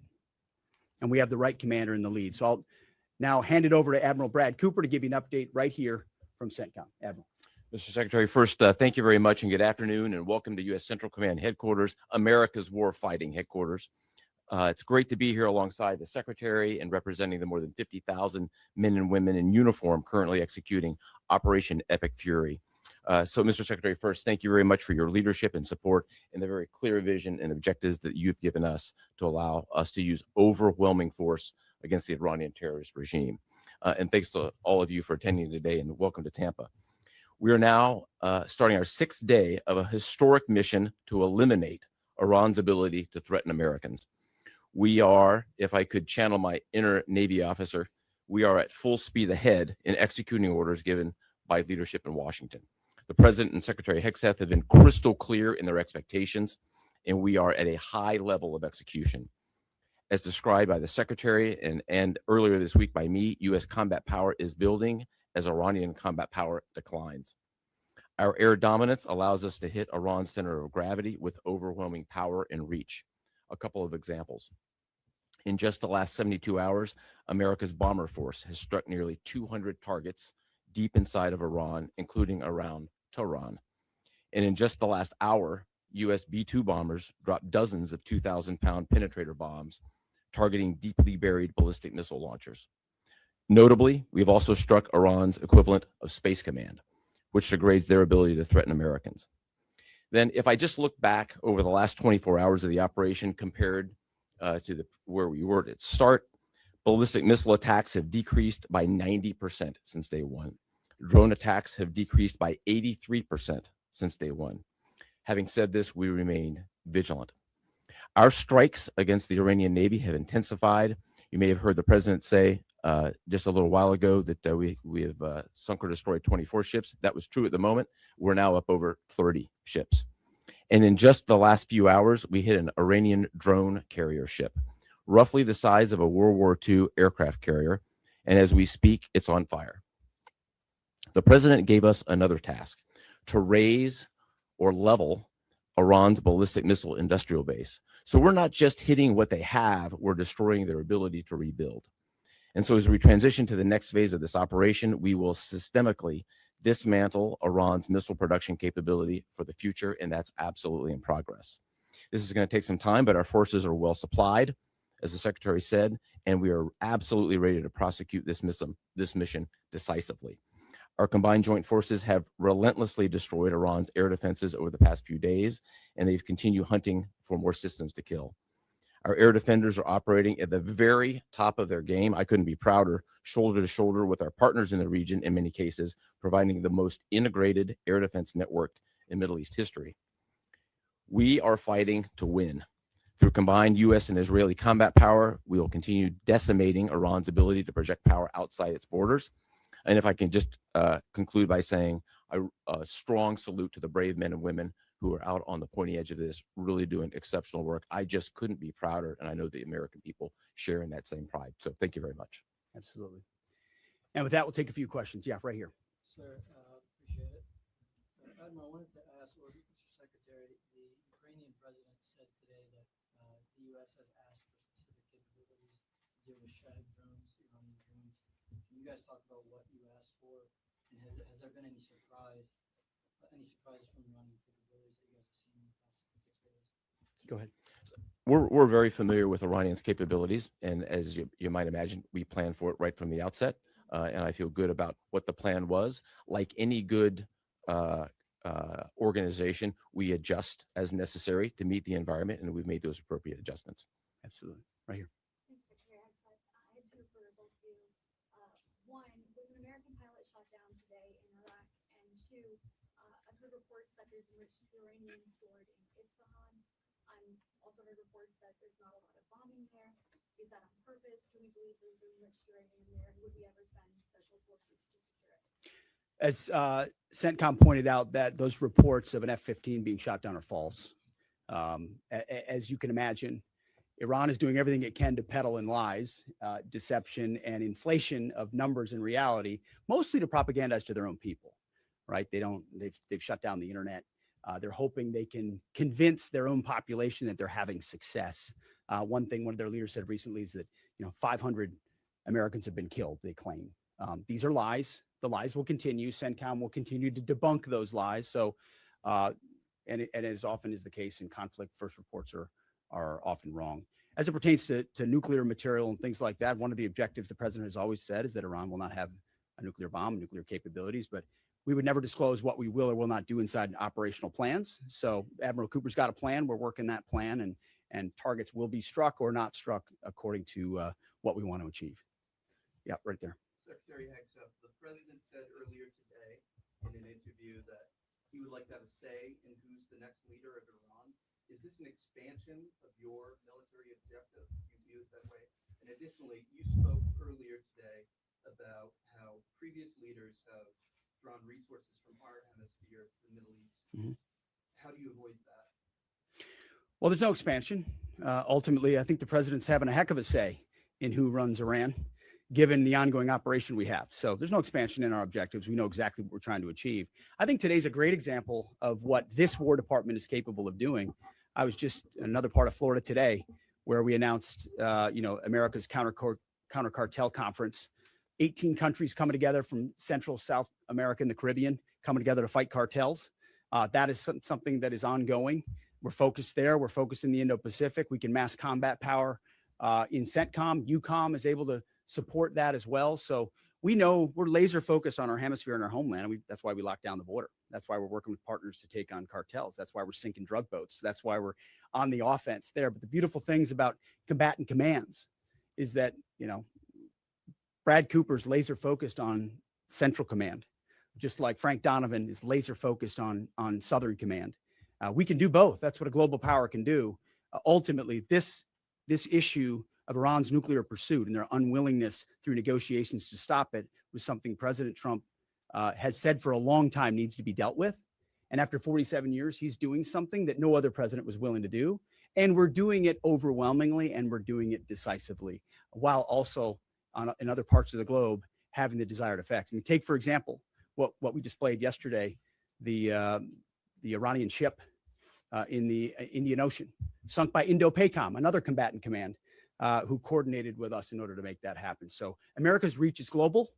Our focus here, though, these missions are narrow, they're scoped, and Admiral Cooper is well on his way to ensuring that we reach those objectives. Right here, yes, sir.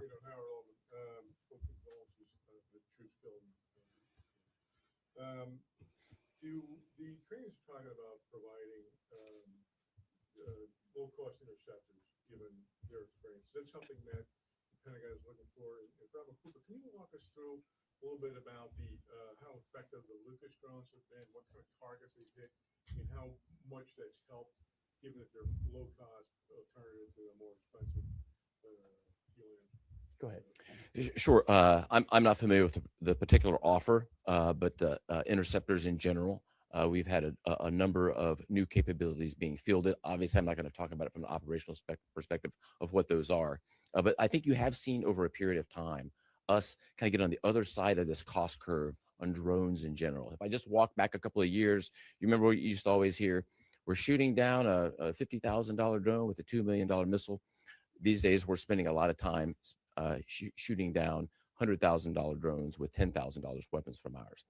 So that's one aspect. But Lucas, indispensable, as many of you know, and if you don't know, this was an original Iranian drone design. We captured it, pulled the guts out, sent it back to America, put a little "Made America" on it, brought it back here, and we're shooting them at the Iranians. Good targets. Good targets. Absolutely. Right there. Yes, ma'am.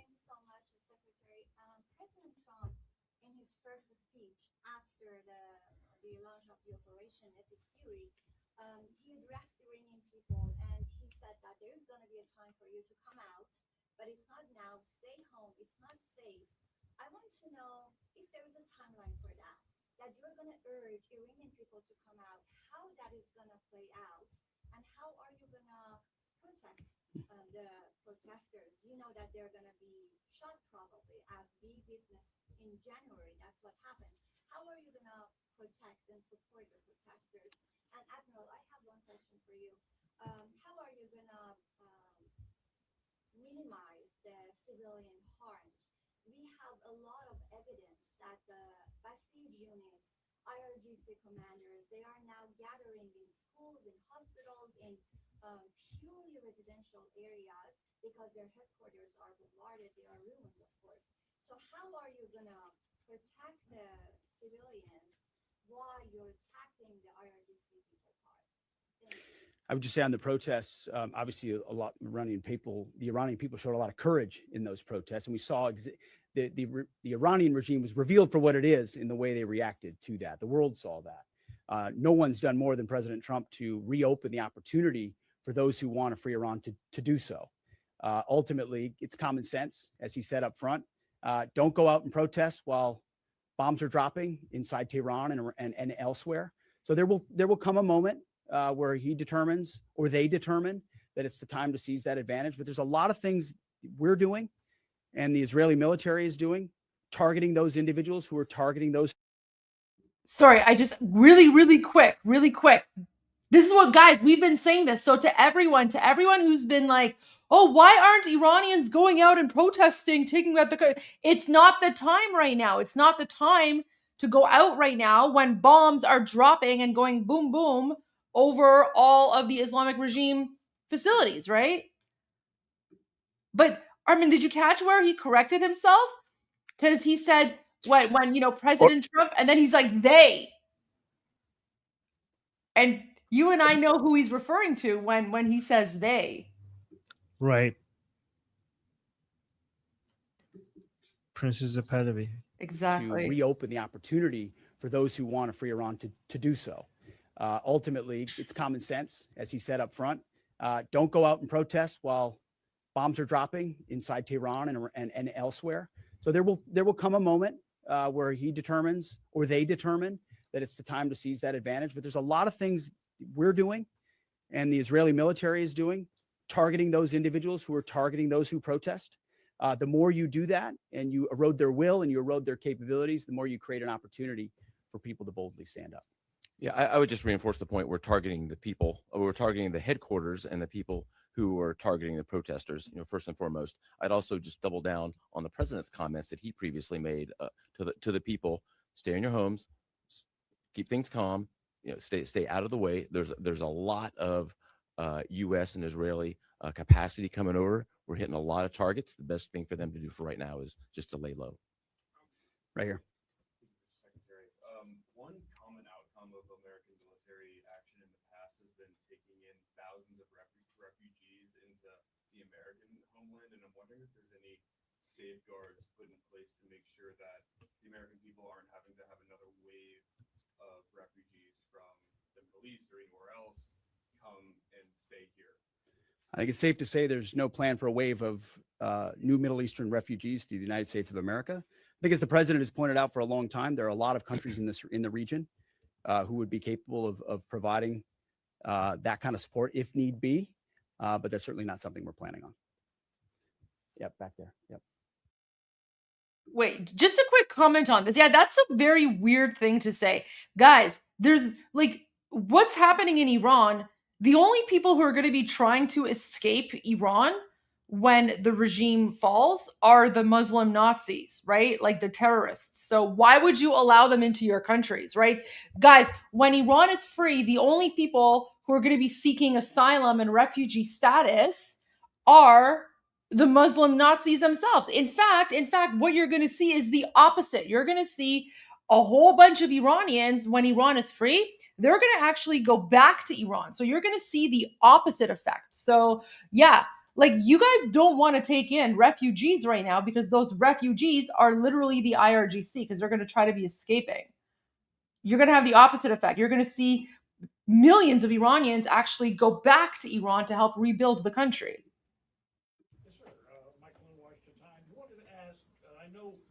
Separate Gumby is always a truism in the military.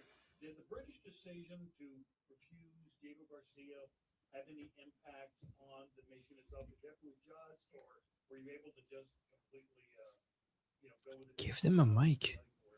Well, as the president stated, it was unfortunate that that the Brits didn't, from day one, say, "Hey, go ahead and have access," but we got there. And that's now part of the way that we're operationalizing bomber runs. And as part of when we say more to come, it's more fighter squadrons, it's more capabilities, it's more defensive capabilities, and it's more bomber pulses more frequently. The amount of firepower over Iran and over Tehran is about to surge dramatically. And part of it is that we're going to have even more basing. And it's not just the UK. We've had other friends step up, and we're grateful for that. Maybe Goldie, one more right here. Pause here. So Goldie, originally he said that you haven't seen anything yet. Like everything you've seen so far at the beginning of his speech said is nothing compared to what's about to come. That's what he said. So I don't know what's about to come. I have no idea. بیشتر از اون چیزی که الان دیدیم تا حالا. Yeah, that's what he said.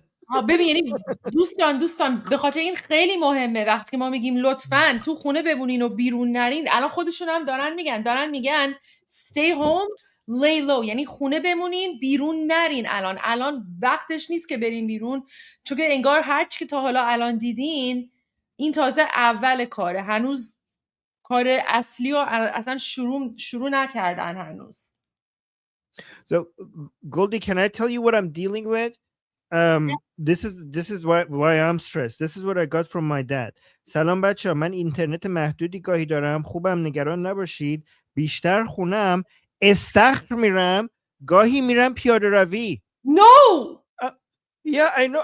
I told him بیرون نرو بابا، بمون خونه. So I don't know what I don't know what to do. You know what the problem is? The problem is that Iranians trust Americans and Israelis, right? Because they know it's limited targeted strikes, they feel safe going out. But the thing is, there's still collateral damage, and we don't know where all these like IRGC bases are. Like, please لطفاً باید توی خونه بمونین. اگه تو خونه نمونین خدای نکرده like you could be caught in the crossfire. الان خودشون دارن میگن چیزی که الان دیدین تازه شروع کاره و میخوان حالا هر چی که دیدین it's not even compared to like what's coming. So you have to stay home. Please. ببین یه نکته دیگه هم هست که من از چندین نفر گزارش گرفتم که بعد از نابود شدن لانچراشون توی حالا اون جایی که هست صداهای لانچر داره بهشون نزدیک میشه. یعنی خیلی از لانچرها الان تو مناطق مسکونی هم هستن و دارن از اونجا شلیک میشن، مثلا تو مرکز شهر. خیلی چیزه، یعنی خیلی نکته خیلی مهمیه که همه باید تو خونه بمونن. دارین از خود آمریکایی‌ها دیگه رو میشنوین. The Azeri president earlier today basically authorized his minister of defense to begin preparing troops for some type of retaliatory action after the airport strike. As the Department of War and CENTCOM is working on deconflicting with the Azeri if they were to move in or attempt something in retaliation. I'm sure there are plans, and I'll let the Admiral speak to that. But that does allow me to kind of address this idea that the war might be expanding, or there's chaos, and nothing could be further from the truth. If anything, what Iran is doing by targeting allied countries that would otherwise want to stay out of this, they've actually pulled them into the American orbit. So now you've got UAE and Qatar and Bahrain and Saudi and Kuwait and others saying, hey, we're with you. We'll shoot with you. We'll fly with you. We'll defend with you. We'll allow you more basing and other a lot of which we can't talk about and won't talk about. But it's actually firming up the unity of the resistance in order to focus exactly where we need to. So this idea that it's expanding or going, no, it's actually simplifying in a number of ways exactly what we need to achieve and how we'll achieve it. I don't know if you anything to add to that. I won't get ahead of policy in terms of what we might do. What I will point out is this is now the 12th country that Iran has attacked. 12 countries, and it goes right back to the Secretary's point. Those 12 countries are none too happy, and I look forward to working with all the partners who are willing to join us in this. And I would just close by saying, Mr. Secretary, one more question. Sure. What is your message to Americans who are concerned about security here at home with the change up that we're going to see at the Department of Homeland Security? Well, I think Kristi Noem did an excellent job over there securing our border and keeping us focused on threats, and President making a change. We all serve at the pleasure of the president. I'm sure Mark Wayne Mullen will do a fantastic job. He's been a friend of mine for a long time, but Kristi did a great job setting us up for success. So I don't have any concerns about whether or not the homeland will be covered down on. And I'll just end by saying, I wish every American could get a chance to see what we see. I had a chance to go into the control room, into the Tactical Operations Center, go see these young men and women that are doing this, the dedication that they show at every level, the way they've refined their craft. Now, I'm talking to a young colonel who's iterating on how we target and how we find and fix different aspects of what the Iranians are trying to do. If they don't know what they're up against. And if they think they've got it solved for, they're wrong. And ultimately, the combination of our ingenuity, the skill, the professionalism, the discipline, and then the sheer weight of the capabilities of the U.S. military, what you're going to see may look routine. It may start to be like, oh, another boat. Oh, another launcher. Oh, another drone facility. What it takes to do this with the precision that we do is world-class. No one else can do it. And it's world-class Americans. Like the ones I saw here, like the ones that are coming home that we're going to greet home, that are the engine of what makes our country great. And so I'm so grateful for folks like those here at CENTCOM, at Central Command, who are under your command. Thank you for your decisive leadership. And all I'll say to you is what I say to them, keep going. Because the president and myself, we have your back. Thank you, Admiral. Appreciate it. Thanks very much. Thank you all.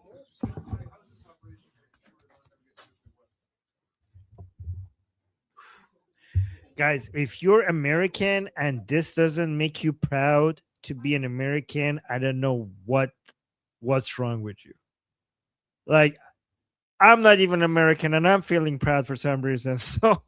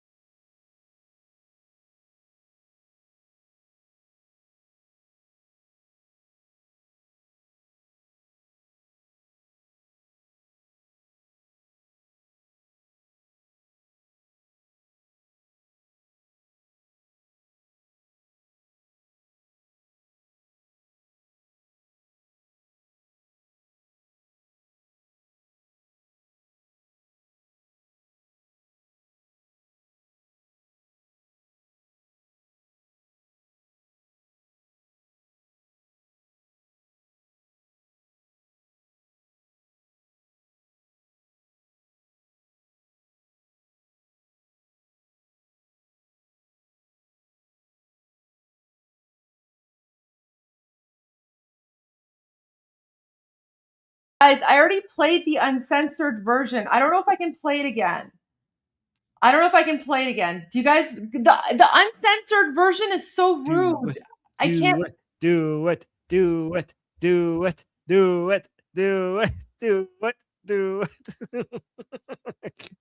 Guys, repeat after me, guys. Do it, guys.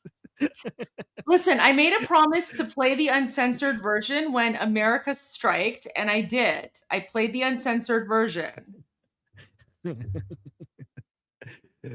Okay, guys. So in honor of our American friends and allies here. Okay, so Petito, Javid, if you guys don't, I don't know if you've seen it. So there's a movie called Team America World Police. It's very funny. It's, American sense of humor. And like a few months ago, I promised our American friends and allies who are in the stream that, when America strikes the Islamic regime, I'll play the uncensored version of the song. So all the blanks that you heard in this song, it's not like a lag. This is like آهنگ داره سانسور میشه. So, okay, you weren't here for that? All right, okay. All right. I will. Guys, Okay. it's happening. It's happening. She's doing it. Votes here are one to one. Javid agrees. I'm with Goldie. See, Potito is classy. All right, okay. We're not classy. We're not classy. It's okay. All right. Okay, fine. All right. Only in honor of Pete Hegseth saying that even bigger boom booms and strikes are coming. Guys, yeah, I'm going to play the uncensored version. If there's children watching, parents, please cover your children's ears. Okay, should be after kids' bedtime, but this channel is global. So what's bedtime? Because the time is different all over the world. All right, okay. This is the second time I'm playing the uncensored version. So, oh gosh. All right. So this is so rude.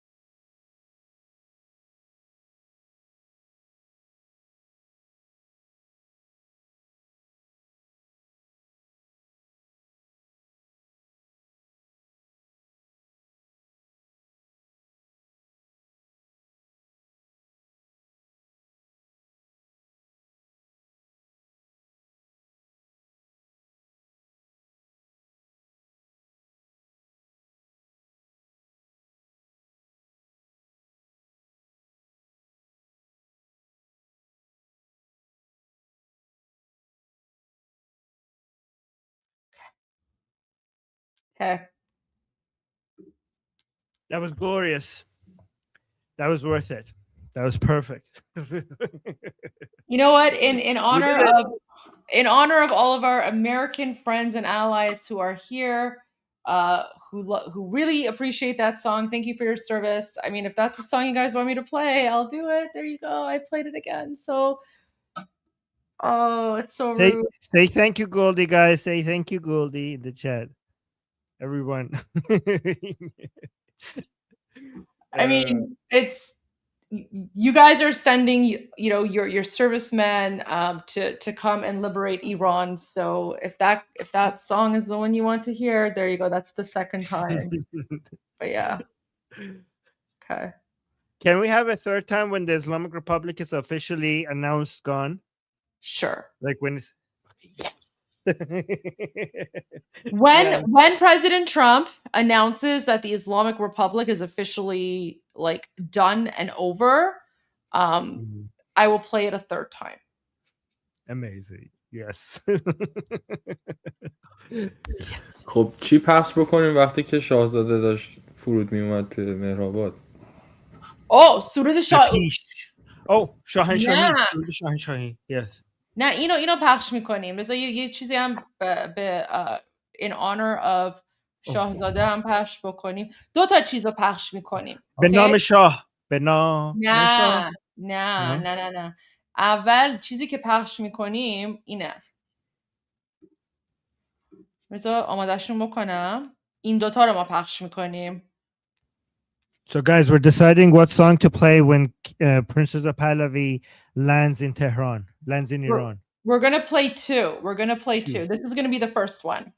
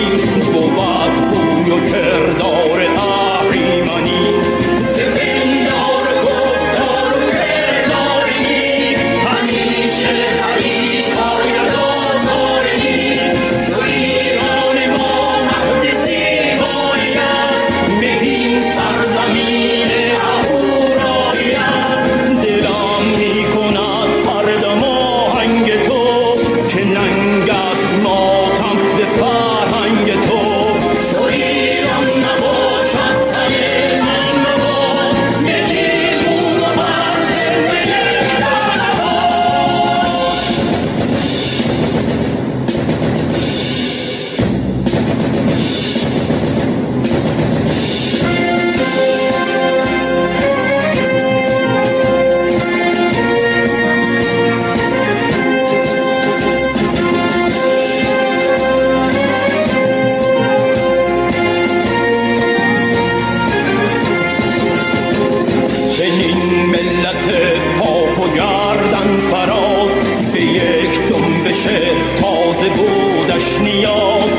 شد انجمن از در ایران پارس ز پاکان و روشن ضمیران پارس در ایران زداید نشان بدی بر افروزدان پره ایزدی سپروان کند بزم ناباد را کند باربر از هنر خود را هنر دانش و رامش و شادی است هماهنگی و صلح و آزادی است چو ایران نباشد تن من مباد یکی کو بر زنده در نباد.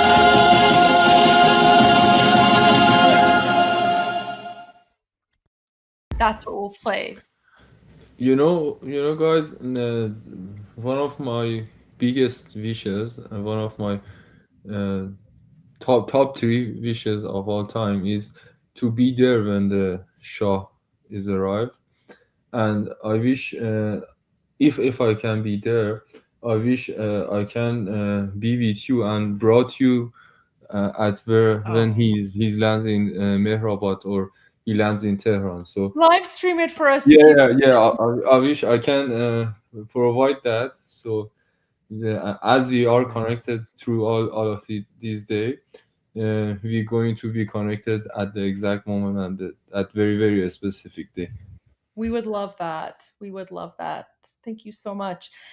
If someone has a link to, okay, I know, guys, I see Armin's on channel 12 in Israel. Is there a link? Because we don't have a link. How can we watch channel 12 in Israel? Someone send us a link, please.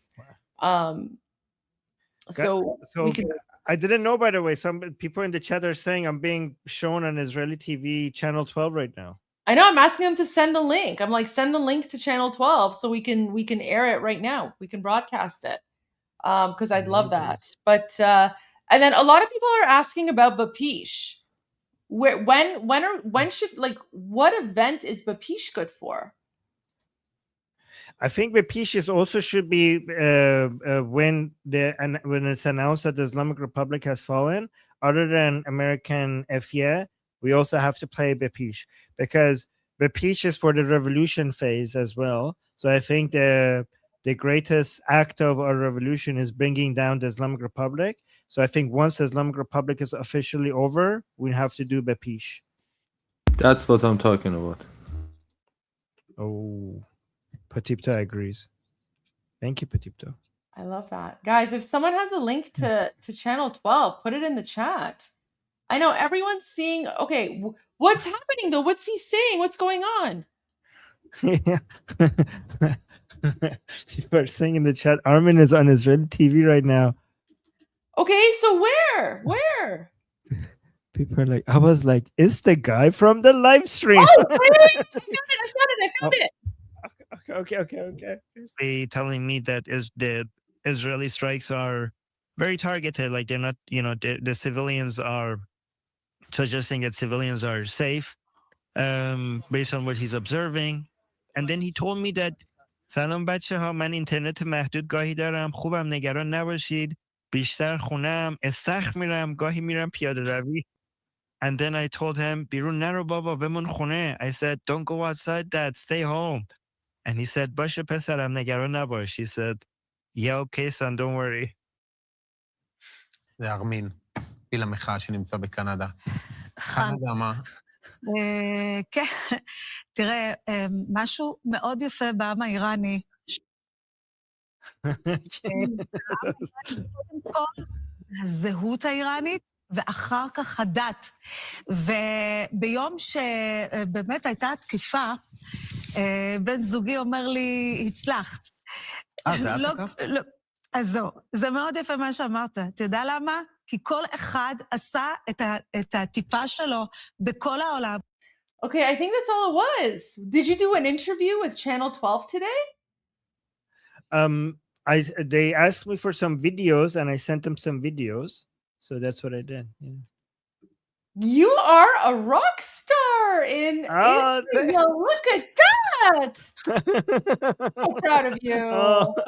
Oh, Goldie, thank you. That means a lot to me. Thank you, Goldie. I heard Armin Canada. Now I'm like, that's our Armin. That's our Armin. Oh, that's so sweet. Thank you. Love that. Yeah. Oh my gosh, that was so sweet. So when are we supposed to play Bapish now? When the Islamic Republic falls. I know the exact timing. Oh, when? When is the exact timing for Bapish Potito? You know what? If they were landing, that it must be a landing that Shah comes down from the stairs of the airplane. That moment was a perfect moment for play the Shahanshah and chants. Okay, but when he has off the plane and he have to be transmitted to some place that he's going to already actually have a speech. There's a time gap between he's come down from the plane and he's going to have a speech. So between that time gap, that's the perfect moment because the revolution was is still alive. And great idea. Yeah, when he talks, that's he have the message of the victory. You know something? So during during the Global Day of Solidarity, before the king went up to speak, Potito, remember they played Bapish. Exactly. Yeah. Although I'm sure your friend Javid is very confused because he knows Bapish by a different name. But I've been enlightened him. Yeah. Okay, so a lot of people are requesting that we play Bapish. So, okay, guys, we'll play Bapish, and then after that, we'll go to news and updates. So, because you guys requested it, here is Bapish. غرق انقلاب است.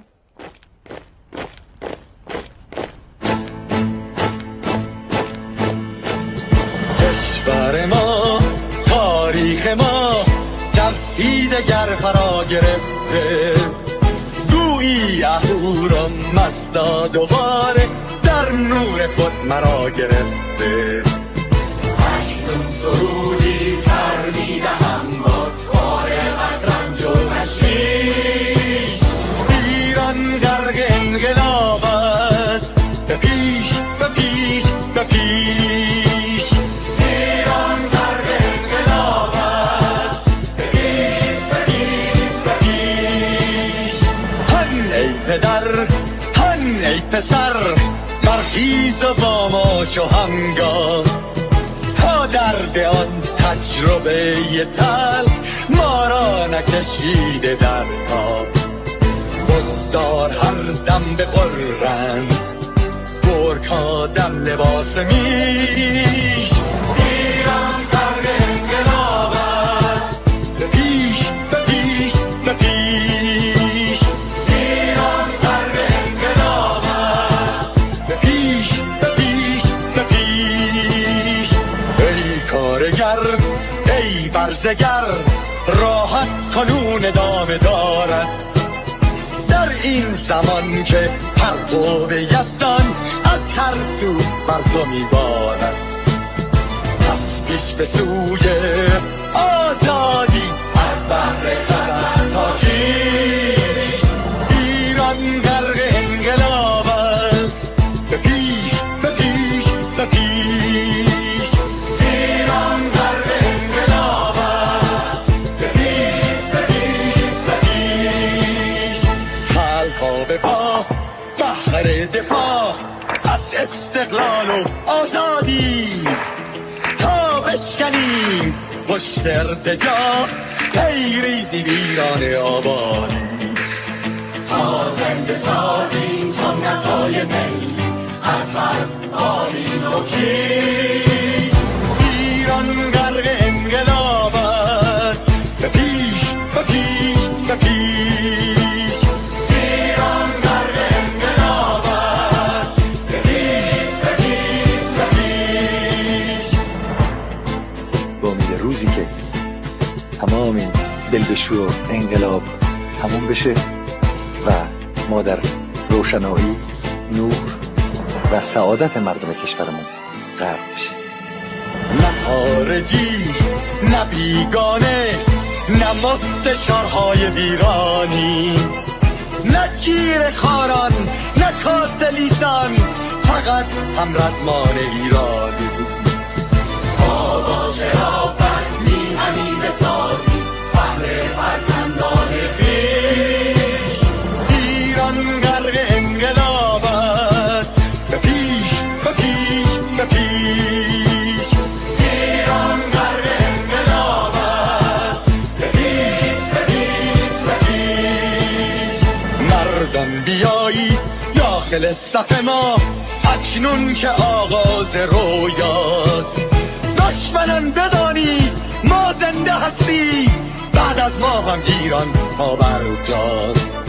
آن روح شیطان ما را فریب داد با صد شعار مردمیش.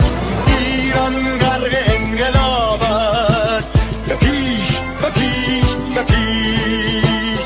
ایران غرق انقلاب است، به پیش، به پیش، به پیش. پرچم ما، پرچم ایران غرق خون شهیدان. روی شانه هامان حمل میکنیمش در هر خیابان و میدان. تا ماسک دلقکان را برداریم از روی تسبیح و ریش. ایران غرق انقلاب است، به پیش، به پیش، به پیش. ایران غرق انقلاب است، به پیش، به پیش، به پیش.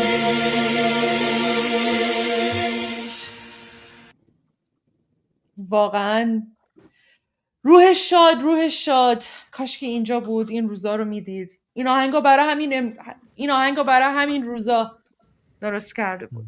ببین من روحش شاد. یقین دارم که واقعا خوشحاله در حال حاضر و روحش شاده و آرزو دارم که بتونیم اونم برگردونیم به خاک ایران، یعنی تنش هم شاد بکنیم از این دقیقا. من خطری که اتفاقا بین ما گذاشته. منم میخواستم همین رو بگم. حتما باید برگردونیمش ایران. We have to build a huge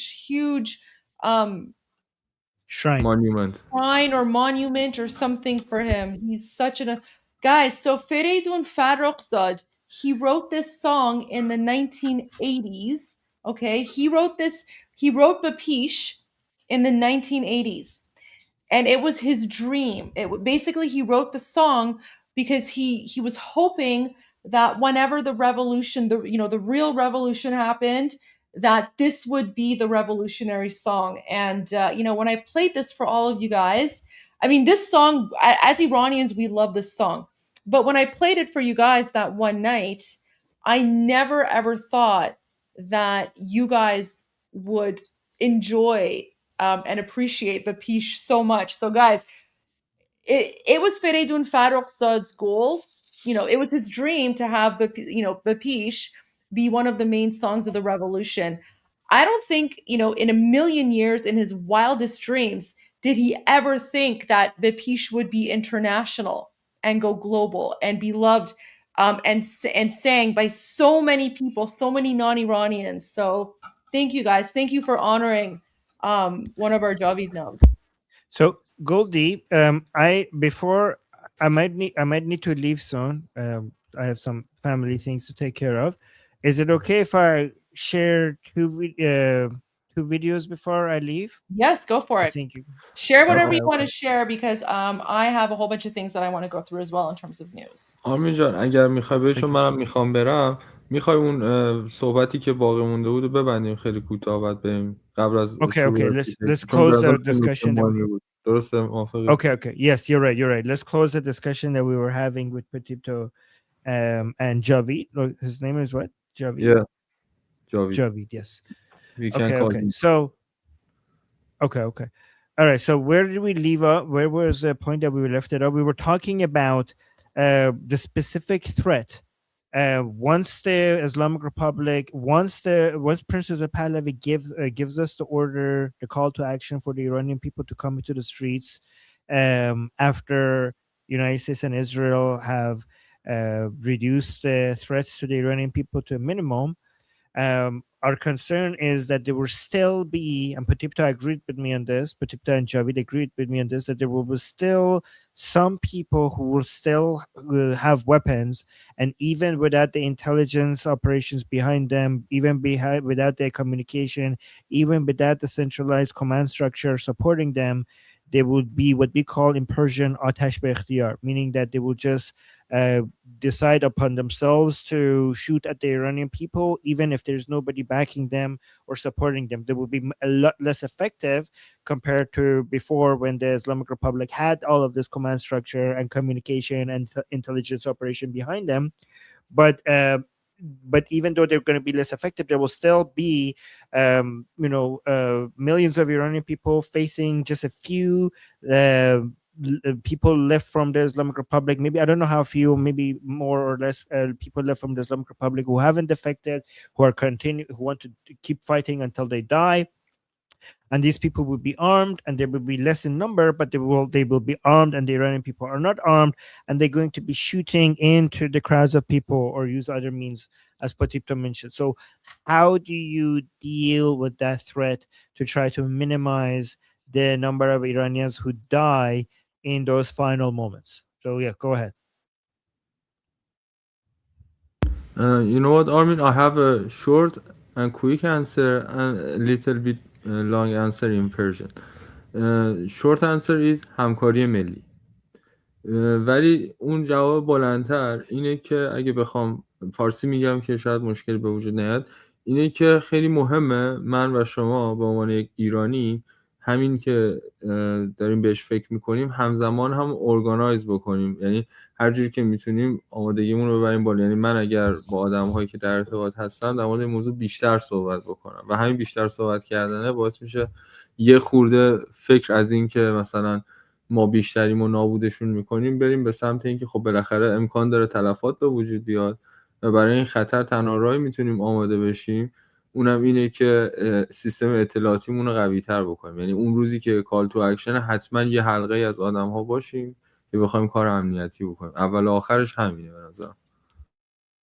So Patipta is saying, first of all, the short answer is like national unity and solidarity, but he says the longer answer is that what we're doing right now, for example, when I'm talking to Patipta and thinking about this, that's the main thing that we need to be doing right now to create to start thinking about this, and also create the operational network for us to be ready for a moment like that. So he's saying that we need to build a security network that is ready to deal with this situation and basically communicate this with the Iranian people the most effective ways when this happens, right? Did I get that right? Yeah, and maybe Starbuck will rise up soon from among people. You know what? و همکاری ملی هم یه 2 تا 4 تا هم من براش دارم. ببین طبق گفتار خود شاهزاده و تیمش تا تقریبا 10-15 روز پیش ما 50,000 نفر ثبت نامی برای همکاری ملی داشتیم و مطمئنم تو این چند روزی که دفکشن شدیدتر هم شده این اعداد بالاتر رفته و این اعداد رو من میذارم رو کفه ترازو مقایسه کردنش حالا به 1000 یا 500 نفری که بخوام به مردم آسیب برسونن. Yeah, okay. So Patipta is reminding us that tens of thousands of people from the regime have defected and have already joined Princess of Pahlavi, and this was before this Lion and Sun revolution, and obviously during this time there has been many more people that have done so. So that is something that we have to weigh in, especially he's right, because that might be the way for us to protect the Iranian people, because like honestly, like guys, 100,000 people is like 50,000, 60,000 people is not going to be that many against the Islamic Republic as it is right now. But if the Islamic Republic has fallen, those few remaining people who are fighting back, at that point, if we have some of the armed forces defending the Iranian people, that might be the difference maker. That's a great point. That was a great point. Patipta, اگه نکته دیگه داری کوتاه بگو، چون من منتظرم هستن الان. حرفم رسید، عالی. Amazing. Armin, that was a very good point. Armin, we have a new update from Khamenei. Wait, how is he tweeting? What the hell? I don't Oh my God, guys, he's tweeting from his grave. I mean, he's not in his grave, but This came from out 2 his hours ago, and he's like, what? "Khorramsharha dar pish hastan," and then Oh my God, where's the comments? The comments, people, I bet you the comments are like, "Aren't you dead? How are you you're posting?" dead. Why are you posting? You're dead. Stop I tweeting. predicted. Yeah, I predicted that before you Like, you're scrolled down. dead. You can stop tweeting now. تو مگه نمردی جاکش از جهنم توییت میزنی؟ یه تیکه Goldie, did I کلام not call it before you scroll down? That was exactly what everybody was saying. Like, how are you dead? You're dead. Stop tweeting. یه تیکه کلامی اینجا بین مردم هست که میمش هم حالا هست، میمش مربوط به قبطر براتون میفرستم که میگه علی تو مرده بودی. علی تو مرده بودی یعنی این ویدیو اومده بود بیرون، در مورد کسی بود که مثلا بدهکار بود، بعد مثلا مرگش رو فیک کرده بود. حالا این کاملا رفته تو سایه علی دیگه. هر کی میخواد خامنه‌ای رو ببینه میگه در مورد سوال میکنه علی تو مرده. و تو پوستر هم اگه نگاه کنید برای من نکته جالب اینه که موشک چرا داره تو آسمون منفجر میشه. یعنی خودشون هم حتی دارن قبول میکنن که موشک ما به زمین نمیرسه، تو همون آسمونی که شاید خامنه‌ای توش هست منفجر میشه. خیلی مسخره است. This is so embarrassing. Yeah, why is the missile like exploding? No. The missile is not blowing up in the sky. It's the upside down version of it hitting like the ground. خب دقیقاً چرا شما داری میری تو آسمون باز دوباره اونجایی که منفجر میشه اون شهر چرا وارونه است؟ دقیقاً چیزی که من دارم but they made it upside down so that they could put it on top of. Yeah, okay. I see what you're saying. Okay, can I share my video? 2 videos you can share the video. I'm just confused as to why Khamenei is tweeting from hell. Maybe internet connection are better in hell. They have good Wi-Fi in hell. Yeah, Khamenei, why do you have Wi-Fi in hell and Iranian people don't have Wi-Fi on Earth? Why? Yeah, that's a good question. Why is it that Khamenei has better internet connection than Javid? Why is that? Yeah, from hell. Okay. تا ویدیو میاری من یک سوال کوچیک بپرسم. ببینید خامنه‌ای الان 5-6 روزه که توی زمین نرفته و مطمئنا به هفته هم میرسه که خاک نمیشه و بعد از شنبه هر چقدر دیرتر خاک شه احتمال اینکه مردم زودتر برسن بالاترش هم هست.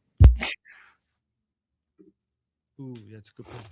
All right, let me just share this, guys, because they really sorry. Like, is it okay?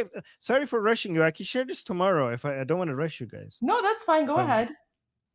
Okay. So, this is I want to really show solidarity with people from the region. So yesterday or 2 days ago, I showed you a video from this amazing Iraqi woman celebrating the death of Khamenei and showing solidarity with all the victims of the Islamic Republic, including Iranians, including people from Lebanon, Iraq, and everywhere in the region, Syrians, and everywhere. Today, Susie sent me this video from an Afghan man who was celebrating Iranian people. And I just wanted to share that because I think it's very important that we celebrate the non-Iranians from our neighborhood who are with us and are celebrating our victory. So this Afghan man joins protests at the Iranian embassy in London. And I just want to play this message and I'm going to read the translation because I think it's very powerful.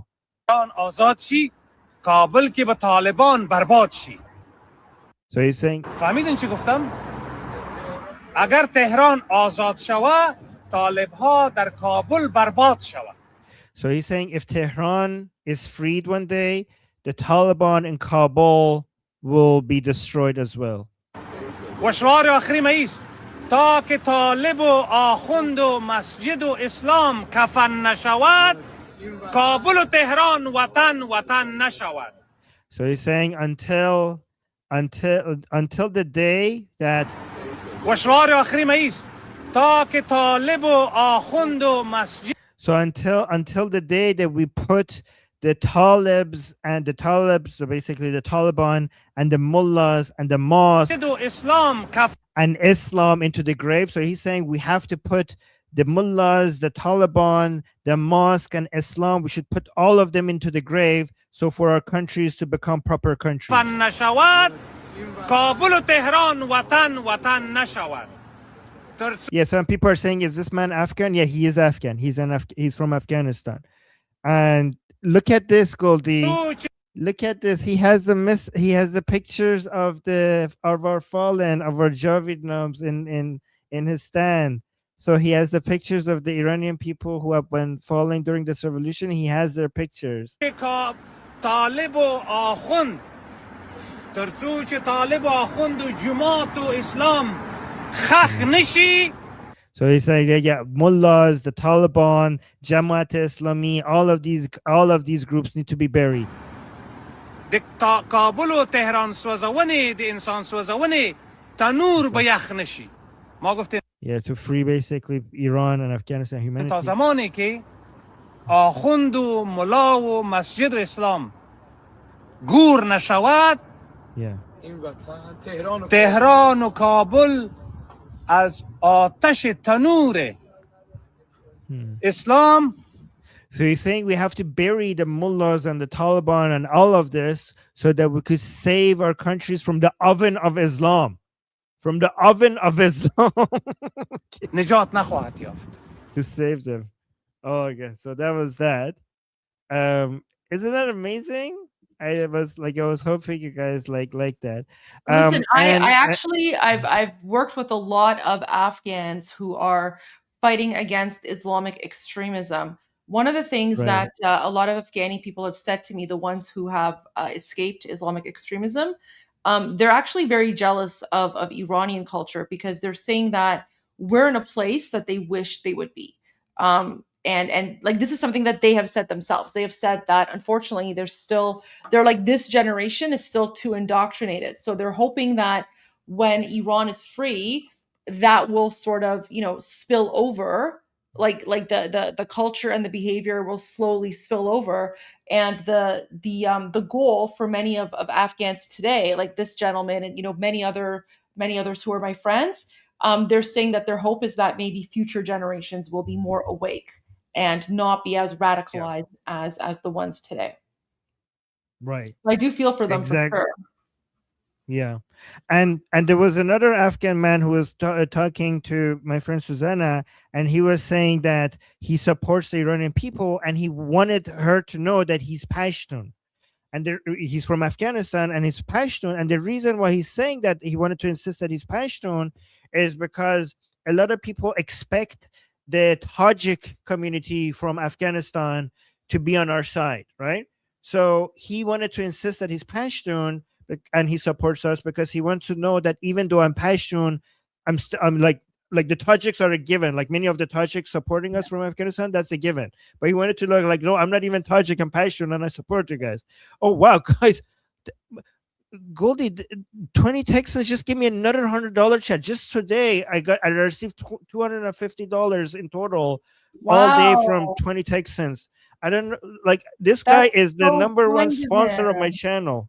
Oh my God! Thank you, sir. That's very kind of you. Supporting, very, very thoughtful of you. Thank you so much. And it's also. I just want to say the Hazaras as well. So the Hazaras are another tribe within Afghanistan, and the Hazaras are being genocided by the Taliban and like the more radical ones. And the Hazara tribe have always been on the side of Iranians as well. Very, very peaceful.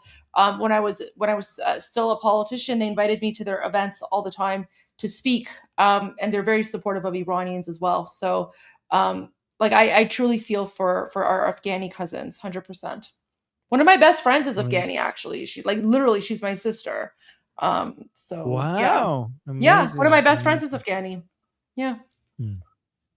So Goldie, the next video is a little bit self-serving. I just was so proud of this, I had to share it. Sorry, I know this is not important, but it's just like a humble brag. I hope you guys tolerate this because they were playing my audio at the Vancouver in the protest at the Vancouver Art Gallery. They were just playing my audio. Look at this. With the death of Khamenei, and I just wanted to mention how. That's you. The fact that Israelis and Americans were involved in this. Make the thing big. Huh? The video, make it big, full screen. This is, oh yeah, oh, you're right, I didn't see that. Oh, that's actually as big as it gets.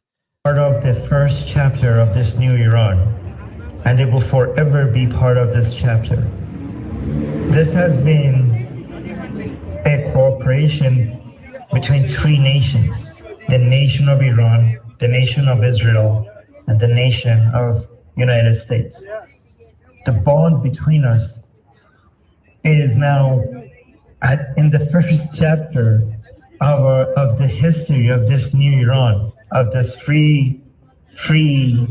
So I'm not going to play the whole thing because it's 4 minutes. I just wanted to show that part because I could never imagine that in a protest, they're just playing my audio and I was like, oh my God. So I just wanted to show you that because, yeah, so there, yeah.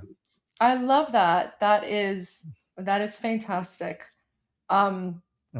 People, so someone sent me an email and said that I should play this for both of us. So let me just play this for you. And then, you know, if you want to leave, you can. So it's very short. Oops, let me just, sorry, let me add it to my screen here. And then we'll go to some news after. So apparently it's breaking news. Yeah. Oh, no, I just want to say, Goldie, I'm sorry that I abandoned you. Like, I will be crucified soon if I don't leave. No. Listen, it's okay because I'm actually going to be abandoning you on Saturday. So all good. So you're going to have to run the show on Saturday. Okay, good. But we'll talk about that offline. Oh, wait. Geez, I forgot to share my screen. Let me pull it up here. Okay. The assassination of the Supreme Leader of the Islamic Republic of Iran is a great crime. As the new Ayatollah of the Islamic Republic of Iran, I pledge that this atrocity will not go unanswered. With all our strength and determination, we will make the perpetrators of this crime regret the dawn. The assassination of the new Ayatollah of the Islamic Republic of Iran is a great crime. As the new Ayatollah of the Islamic Republic of Iran, I pledge. Hello, new Ayatollah here. Look, I really didn't want this job. Okay, I just joined the government like 3 weeks ago, and I was sitting in a cubicle way off in the corner. And next thing I know, some folks talking across the office are all like, "Let's get Ahmed to do it. No one will miss him." I heard you guys. So yeah, I'm just hoping we can all be cool here. There's no need for things to get all. Oh. Wait a minute. False alarm. It's just my new pager. It's the latest model. You can even play Snake on it. In fact.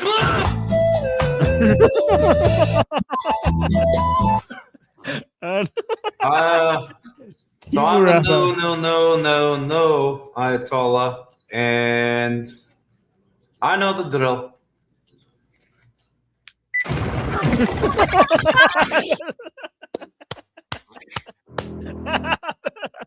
That is so good. Oh my gosh. Before you go, I just want to say, like, you know, guys, for everyone watching, and I'm sure the Iranians feel this way as well. Listen, guys, nothing can ever get rid of the 47 years of trauma and pain that we Iranians have felt, right? I mean, literally just last week, we were playing funeral videos for you, right? We were playing funeral videos for you of Iranians who were dancing and celebrating over the graves of their murdered loved ones because they were like, you know, this is how we fight. So nothing can take away that trauma and pain that we carry. But what I can say is that seeing the rest of the world make fun of these disgusting... The assassination make fun of these disgusting, evil Ayatollahs, the fact that you are turning their legacy to poop, right? You're turning their legacy to poop. That eases the pain. And that definitely makes me feel better. Because you guys are helping us throw them into the ash heap of history. And I'm so grateful for all of you. I'm grateful for your humor. I'm grateful for you making fun of them and laughing at them, because this is definitely this certainly eases the pain. Oh, ببین Goldie, این that was so بیشرفا powerful. thank you. ببین این بیشرفا انقدر ما رو ببین با ما چیکار کردن، ولی همین که همه دنیا دارن بهشون میخندن، that in and of itself is revenge. The fact that the entire world is laughing at them and that they are going to go down in history as garbage, I'm happy. Goldie, you are so right, because I know, based on years and years and years of being inside their Telegram accounts, watching their YouTube and Opera videos, and listening to all their conversations, you are so right, because for these people, humiliation is worse than death. Humiliation is far worse than death. And you're so right that this is the greatest weapon that we have against them. The fact that they're now humiliated all around the world. Yeah. And I love seeing all of the memes about the Ayatollahs and like everything that's happening to them. Like I said, nothing will ever take the pain and trauma away. Like we as Iranians, we're always going to carry that.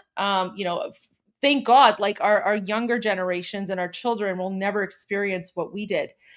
We're always going to carry that trauma and pain, but the fact that you guys are making fun of them and humiliating them and just, ridiculing them, that's like, how do I say it? Like, it's like putting like a salve. It's like putting a salve on my wounded heart, right? It's like, I don't know. It eases the pain, let's say. It eases the pain. Thank you for helping us heal, everyone. This is truly helping us heal, because it lets us know that we're not alone. Yeah. All right. Somebody saying in the chat, you heard them, meme away. Mary in the chat. The more the better, guys. It's open season on Muslim Nazis. Go for it. Oh my God.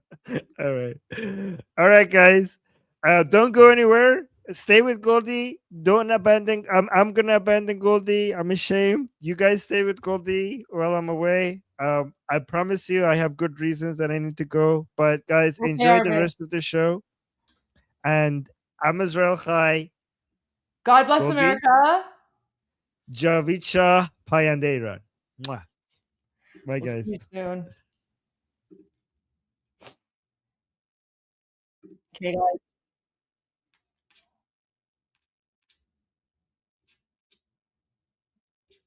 There is a new video. Wait, where did the video go?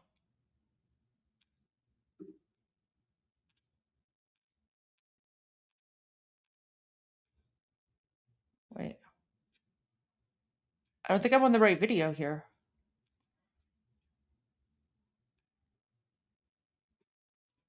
There was a new video that just came out. Let me find it, because I do need to take a quick break. Okay. So, guys, with your permission, I need to take... Actually, okay, you know what? That's fine. All right. I'll go to 2CTV. All right. I'll do that. I'll go to 2CTV because we didn't watch 2C, so let me go to 2C. 100% happy to do that. Let me pull up 2C. Let me see. And let me make sure this is the most recent one for him. And yes. Okay. Perfect. All right, guys. Thank you for that. So we're going to go to 2C. Wait, what's happening here?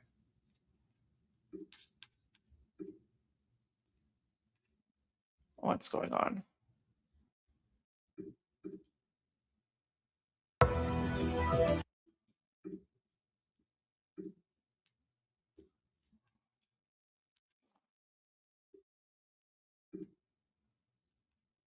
Okay, I'm gonna take a quick break, and I'll still be watching though, and I'll be back. Okay, so in the meantime, we're going to tune in to 2C TV because we were broadcasting Pete Hegseth live. So and then we were also speaking with Petito's special guest who was joining us for the first time.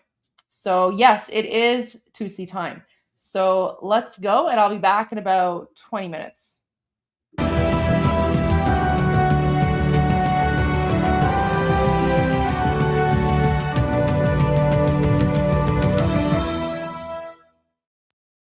Welcome back to 2C TV. This is your global news channel. I'm Maya 2C, and we have the latest development coming from the Middle East and also Florida, as we're going to go live shortly in the next few minutes to a special press conference by CENTCOM, Central Command. Of course, Pete Hegseth, the Secretary of War, is going to be there as well. But before that starts, we still have quite a while to get to the beginning of the press conference, and they're going to give, of course, an update on how the war in Iran is developing. We're going to show you the latest videos and the statements coming from the Middle East. Things are kicking off. The Kurds from Iraq have now deployed their troops towards the border in Iran because they are obviously preparing for more clashes. The Islamic Republic of Iran have been launching more missiles towards Erbil and the Kurds in Iraq. They've also been hitting all the other countries as well, all around them. All right, let's begin by talking about the UAE, because Abu Dhabi was once again attacked earlier tonight.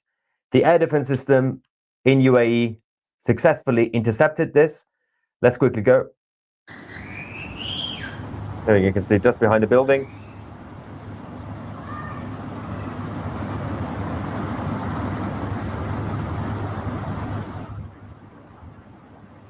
The current situation in Iran is also tense. Parchin, near the capital in Tehran, under heavy strikes by the Americans and the Israelis.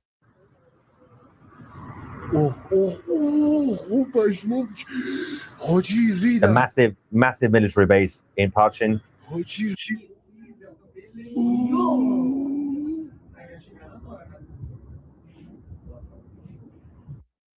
We're also getting some worrying updates from underground as the IRGC leadership have now ordered the direct shooting of Iranian civilians on the streets or even in their own homes if they are seen to be on the side of the Americans or the Israelis, if they are celebrating these attacks, if they criticize the IRGC, if they are happy or even smile. And we're going to go to one of the IRGC commanders who made this statement earlier tonight on the Islamic Republic state media, gave the direct order of what he calls execution of those who are doing treason. Meanwhile, the Iranian people on the ground are still brave enough to go out there and destroy the symbols of this Islamic occupation regime. They are setting fire to government banners as usual. And let's quickly go to Qazvin.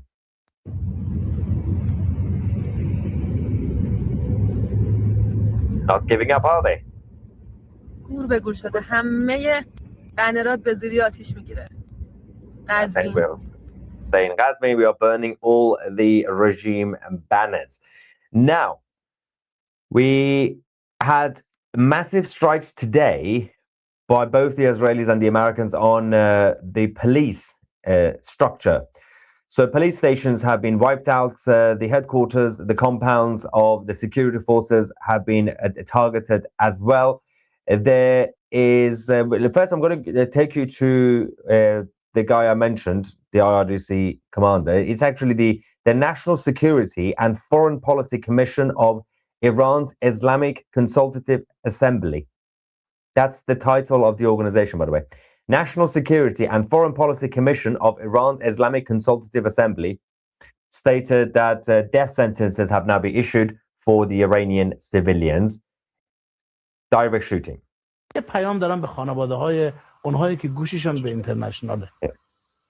اونایی که به هر دلیل رسانه ما رو گوش نمیدن، پدر مادرها، 2 دقیقه ها. پسر شما، دختر شما گوش نمیده، تقصیر ما نیست. هر کسی امروز تو خاک ایران نغمه ای از حلقومش بیرون بیاد که به دشمن هم نوایی کنه، او زیر پاش تلاویو، کلش هم نتانیاهوه. حکم تیر او صادر شده، به این صراحت کسی به شما صحبت نکرده. ما دوست نداریم فرزند شما کشته بشه، چون فرزند شما جاهله، فرزند شما غافله، چون هم میهن ما هست دوست نداریم. البته این رو کنترل کنین، سردار این رو مردم ما Wow.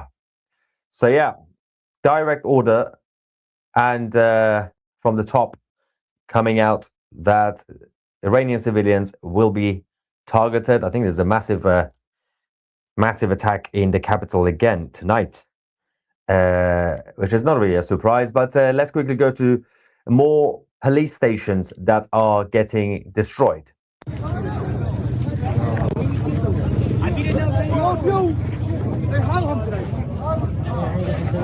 Now, earlier on,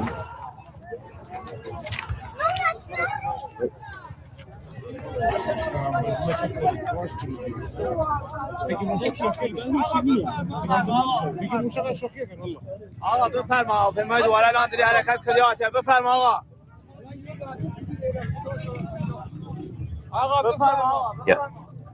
Earlier on, they said the Israelis said that within 40 minutes they managed to bring down about 30 police stations around the city in the capital. Of course, more of them are going to be targeted. This is to paralyze the ground forces when it comes to the IRGC Basij unit, the security forces, the police, and everybody else, so they are not able to continue their repression. And let's double check. Somebody says about me, I'm assuming, this guy needs to be on a hit list. Okay, I'm on a number of hit lists, but let's double check with CENTCOM, because I believe we are about to get ready for the press conference. Now we are expecting to get the Secretary of War, Pete Hegseth, and I think Admiral Cooper. Let's double check. No, I think we're going to have Kane joining him, but we'll double check in a second as they will be preparing over the next few minutes to come and give us the latest updates on the way the conflict is going. All right, let's quickly go back to the situation between Iran and Iraq. And then we're going to talk about what's going on with the rest of the neighboring countries in the region. The Kurds in Iraq are kicking off because the IRGC over the last couple of nights have been attacking them massively. Now they are preparing for fight back. Earlier tonight, we had yet another missile from Iran that hit the Kurdish opposition headquarters in Erbil. Let's have a look at the aftermath post-strike.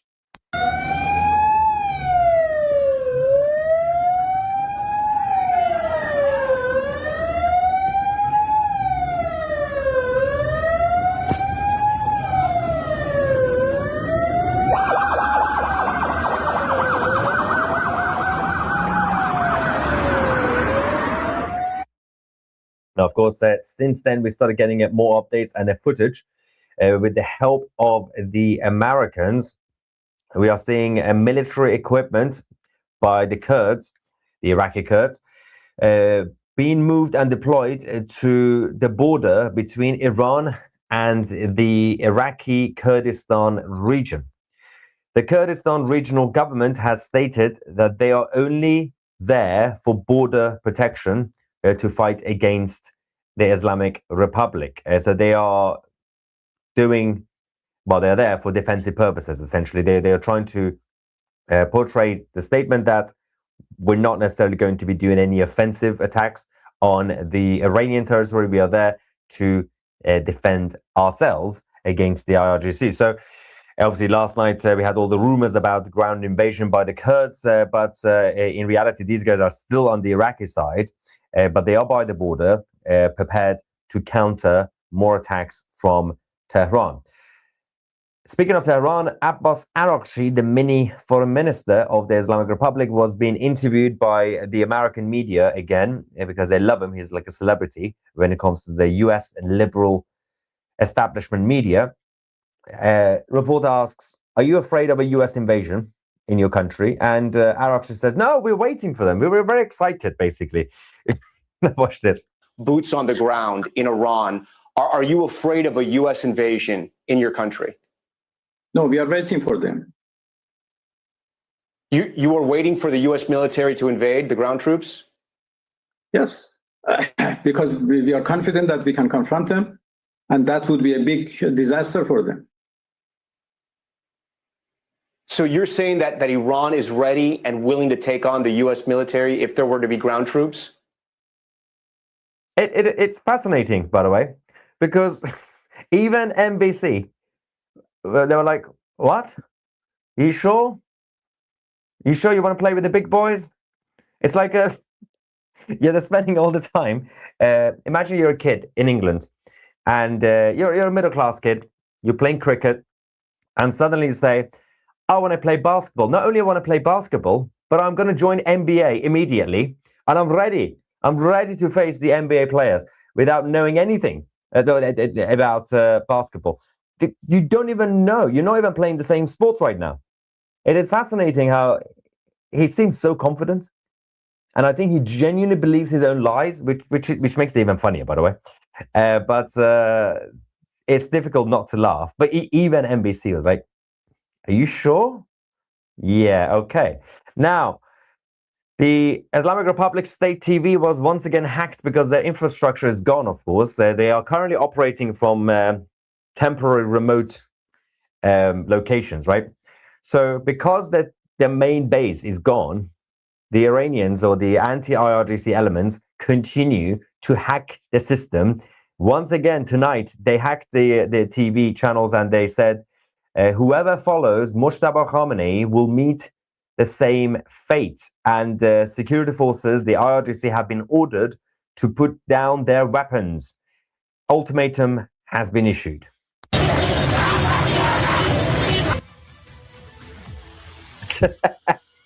It's so good. There we go. Not bad. Great boy. That's Mojtaba Khamenei.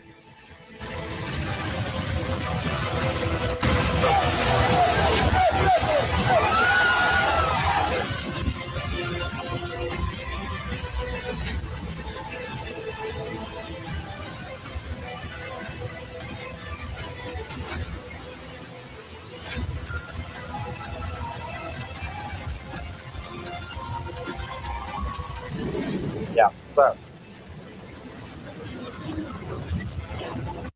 on the issue of the battle between the Kurds and the IRGC, another drone from Iran has now struck the headquarters of the Kurdistan Democratic Party. And as we mentioned, we do have an update that multiple casualties have been reported, but we don't know exactly how many.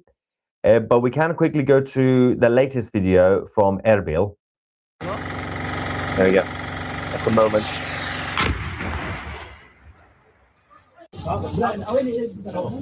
Now it's interesting because following this, we had the foreign minister and also the president of the Islamic Republic saying two weird things. Number one, they repeated that we're not actually attacking any of the Persian Gulf Arab countries. Like, we are seeing the evidence. Are you claiming that's AI? Then they also said, we like to thank the Kurds. Okay.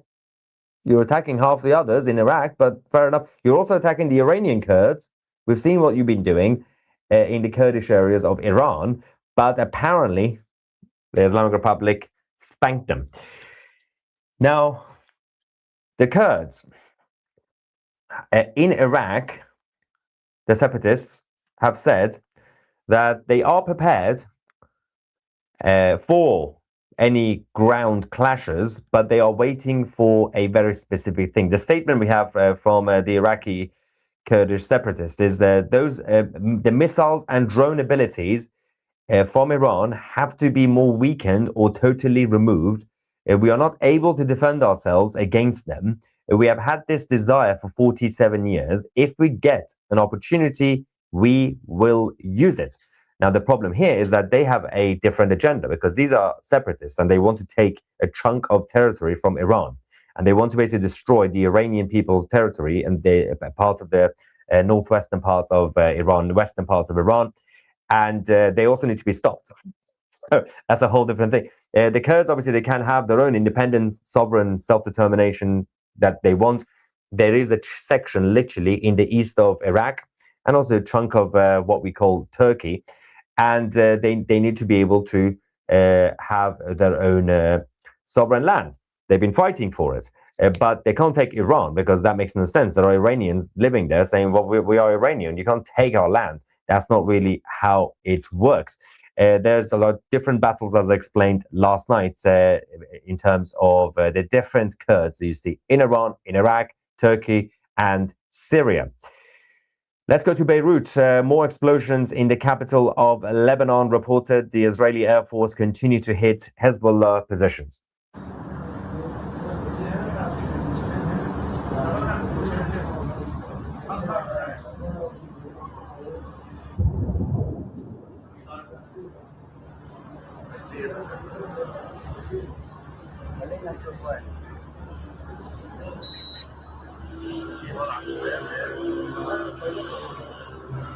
Also, the Iranian people, we have a video from, I think this is in Gohardasht.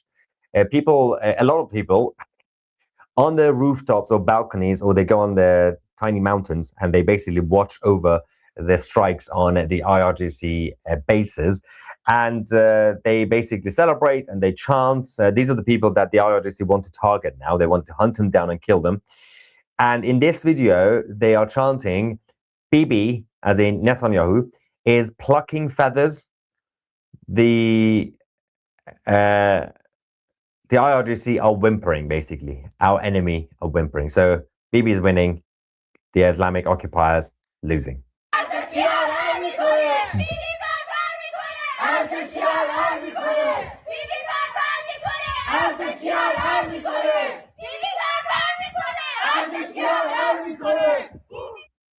To be fair, if I were to translate it more directly, it's more like the IRGC military are whimpering like a donkey.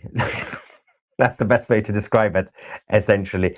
And now, the Arab states. So we've been getting these updates from the mainstream media quite a lot, but they are being briefed by some of the sources from the Persian Gulf Arab countries. Their official governments keep denying it, but we're getting more officials from those countries saying the same thing. So the Arab states now in the region, once again, have said that we are running low on interceptors to take down the ballistic missiles or the cruise missiles being launched by the IRGC. Governments in the region have to ask the United States to expedite new supplies, defense supplies.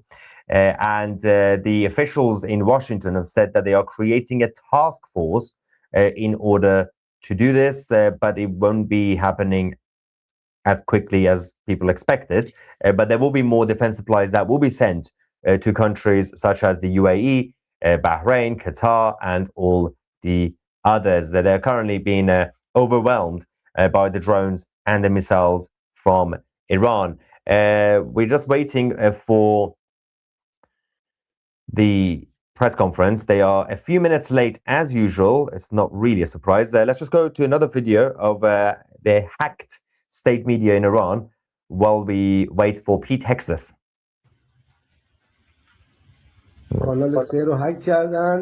Say Channel 3 has been hacked. And all the other channels. Yeah, Channel 2 hacked.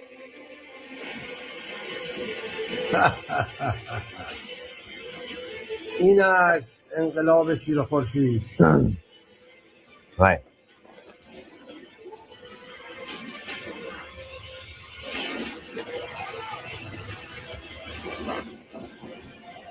I once again urge the Revolutionary Guard, Iranian military, police, to lay down your arms and receive. Put down your weapons, Trump says. That's so funny, isn't it? Great work by the hackers. Now, the U.S. State Department, ladies and gentlemen, now have a statement announcing the suspension of all operations of the American embassy in Kuwait. Now, as you guys know, over the last few days, Kuwait has been a slightly problematic country or territory, essentially, when it comes to the defense of the Kuwaitis as well as the Americans who are currently based there. Unfortunately, a number of U.S. personnel have been killed while stationed in Kuwait. The situation doesn't seem to be good, so the embassy have completely stopped all operations until further notice. We will get more updates on that.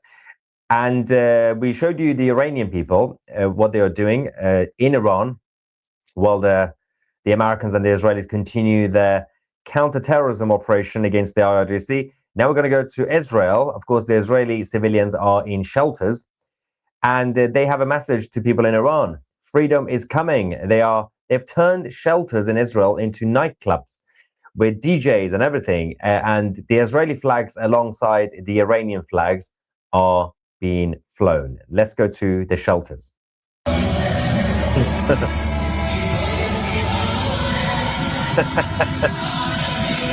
Crazy. I am.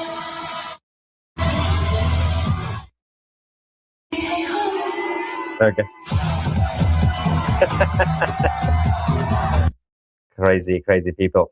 Yeah, the mentality of keep calm and carry on continues in Israel as usual. By the way, while we are waiting for Pete Hegseth to speak soon, we also at the same time have President Trump right now hosting the MLS champions Inter Miami. Is it in the White House?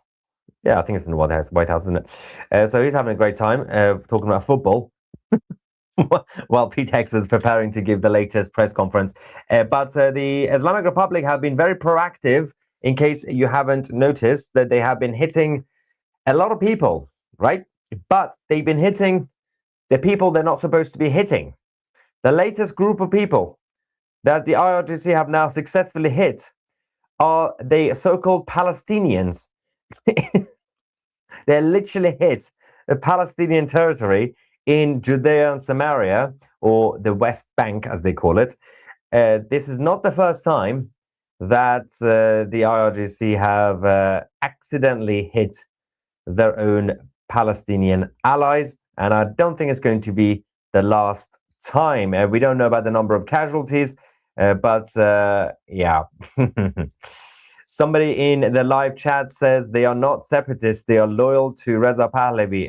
Kevin doesn't understand the difference between the Iraqi Kurds and the Iranian Kurds. The Iraqi Kurds are very much militant separatists. They have no loyalty to Iran. That's what they want to take a chunk of the Iranian territory. The Iranian Kurds are, yes, they are loyal. They're the ones who've been on the streets during the uprising chanting, "This is the final battle. Pahlavi will return home." Let's go to Dubai. Latest video of the attacks by the Islamic Republic on civilians in the UAE. A lot of hotels and residential buildings obviously have been targeted. But the overall, as I said, the air defense system in the UAE has been pretty impressive. But let's not forget that they are launching a huge number of missiles and drones at the same time at the UAE. If they would save those, they could literally launch that towards Israel, but these idiots are not really thinking properly. Speaking of President Trump earlier, he's now spoken out about Tucker Carlson. It's the first time he's expressed his views on Carlson for a while. He said, Tucker has lost his way. I knew that a long time ago, and he is not MAGA. MAGA is saving our country. MAGA is making our country great again. MAGA is America first, and Tucker Carlson is none of those things. Tucker is really not smart enough to understand that. I love how everything was going well. Everything was just robust, proper, correct. You know, we are making country great again. Tucker is not one of those things. Also, Tucker is not smart enough to actually even understand what I just said. He had to throw that in. He can't help himself. That is so brilliant, as usual, by President Trump. All right, let's get ourselves ready for the CENTCOM conference. And also, just a quick thing, the Israeli Defense Forces. All right, so I had a feeling about half an hour ago, as we were preparing to come and do this live stream, right? We are getting so much information all at the same time throughout the day. And our team are preparing it, which is really good. But there was an update as I was preparing this.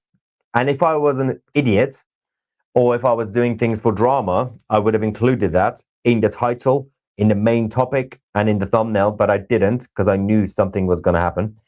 We got this news an hour ago that an American fighter jet has been shot down in Iraq, right? It's got spread around social media. The Iraqis have sent emergency crew. The American pilot ejected, and they're trying to find him, right? And I said, really? Let's wait for CENTCOM. Well, we just got the confirmation from Central Command that no fighter jet has crashed in Iraq.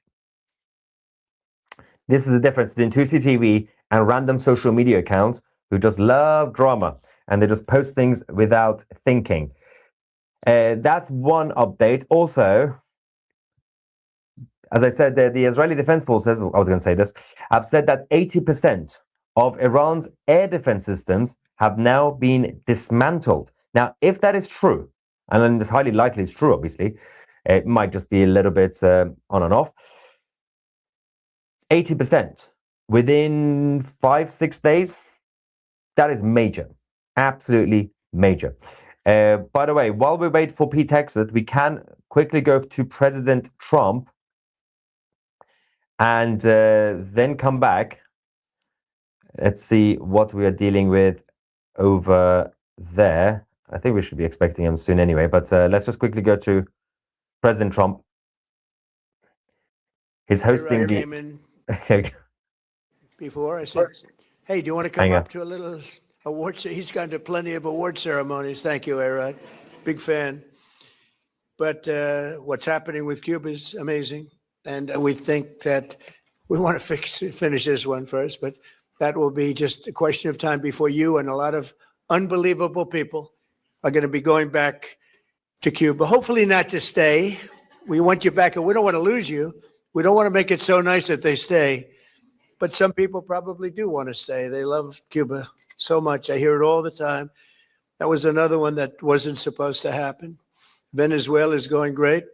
It's been stabilized. We have a wonderful person as your president-elect, Delcy Rodriguez, and she and her staff have been doing a fantastic job working with us. We're taking into Miami with him hundreds of millions of barrels of oil, and it's going to Houston and various other places where it's being refined, and we're sending them back far more money than they've made in many years, and actually very shortly it'll be more money than they've ever made.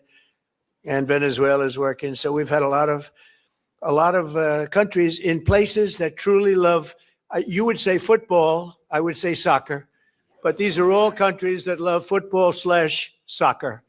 And so I think the group likes it. And if you'd like, you could sit. I know I'm a very exciting speaker, but you can sit down if you'd like, okay? I'm looking at everybody standing. I'm saying, let's sit down. Because we're here to honor these great champions and we want to take our time, right? Let's get to the reason that we're here, and it's a beautiful reason because we're honoring truly talented. Okay, so he's currently talking about Inter Miami now. He's moved on from politics to football, or as Americans would say, soccer. Stop saying that. It's football. And but I'm just keeping an eye on the live feed from Tampa, Florida, from the CENTCOM press conference. They are now officially 14 minutes late. They are now 14 minutes and 30 seconds late. I know these guys are always late, but come on, man. Now, we are getting some worrying updates from Tehran, by the way. The political prisoners in the Evin prison, the main prison in the northern parts of the capital, are running out of food. They are not receiving any food, which is quite worrying. It's not a surprise, but at this point, the regime don't really care about feeding them. They are more focused about feeding themselves, even during Ramadan. So that is unfortunately the latest from the prison in Tehran. I'm just double checking something as well.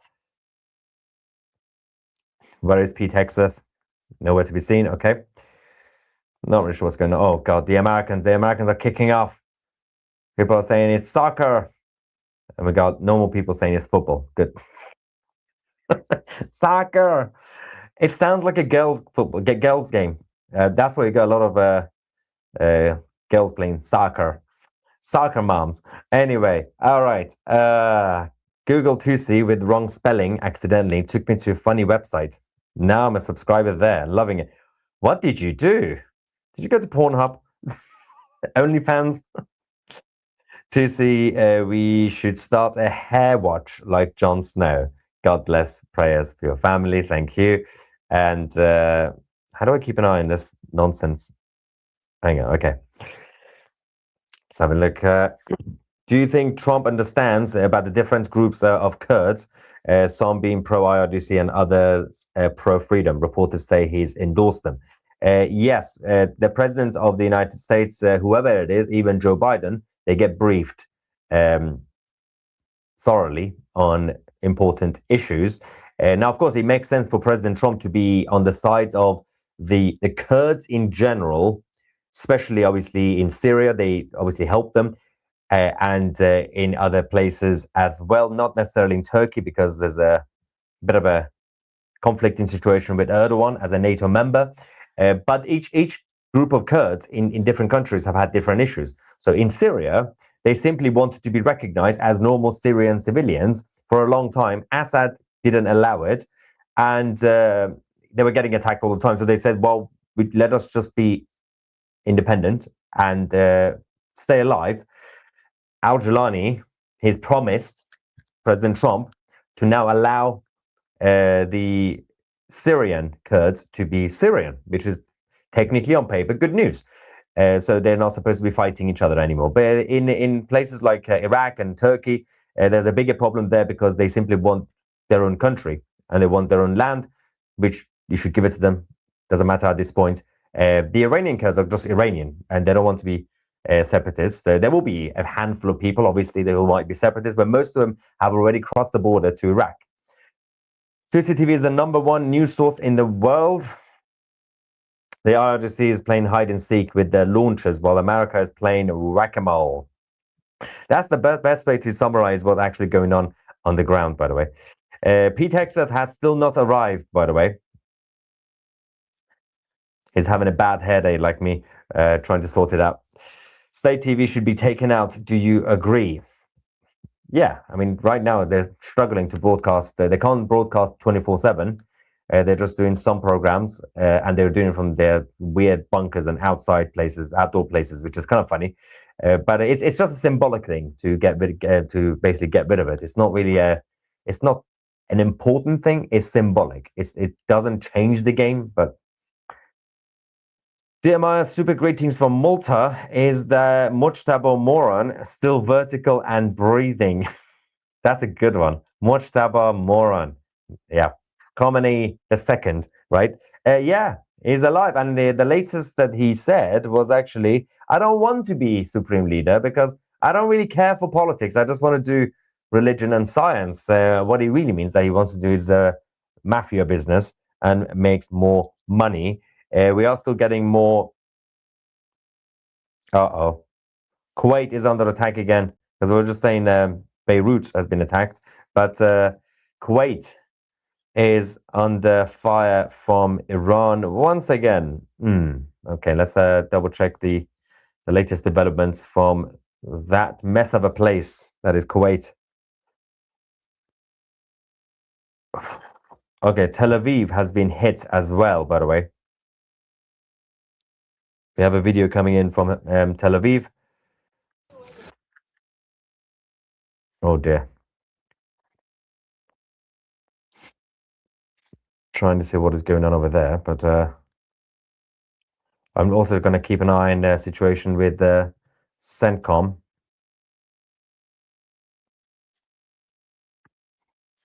They're not there yet. It's 20 minutes late, by the way.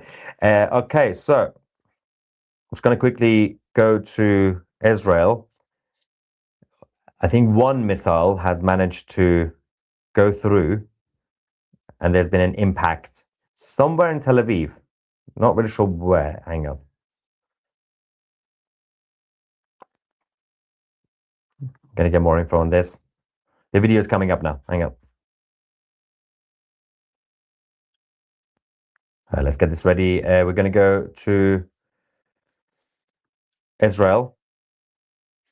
One of the ballistic missiles has managed to go through, and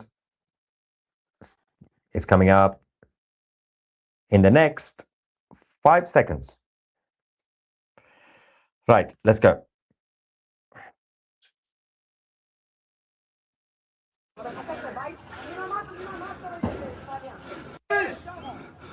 Fuck. Now,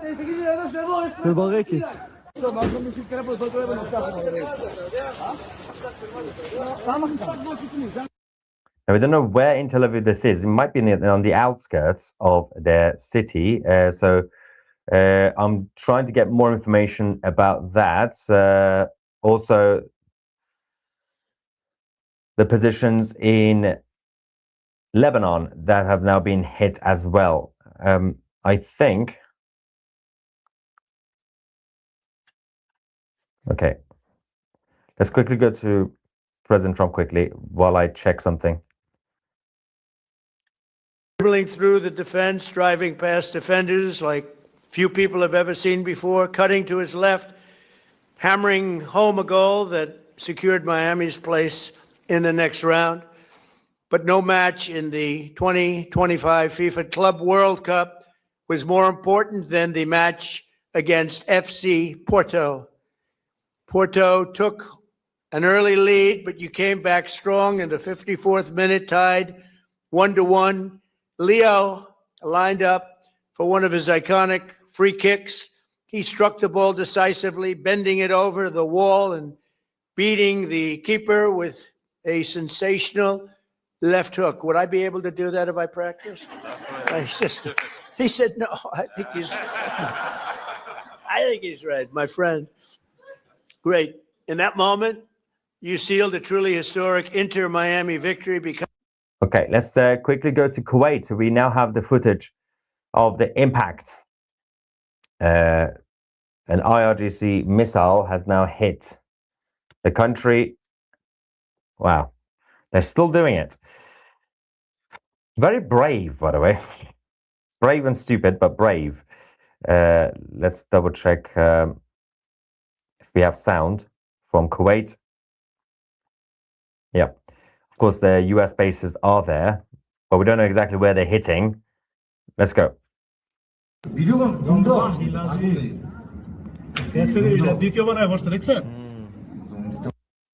Right. Okay, so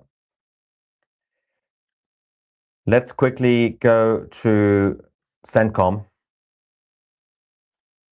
as we await the arrival of Secretary of War, who is now 23 minutes late.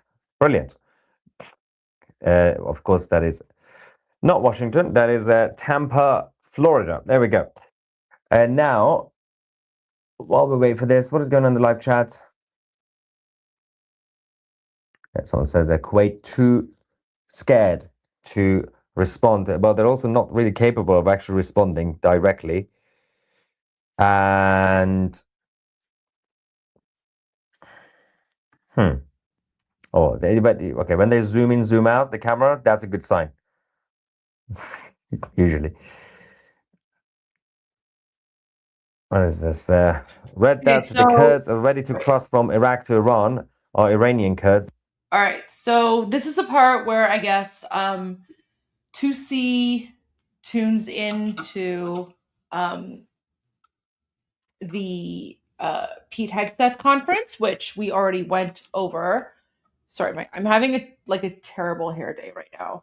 I'm actually in the middle, I have to make a few phone calls, guys. So I'm gonna play a song and then I'll be back with news, but I just need 10 minutes here. So I have a new song for you guys, but this one's 9 minutes. Who swore? Who swore?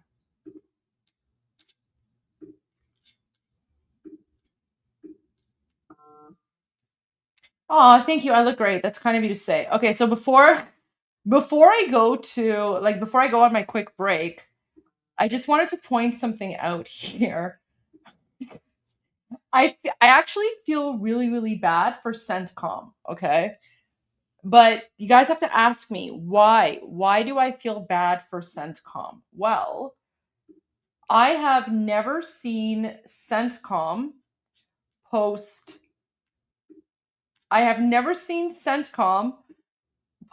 so many make so many posts where they are countering rumors and false information, right? So in the last 6 days since the war against the Islamic regime started, CENTCOM has put out multiple posts, fact-checking posts, right? So this is the most recent one. Rumors are circulating on social media of a U.S. fighter jet shot down over Basra. These are baseless and not true. So there's this one. Okay, this is the most recent one. However, guys, this isn't the only one they've posted. Guys, it's insane. So there's this one. And then look at this, just 12 hours ago. Rumors circulating on social media of a U.S. F-15E crash in Iran early Wednesday are baseless and not true, right? That's because there's a bunch of random OSINT accounts that are just posting crazy things about what's happening, right? So there's that fact check. And here's another fact check. The regime claims U.S. forces are withdrawing, that they sank a U.S. destroyer, they downed a U.S. fighter aircraft, they killed 100 U.S. Marines, all lies, right? So I've never seen CENTCOM put out so many of these fact check. Here's another one. Iranian regime's false messaging machine continues to falsely claim it has sunk a U.S. aircraft carrier, right? So I responded to the most recent CENTCOM fact check post, and I was a little cheeky, and I said, "Welcome CENTCOM to the nightmare we Iranians have been dealing with for the last 47 years. But don't worry, we got your backs. We're pros at dealing with jihadi disinformation." So here you go. So CENTCOM, literally, since the offensive against the Islamic regime started, CENTCOM has been ignore the propaganda, it's fake news. And then we Iranians were just first time. So a lot of you might know this meme, but there you go. So, but it's true. Guys, I'm pretty sure that people at CENTCOM are what in the Allahu Akbar jihad is going on? And then for us Iranians, we're just welcome to the club. Welcome to the nightmare that we Iranians have been dealing with for the last 47 years, right? So I have a feeling that, guys, we Iranians have been dealing with propaganda and fake news for the last 47 years. So the fact that CENTCOM is now dealing with all this, right? It's okay, guys. Don't worry. We Iranians, we got your backs. We got your backs. Yeah, exactly. Where's this comment by Omid is right. We literally have a PhD in ciphering through propaganda, which is why that whole Kurdish separatist propaganda nonsense, we dealt with that yesterday, right? Both Armin and I, we figured it out right away. We knew it was just propaganda. Oh yeah, 100%. Yeah. Jews. Jews also, yeah, you guys also, Jews to Iranians, first time, yeah. Jews and Iranians, guys, we know, we get it. We've been dealing with this forever, literally forever, right? So, but hey, but you know what? Now we can say, Americans, welcome to the party. Welcome to the Allahu Akbar, Durka, Jihad propaganda party, right? So, all right, okay, I'm going to take a quick break and I'll be right back. And I'm going to continue with the news. And I found this music video, which is new. I don't know if you guys will like it or not, but I'm going to play it. Formerly Supreme Leader, Ayatollah Khamenei is dead. He died like a dog. They did a lot of shooting and they did a lot of blasting. Even not going through the front door. You know, you think you go through the door. If you're a normal person, you say, knock, knock, may I come in? I call upon all Iranian patriots who yearn for freedom to seize this moment, to be brave, be bold, be heroic, and take back your country. America is with you.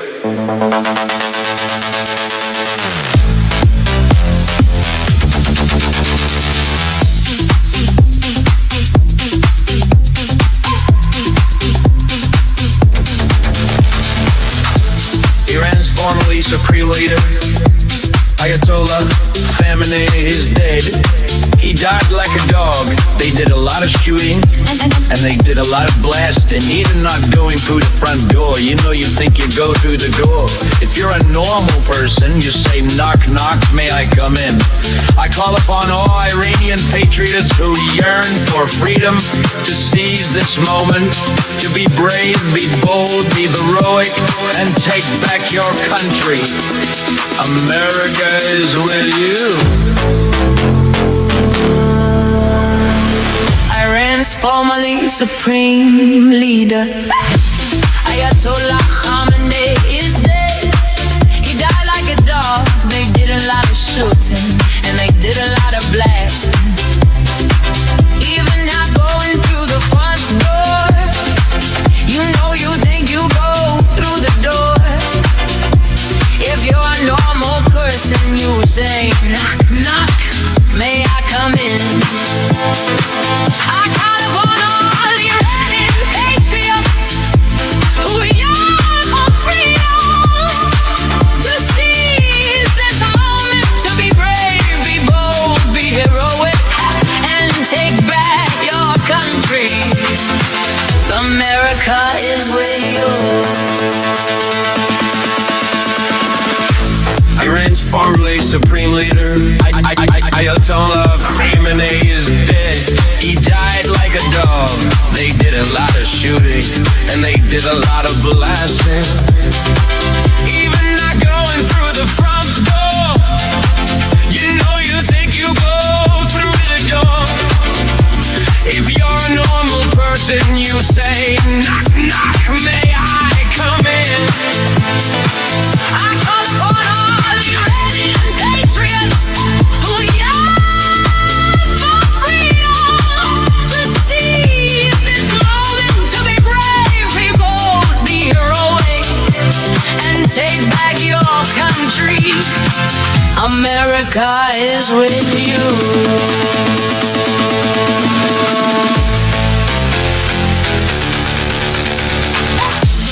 Iran's formerly Supreme Leader, Ayatollah Khamenei is dead. He died like a dog. They did a lot of shooting and they did a lot of blasting. Even not going through the front door. You know, you think you go through the door.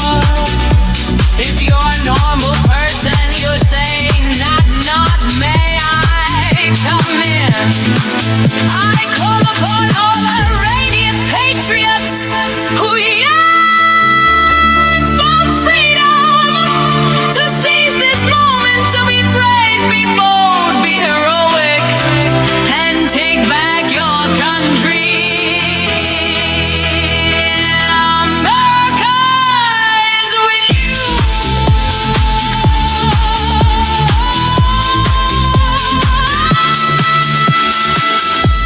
Iran's formerly Supreme Leader, Ayatollah Khamenei is dead.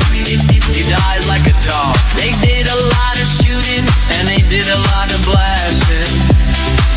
Even not going through the front door. You know you think you go through the door. If you're a normal person, you'll say, knock, knock, may I come in? I call upon all Iranian patriots who yearn for freedom to seize this moment, to be brave, be bold, be heroic, and take back your country. America is with you.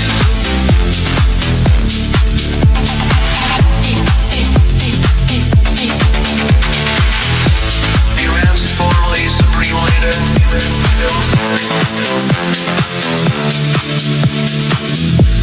Iran's formerly supreme leader, Ayatollah Khamenei is dead. He died like a dog. They did a lot of shooting.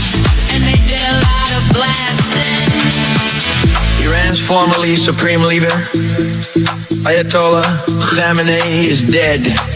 He died like a dog. They did a lot of shooting and they did a lot of blasting. Even knocked all you through the front door. You know, you think you go through the door. If you're a normal person, you say, knock, knock, may I come in? I call upon all Iranian patriots who yearn for freedom to seize this moment, to be brave, be bold, be heroic, and take back your country. America is with you.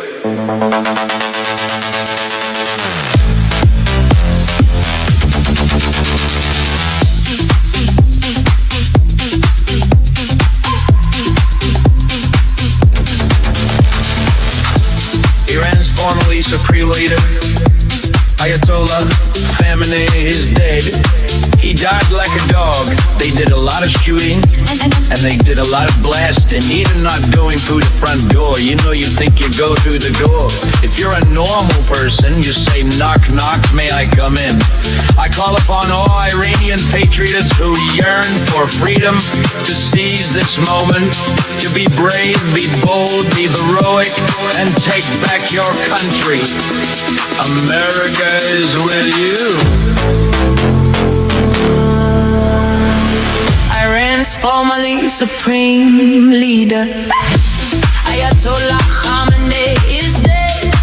He died like a dog. They did a lot of shooting and they did a lot of blasting.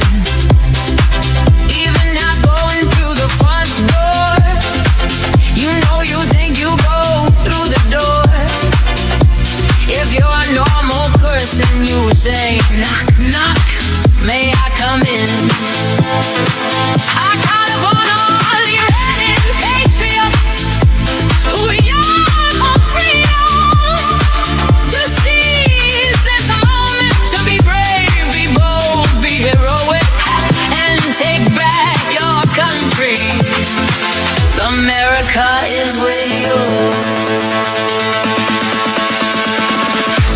Iran's formerly supreme leader, Ayatollah Khamenei, is dead. He died like a dog. They did a lot of shooting and they did a lot of blasting. Even not going through the front door. You know you think you go through the door. If you're a normal person, you say, knock, knock, may I come in? I call upon all Iranian patriots who yearn for freedom to seize this moment, to be brave, be bold, be heroic, and take back your country. America is with you.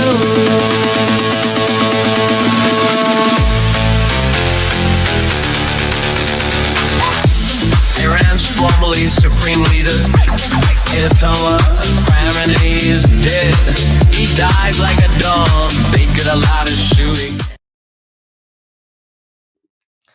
Hey guys,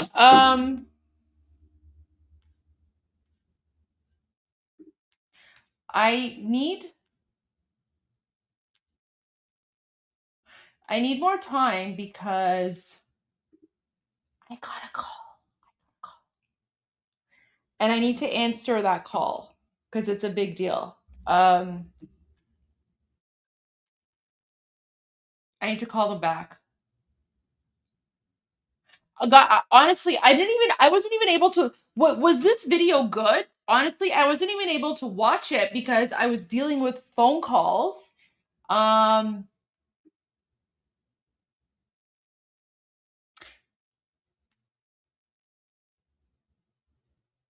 So remember how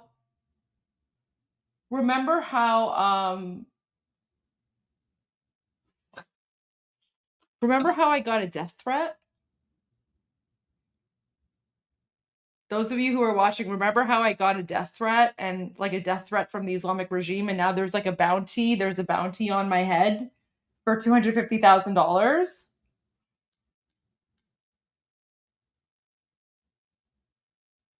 You guys remember that? Yeah. So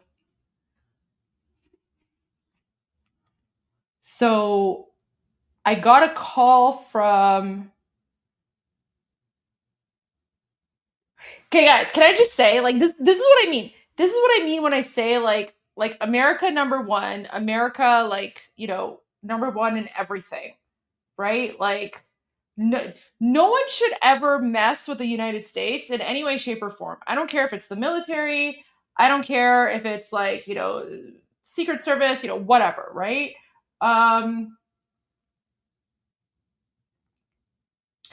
Apparently, I got a call from the FBI. No, I don't know. I don't know if they caught them, but I got a phone call from the FBI.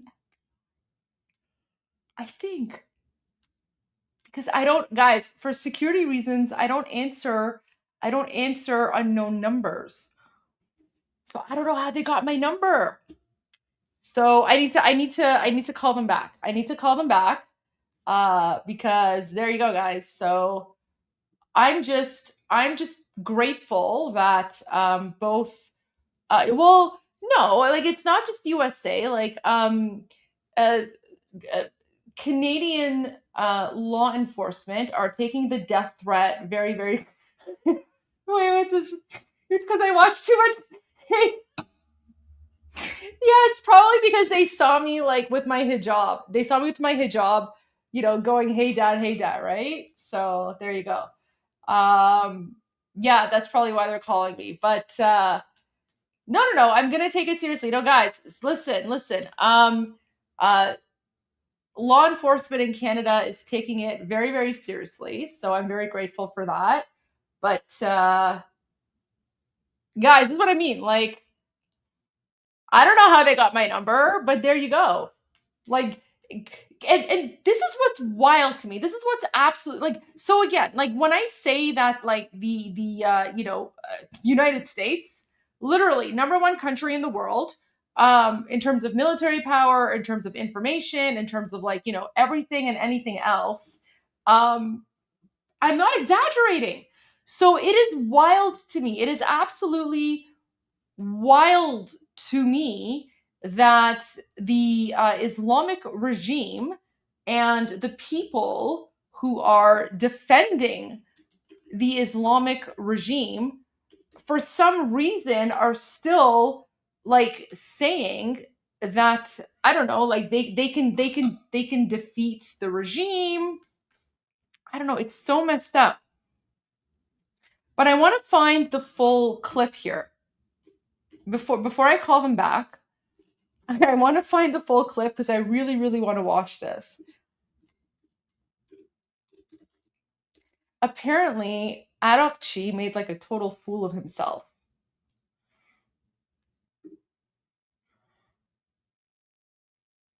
Okay, here we go. Oh my gosh, look at this. So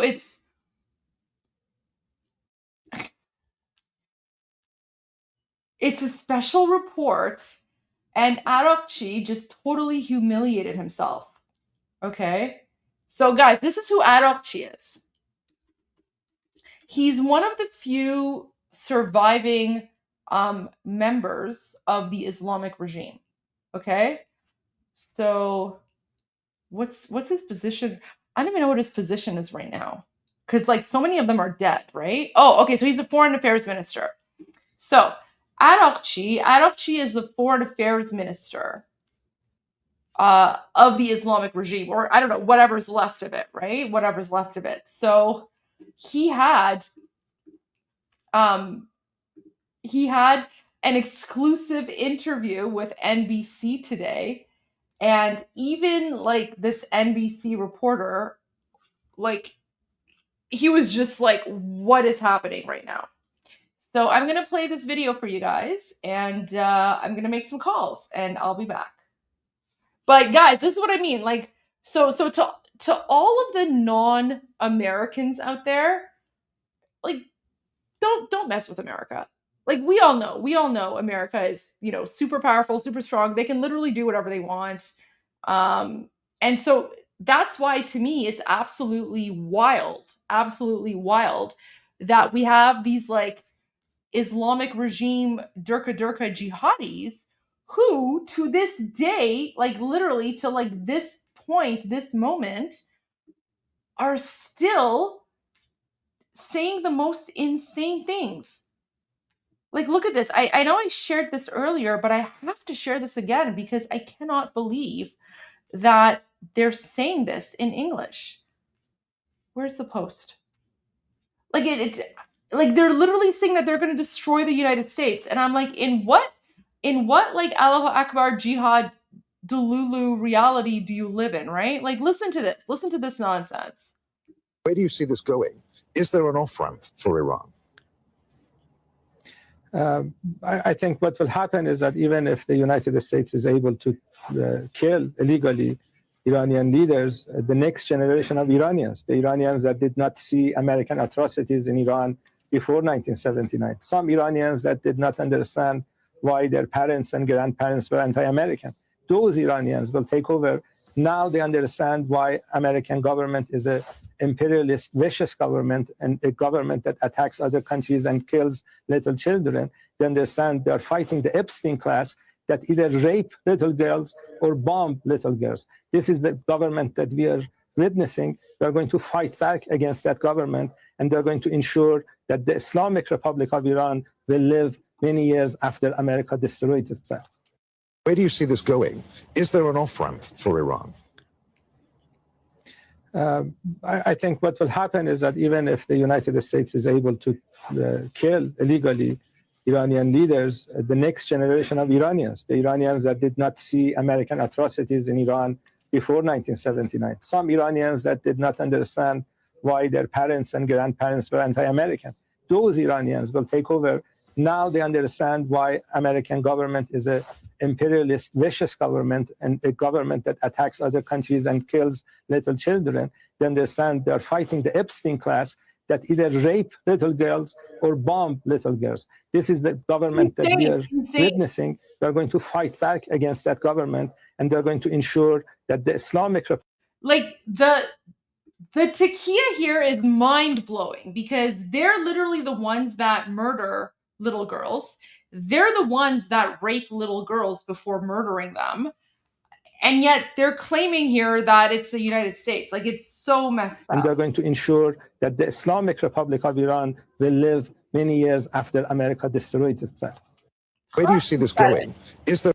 Where do you... Like, the level of Delulu is insane, right? So for those of you who have been, you know, following me for a while, not just when the revolution started.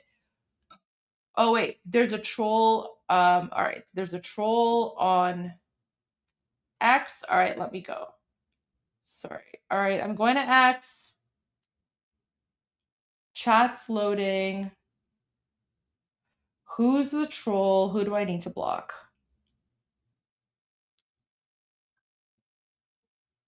Why is it taking time to load? All right, let me reload the chat. Who is it?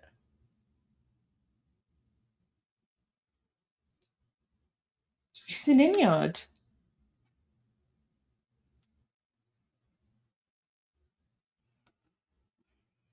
Oh, I see. Okay. I see the troll. Don't worry. I see the troll. I will. Yeah, okay. John Smith, whatever. You're such a loser. Oh my gosh. All right.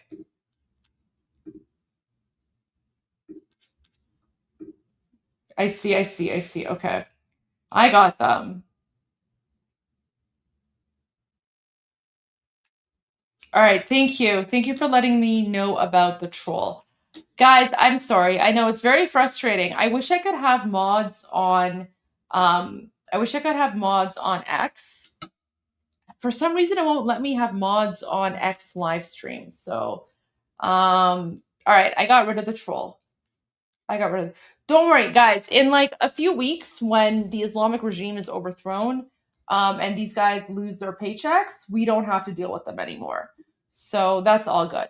Guys, all I'm gonna say, yeah, if you know anyone in the United States is monitoring, like, I don't know, my phone or my internet, they're gonna be like, what is this girl's timeline? Because my timeline is literally like, I don't know, a mix of like memes about Khamenei being dead, and then there's like, you know, Islamic regime propaganda. Because like basically like half the time what I'm doing is I'm like monitoring like jihadis, right? So guys, my timeline is really awkward. If someone checks my timeline with no context, they're gonna be like, who in the Allahu Akbar Durka is this random woman?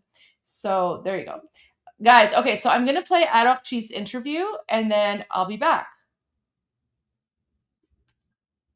So this is the interview where apparently, like, Arokchi is just acting insane, and even the news anchor was like so confused. So here we go, and I will be back.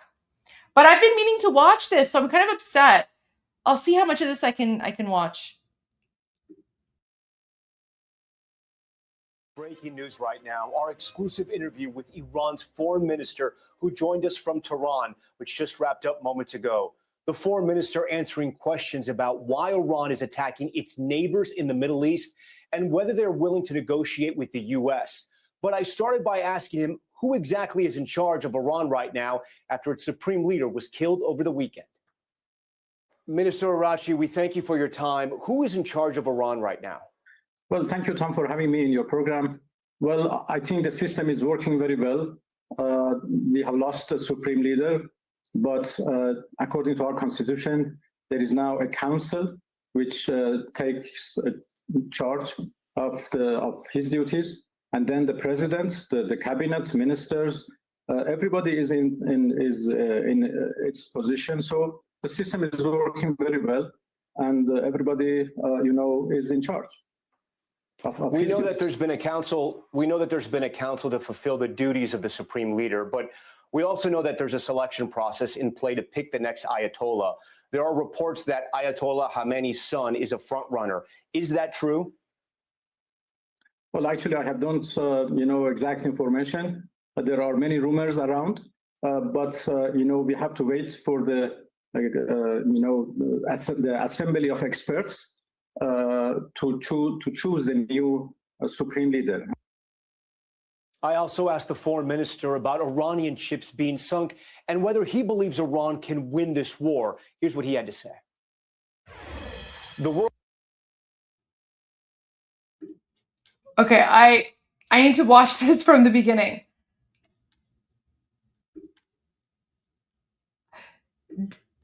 Did he just say what I thought he said? Like, guys, they're literally like they're trying. This is what Arben said earlier, right? This is what these Muslim Nazis do. It's like Khamenei is dead, guys. Everything is good. Everything is good with the call. It's all good.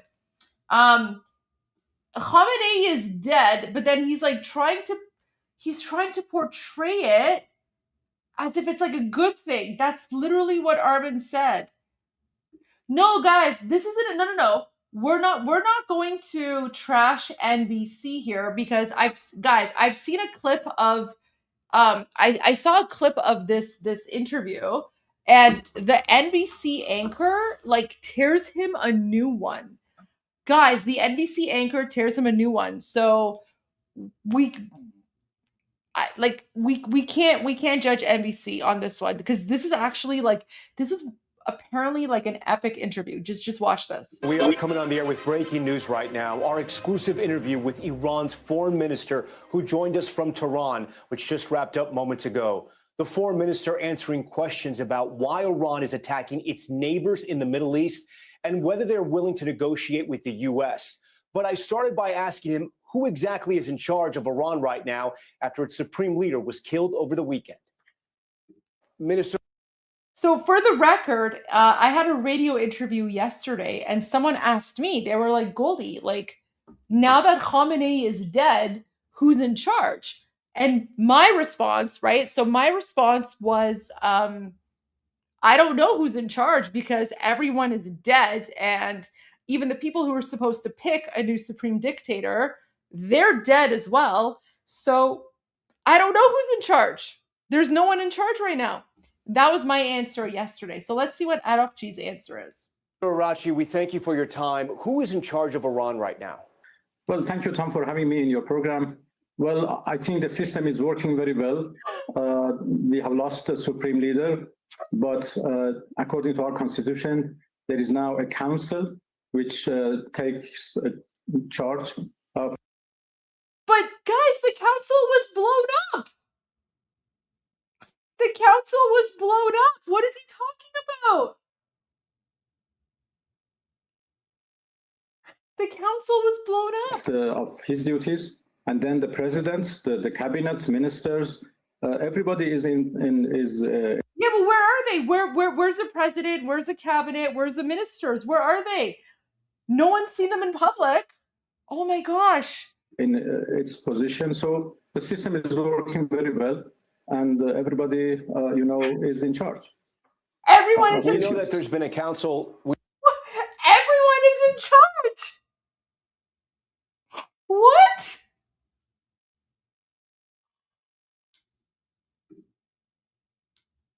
Guys, everyone is in charge. What does that even mean? What is this? Like a weird communist dystopia now? Like everyone's in charge? Even communist societies have like a supreme dictator. He's just like, everyone's in charge. Oh my gosh. Guys, this is like better than the movie The Dictator. Its position. So the system is working very well, and everybody, is in charge. We know that there's been a council. We know that there's been a council to fulfill the duties of the supreme leader, but we also know that there's a selection process in play to pick the next Ayatollah. There are reports that Ayatollah Khamenei's son is a front runner. Is that true? Well, actually, I have don't exact information. There are many rumors around, but we have to wait for the assembly of experts. Yeah, but they're dead. To choose the new supreme leader. Okay, but the assembly of experts was boom boomed. Guys, this is insane. Guys, the assembly of experts was boom boomed.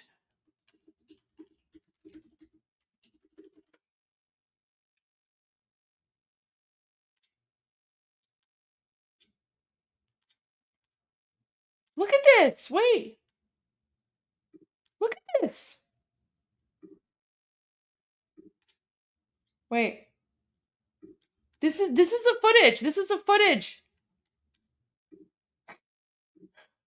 Guys, this is the building of the assembly of experts that was boom boomed a few days ago.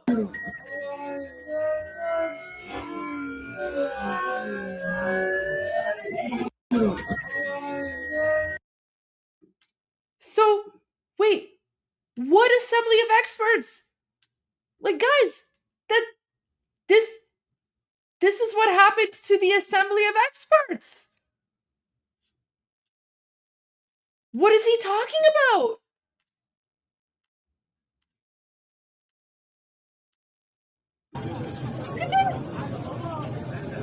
ساختمان خبرگان همیدون رسالت همین 2 دقیقه پیش. What's he talking about? Look, the Islamic Republic's Assembly of Experts building in Qom. So this is one of the buildings here. One of the buildings. That's what it, okay, before, after. Before, after. Guys, this is wild.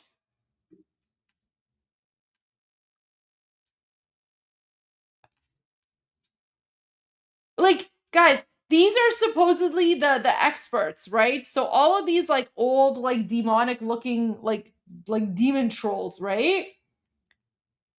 These are the experts. They were all boom boomed. They were all boom boomed. So what is he talking about? Oh, that's Mia Khalifa, whatever. Random thing. Guys. So he's saying that the Assembly of Experts are going to choose a new leader, but they're all boom boom. They were all, guys, this interview is from today. This interview is from today. The Assembly of Experts to choose the new supreme leader. Oh my gosh. Okay, guys, can I just say, we are living in a timeline where we are literally witnessing and experiencing the fall of the Islamic regime in real time. Okay, so what a time to be alive. What a time to be alive, because we are getting like a microscopic first person, like front row view of the fall of the Islamic dictatorship. And it is absolutely glorious. Like, what a time to be alive. Why is he, like, guys, if there was no social media or internet or anything, we would have never known that the Council of Experts was boom boomed. He's flat out lying. The Assembly of Experts to choose the new supreme leader. I also asked the foreign minister about Iranian ships being sunk and whether he believes Iran can win this war. Here's what he had to say. The world saw your battleship sunk in the Indian Ocean. Dozens of Iranian sailors died. Your response was, quote, "Mark my words, the U.S. will come to bitterly regret the precedent it has set." So what is Iran going to do? And at this point, given the state of your military right now, what can you do? Well, first of all, that was a training Navy training ship, which was invited. What?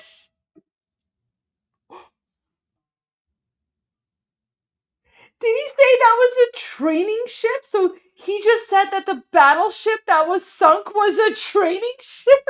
What is a training ship?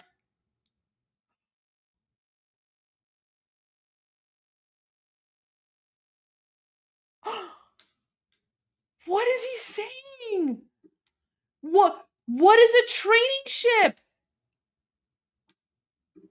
Well, first of all, that was a training Navy training ship, which was invited by the Indian Navy to take part in an exercise. And they went there as their guests, the Indians guests, and they did participate in that exercise. And what?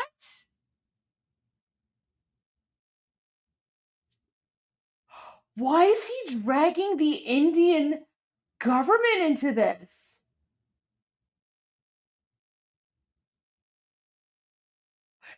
Guys, that ship was sunk off of the coast of Sri Lanka, not India.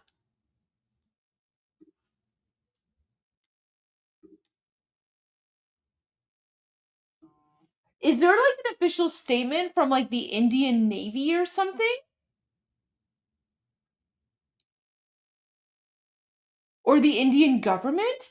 Guys, the Indian government literally just captured a few of the Islamic regime's ghost ship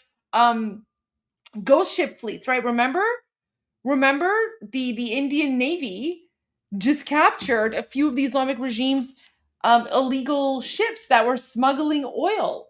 Remember, they captured 3 tankers with the fake flags on them. And now he's saying that this was a training exercise with India? Wait, has India put a... Guys, I have to check. Has India put a statement about this? India, Iran, training...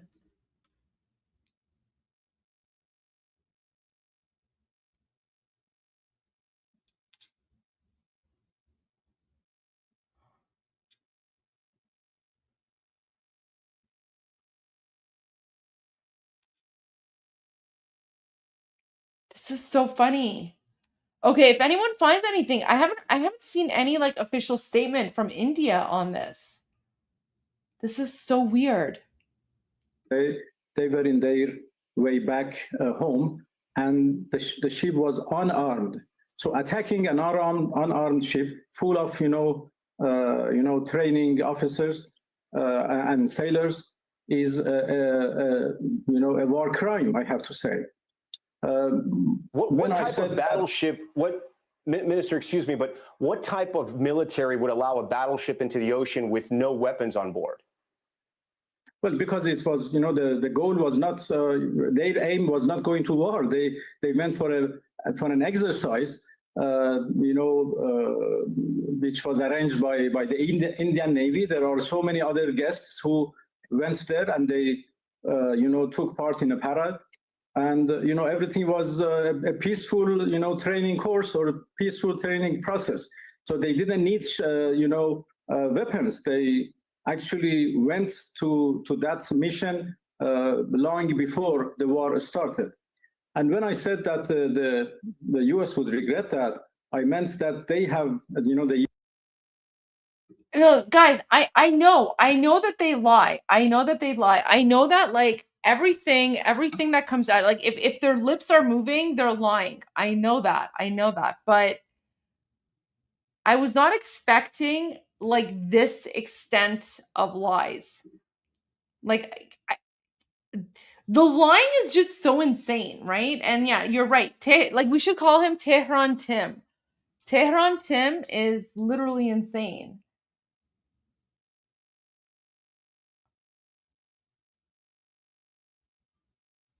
Yeah, guys, this is next level lying even for them. Like, he's lied in the past, but this is like next level lying. Okay, no, you know what? Yeah, you're right. We shouldn't ruin the name Tehran. We should just stick with like Baghdad Bob. We should stick with Baghdad Bob because, guys, Araqchi is from Iraq anyway. That's why he can't pronounce the letter P, right? He can't pronounce the letter P because he's not from Iran. He's Arabic.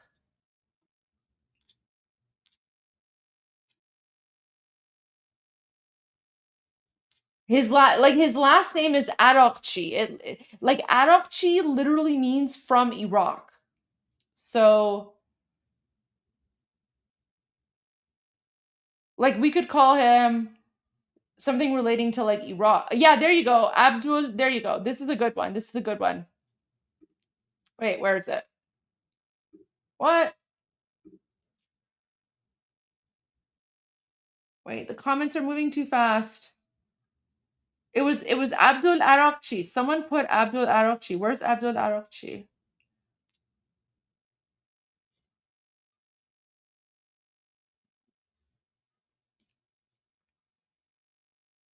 Oh my god, all the trolls are here again. Like, guys.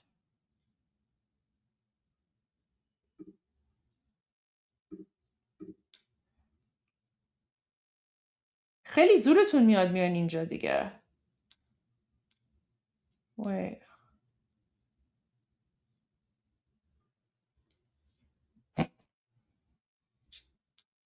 Okay. Let me just deal with what's going on.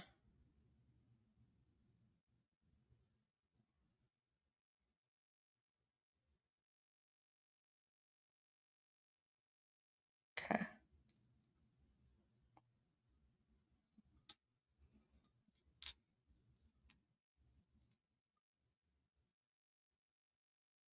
All right, Armin's chat is going insane. I can't deal with Armin's chat. If the trolls in Armin's chat get too much, I'm just gonna have to close his. I'm gonna have to end his YouTube live stream because the trolls in Armin's chat are just like. Because I'm like the troll killer, right? So I don't tolerate trolls in my chat, and Armin's not here right now, and I just don't want to block like random people. So if there's too many trolls in Armin's chat, I'm just gonna have to end his live stream and then move over. But anyway, so we will call him Jihadi Joe, or someone said like Abdul Araqchi or something. Anyways, that's insane. This is next level lying. We're only 3 minutes. We're only like 3 minutes in. Oh, look at this. Like there's already like another person in like. Man, there's all these trolls in like Armin's chat. They're like, "You're cooked." Someone's calling me like a. Well, I mean, yeah, I am. I am a Mossad spy girl. So I don't know what your problem is there, but see, here's the thing. Here's the thing. Like, I like to have the chat live stream because that gives everyone on various platforms an opportunity to like, see each other's comments and respond to one another, right? But like on my channel, like, we have rules and we're respectful. So that's why like all the trolls go to Armin's channel and then they just like swear there. So guys, okay, I think what I'm going to do is I'm going to have to end Armin's live stream. And then you guys can come and, you can come to my live stream and we can continue the conversation here. Because we have a lot to go through here. Yeah, I'm just gonna shut down Armin's live stream because I don't want to block, like I can't go through and block like every single person there. Yeah, but the rule on Armin's chat is to not block anyone. So sorry guys, I'm gonna have to like switch over. I apologize. So okay, I'm gonna give you guys like a few minutes to switch over. Where's the song? All right, so you guys have like 2 minutes to switch over to my YouTube live channel, and then we'll continue. We'll continue with this insane interview because apparently this interview is like pissing people off for some reason.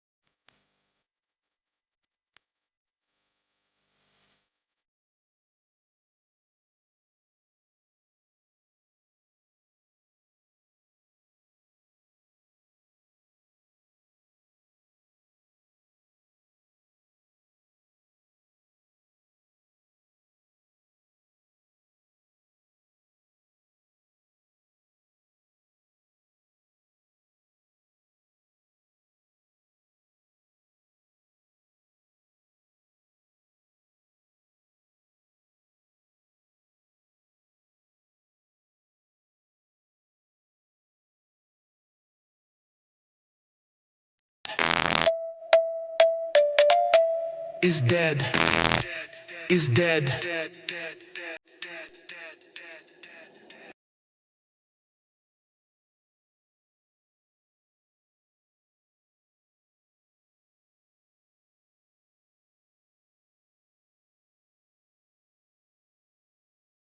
رسید بچه ها. حضرت امام خامنه ای ملکوت اعلا پیوست. شما پیروز نشدید. انا لله.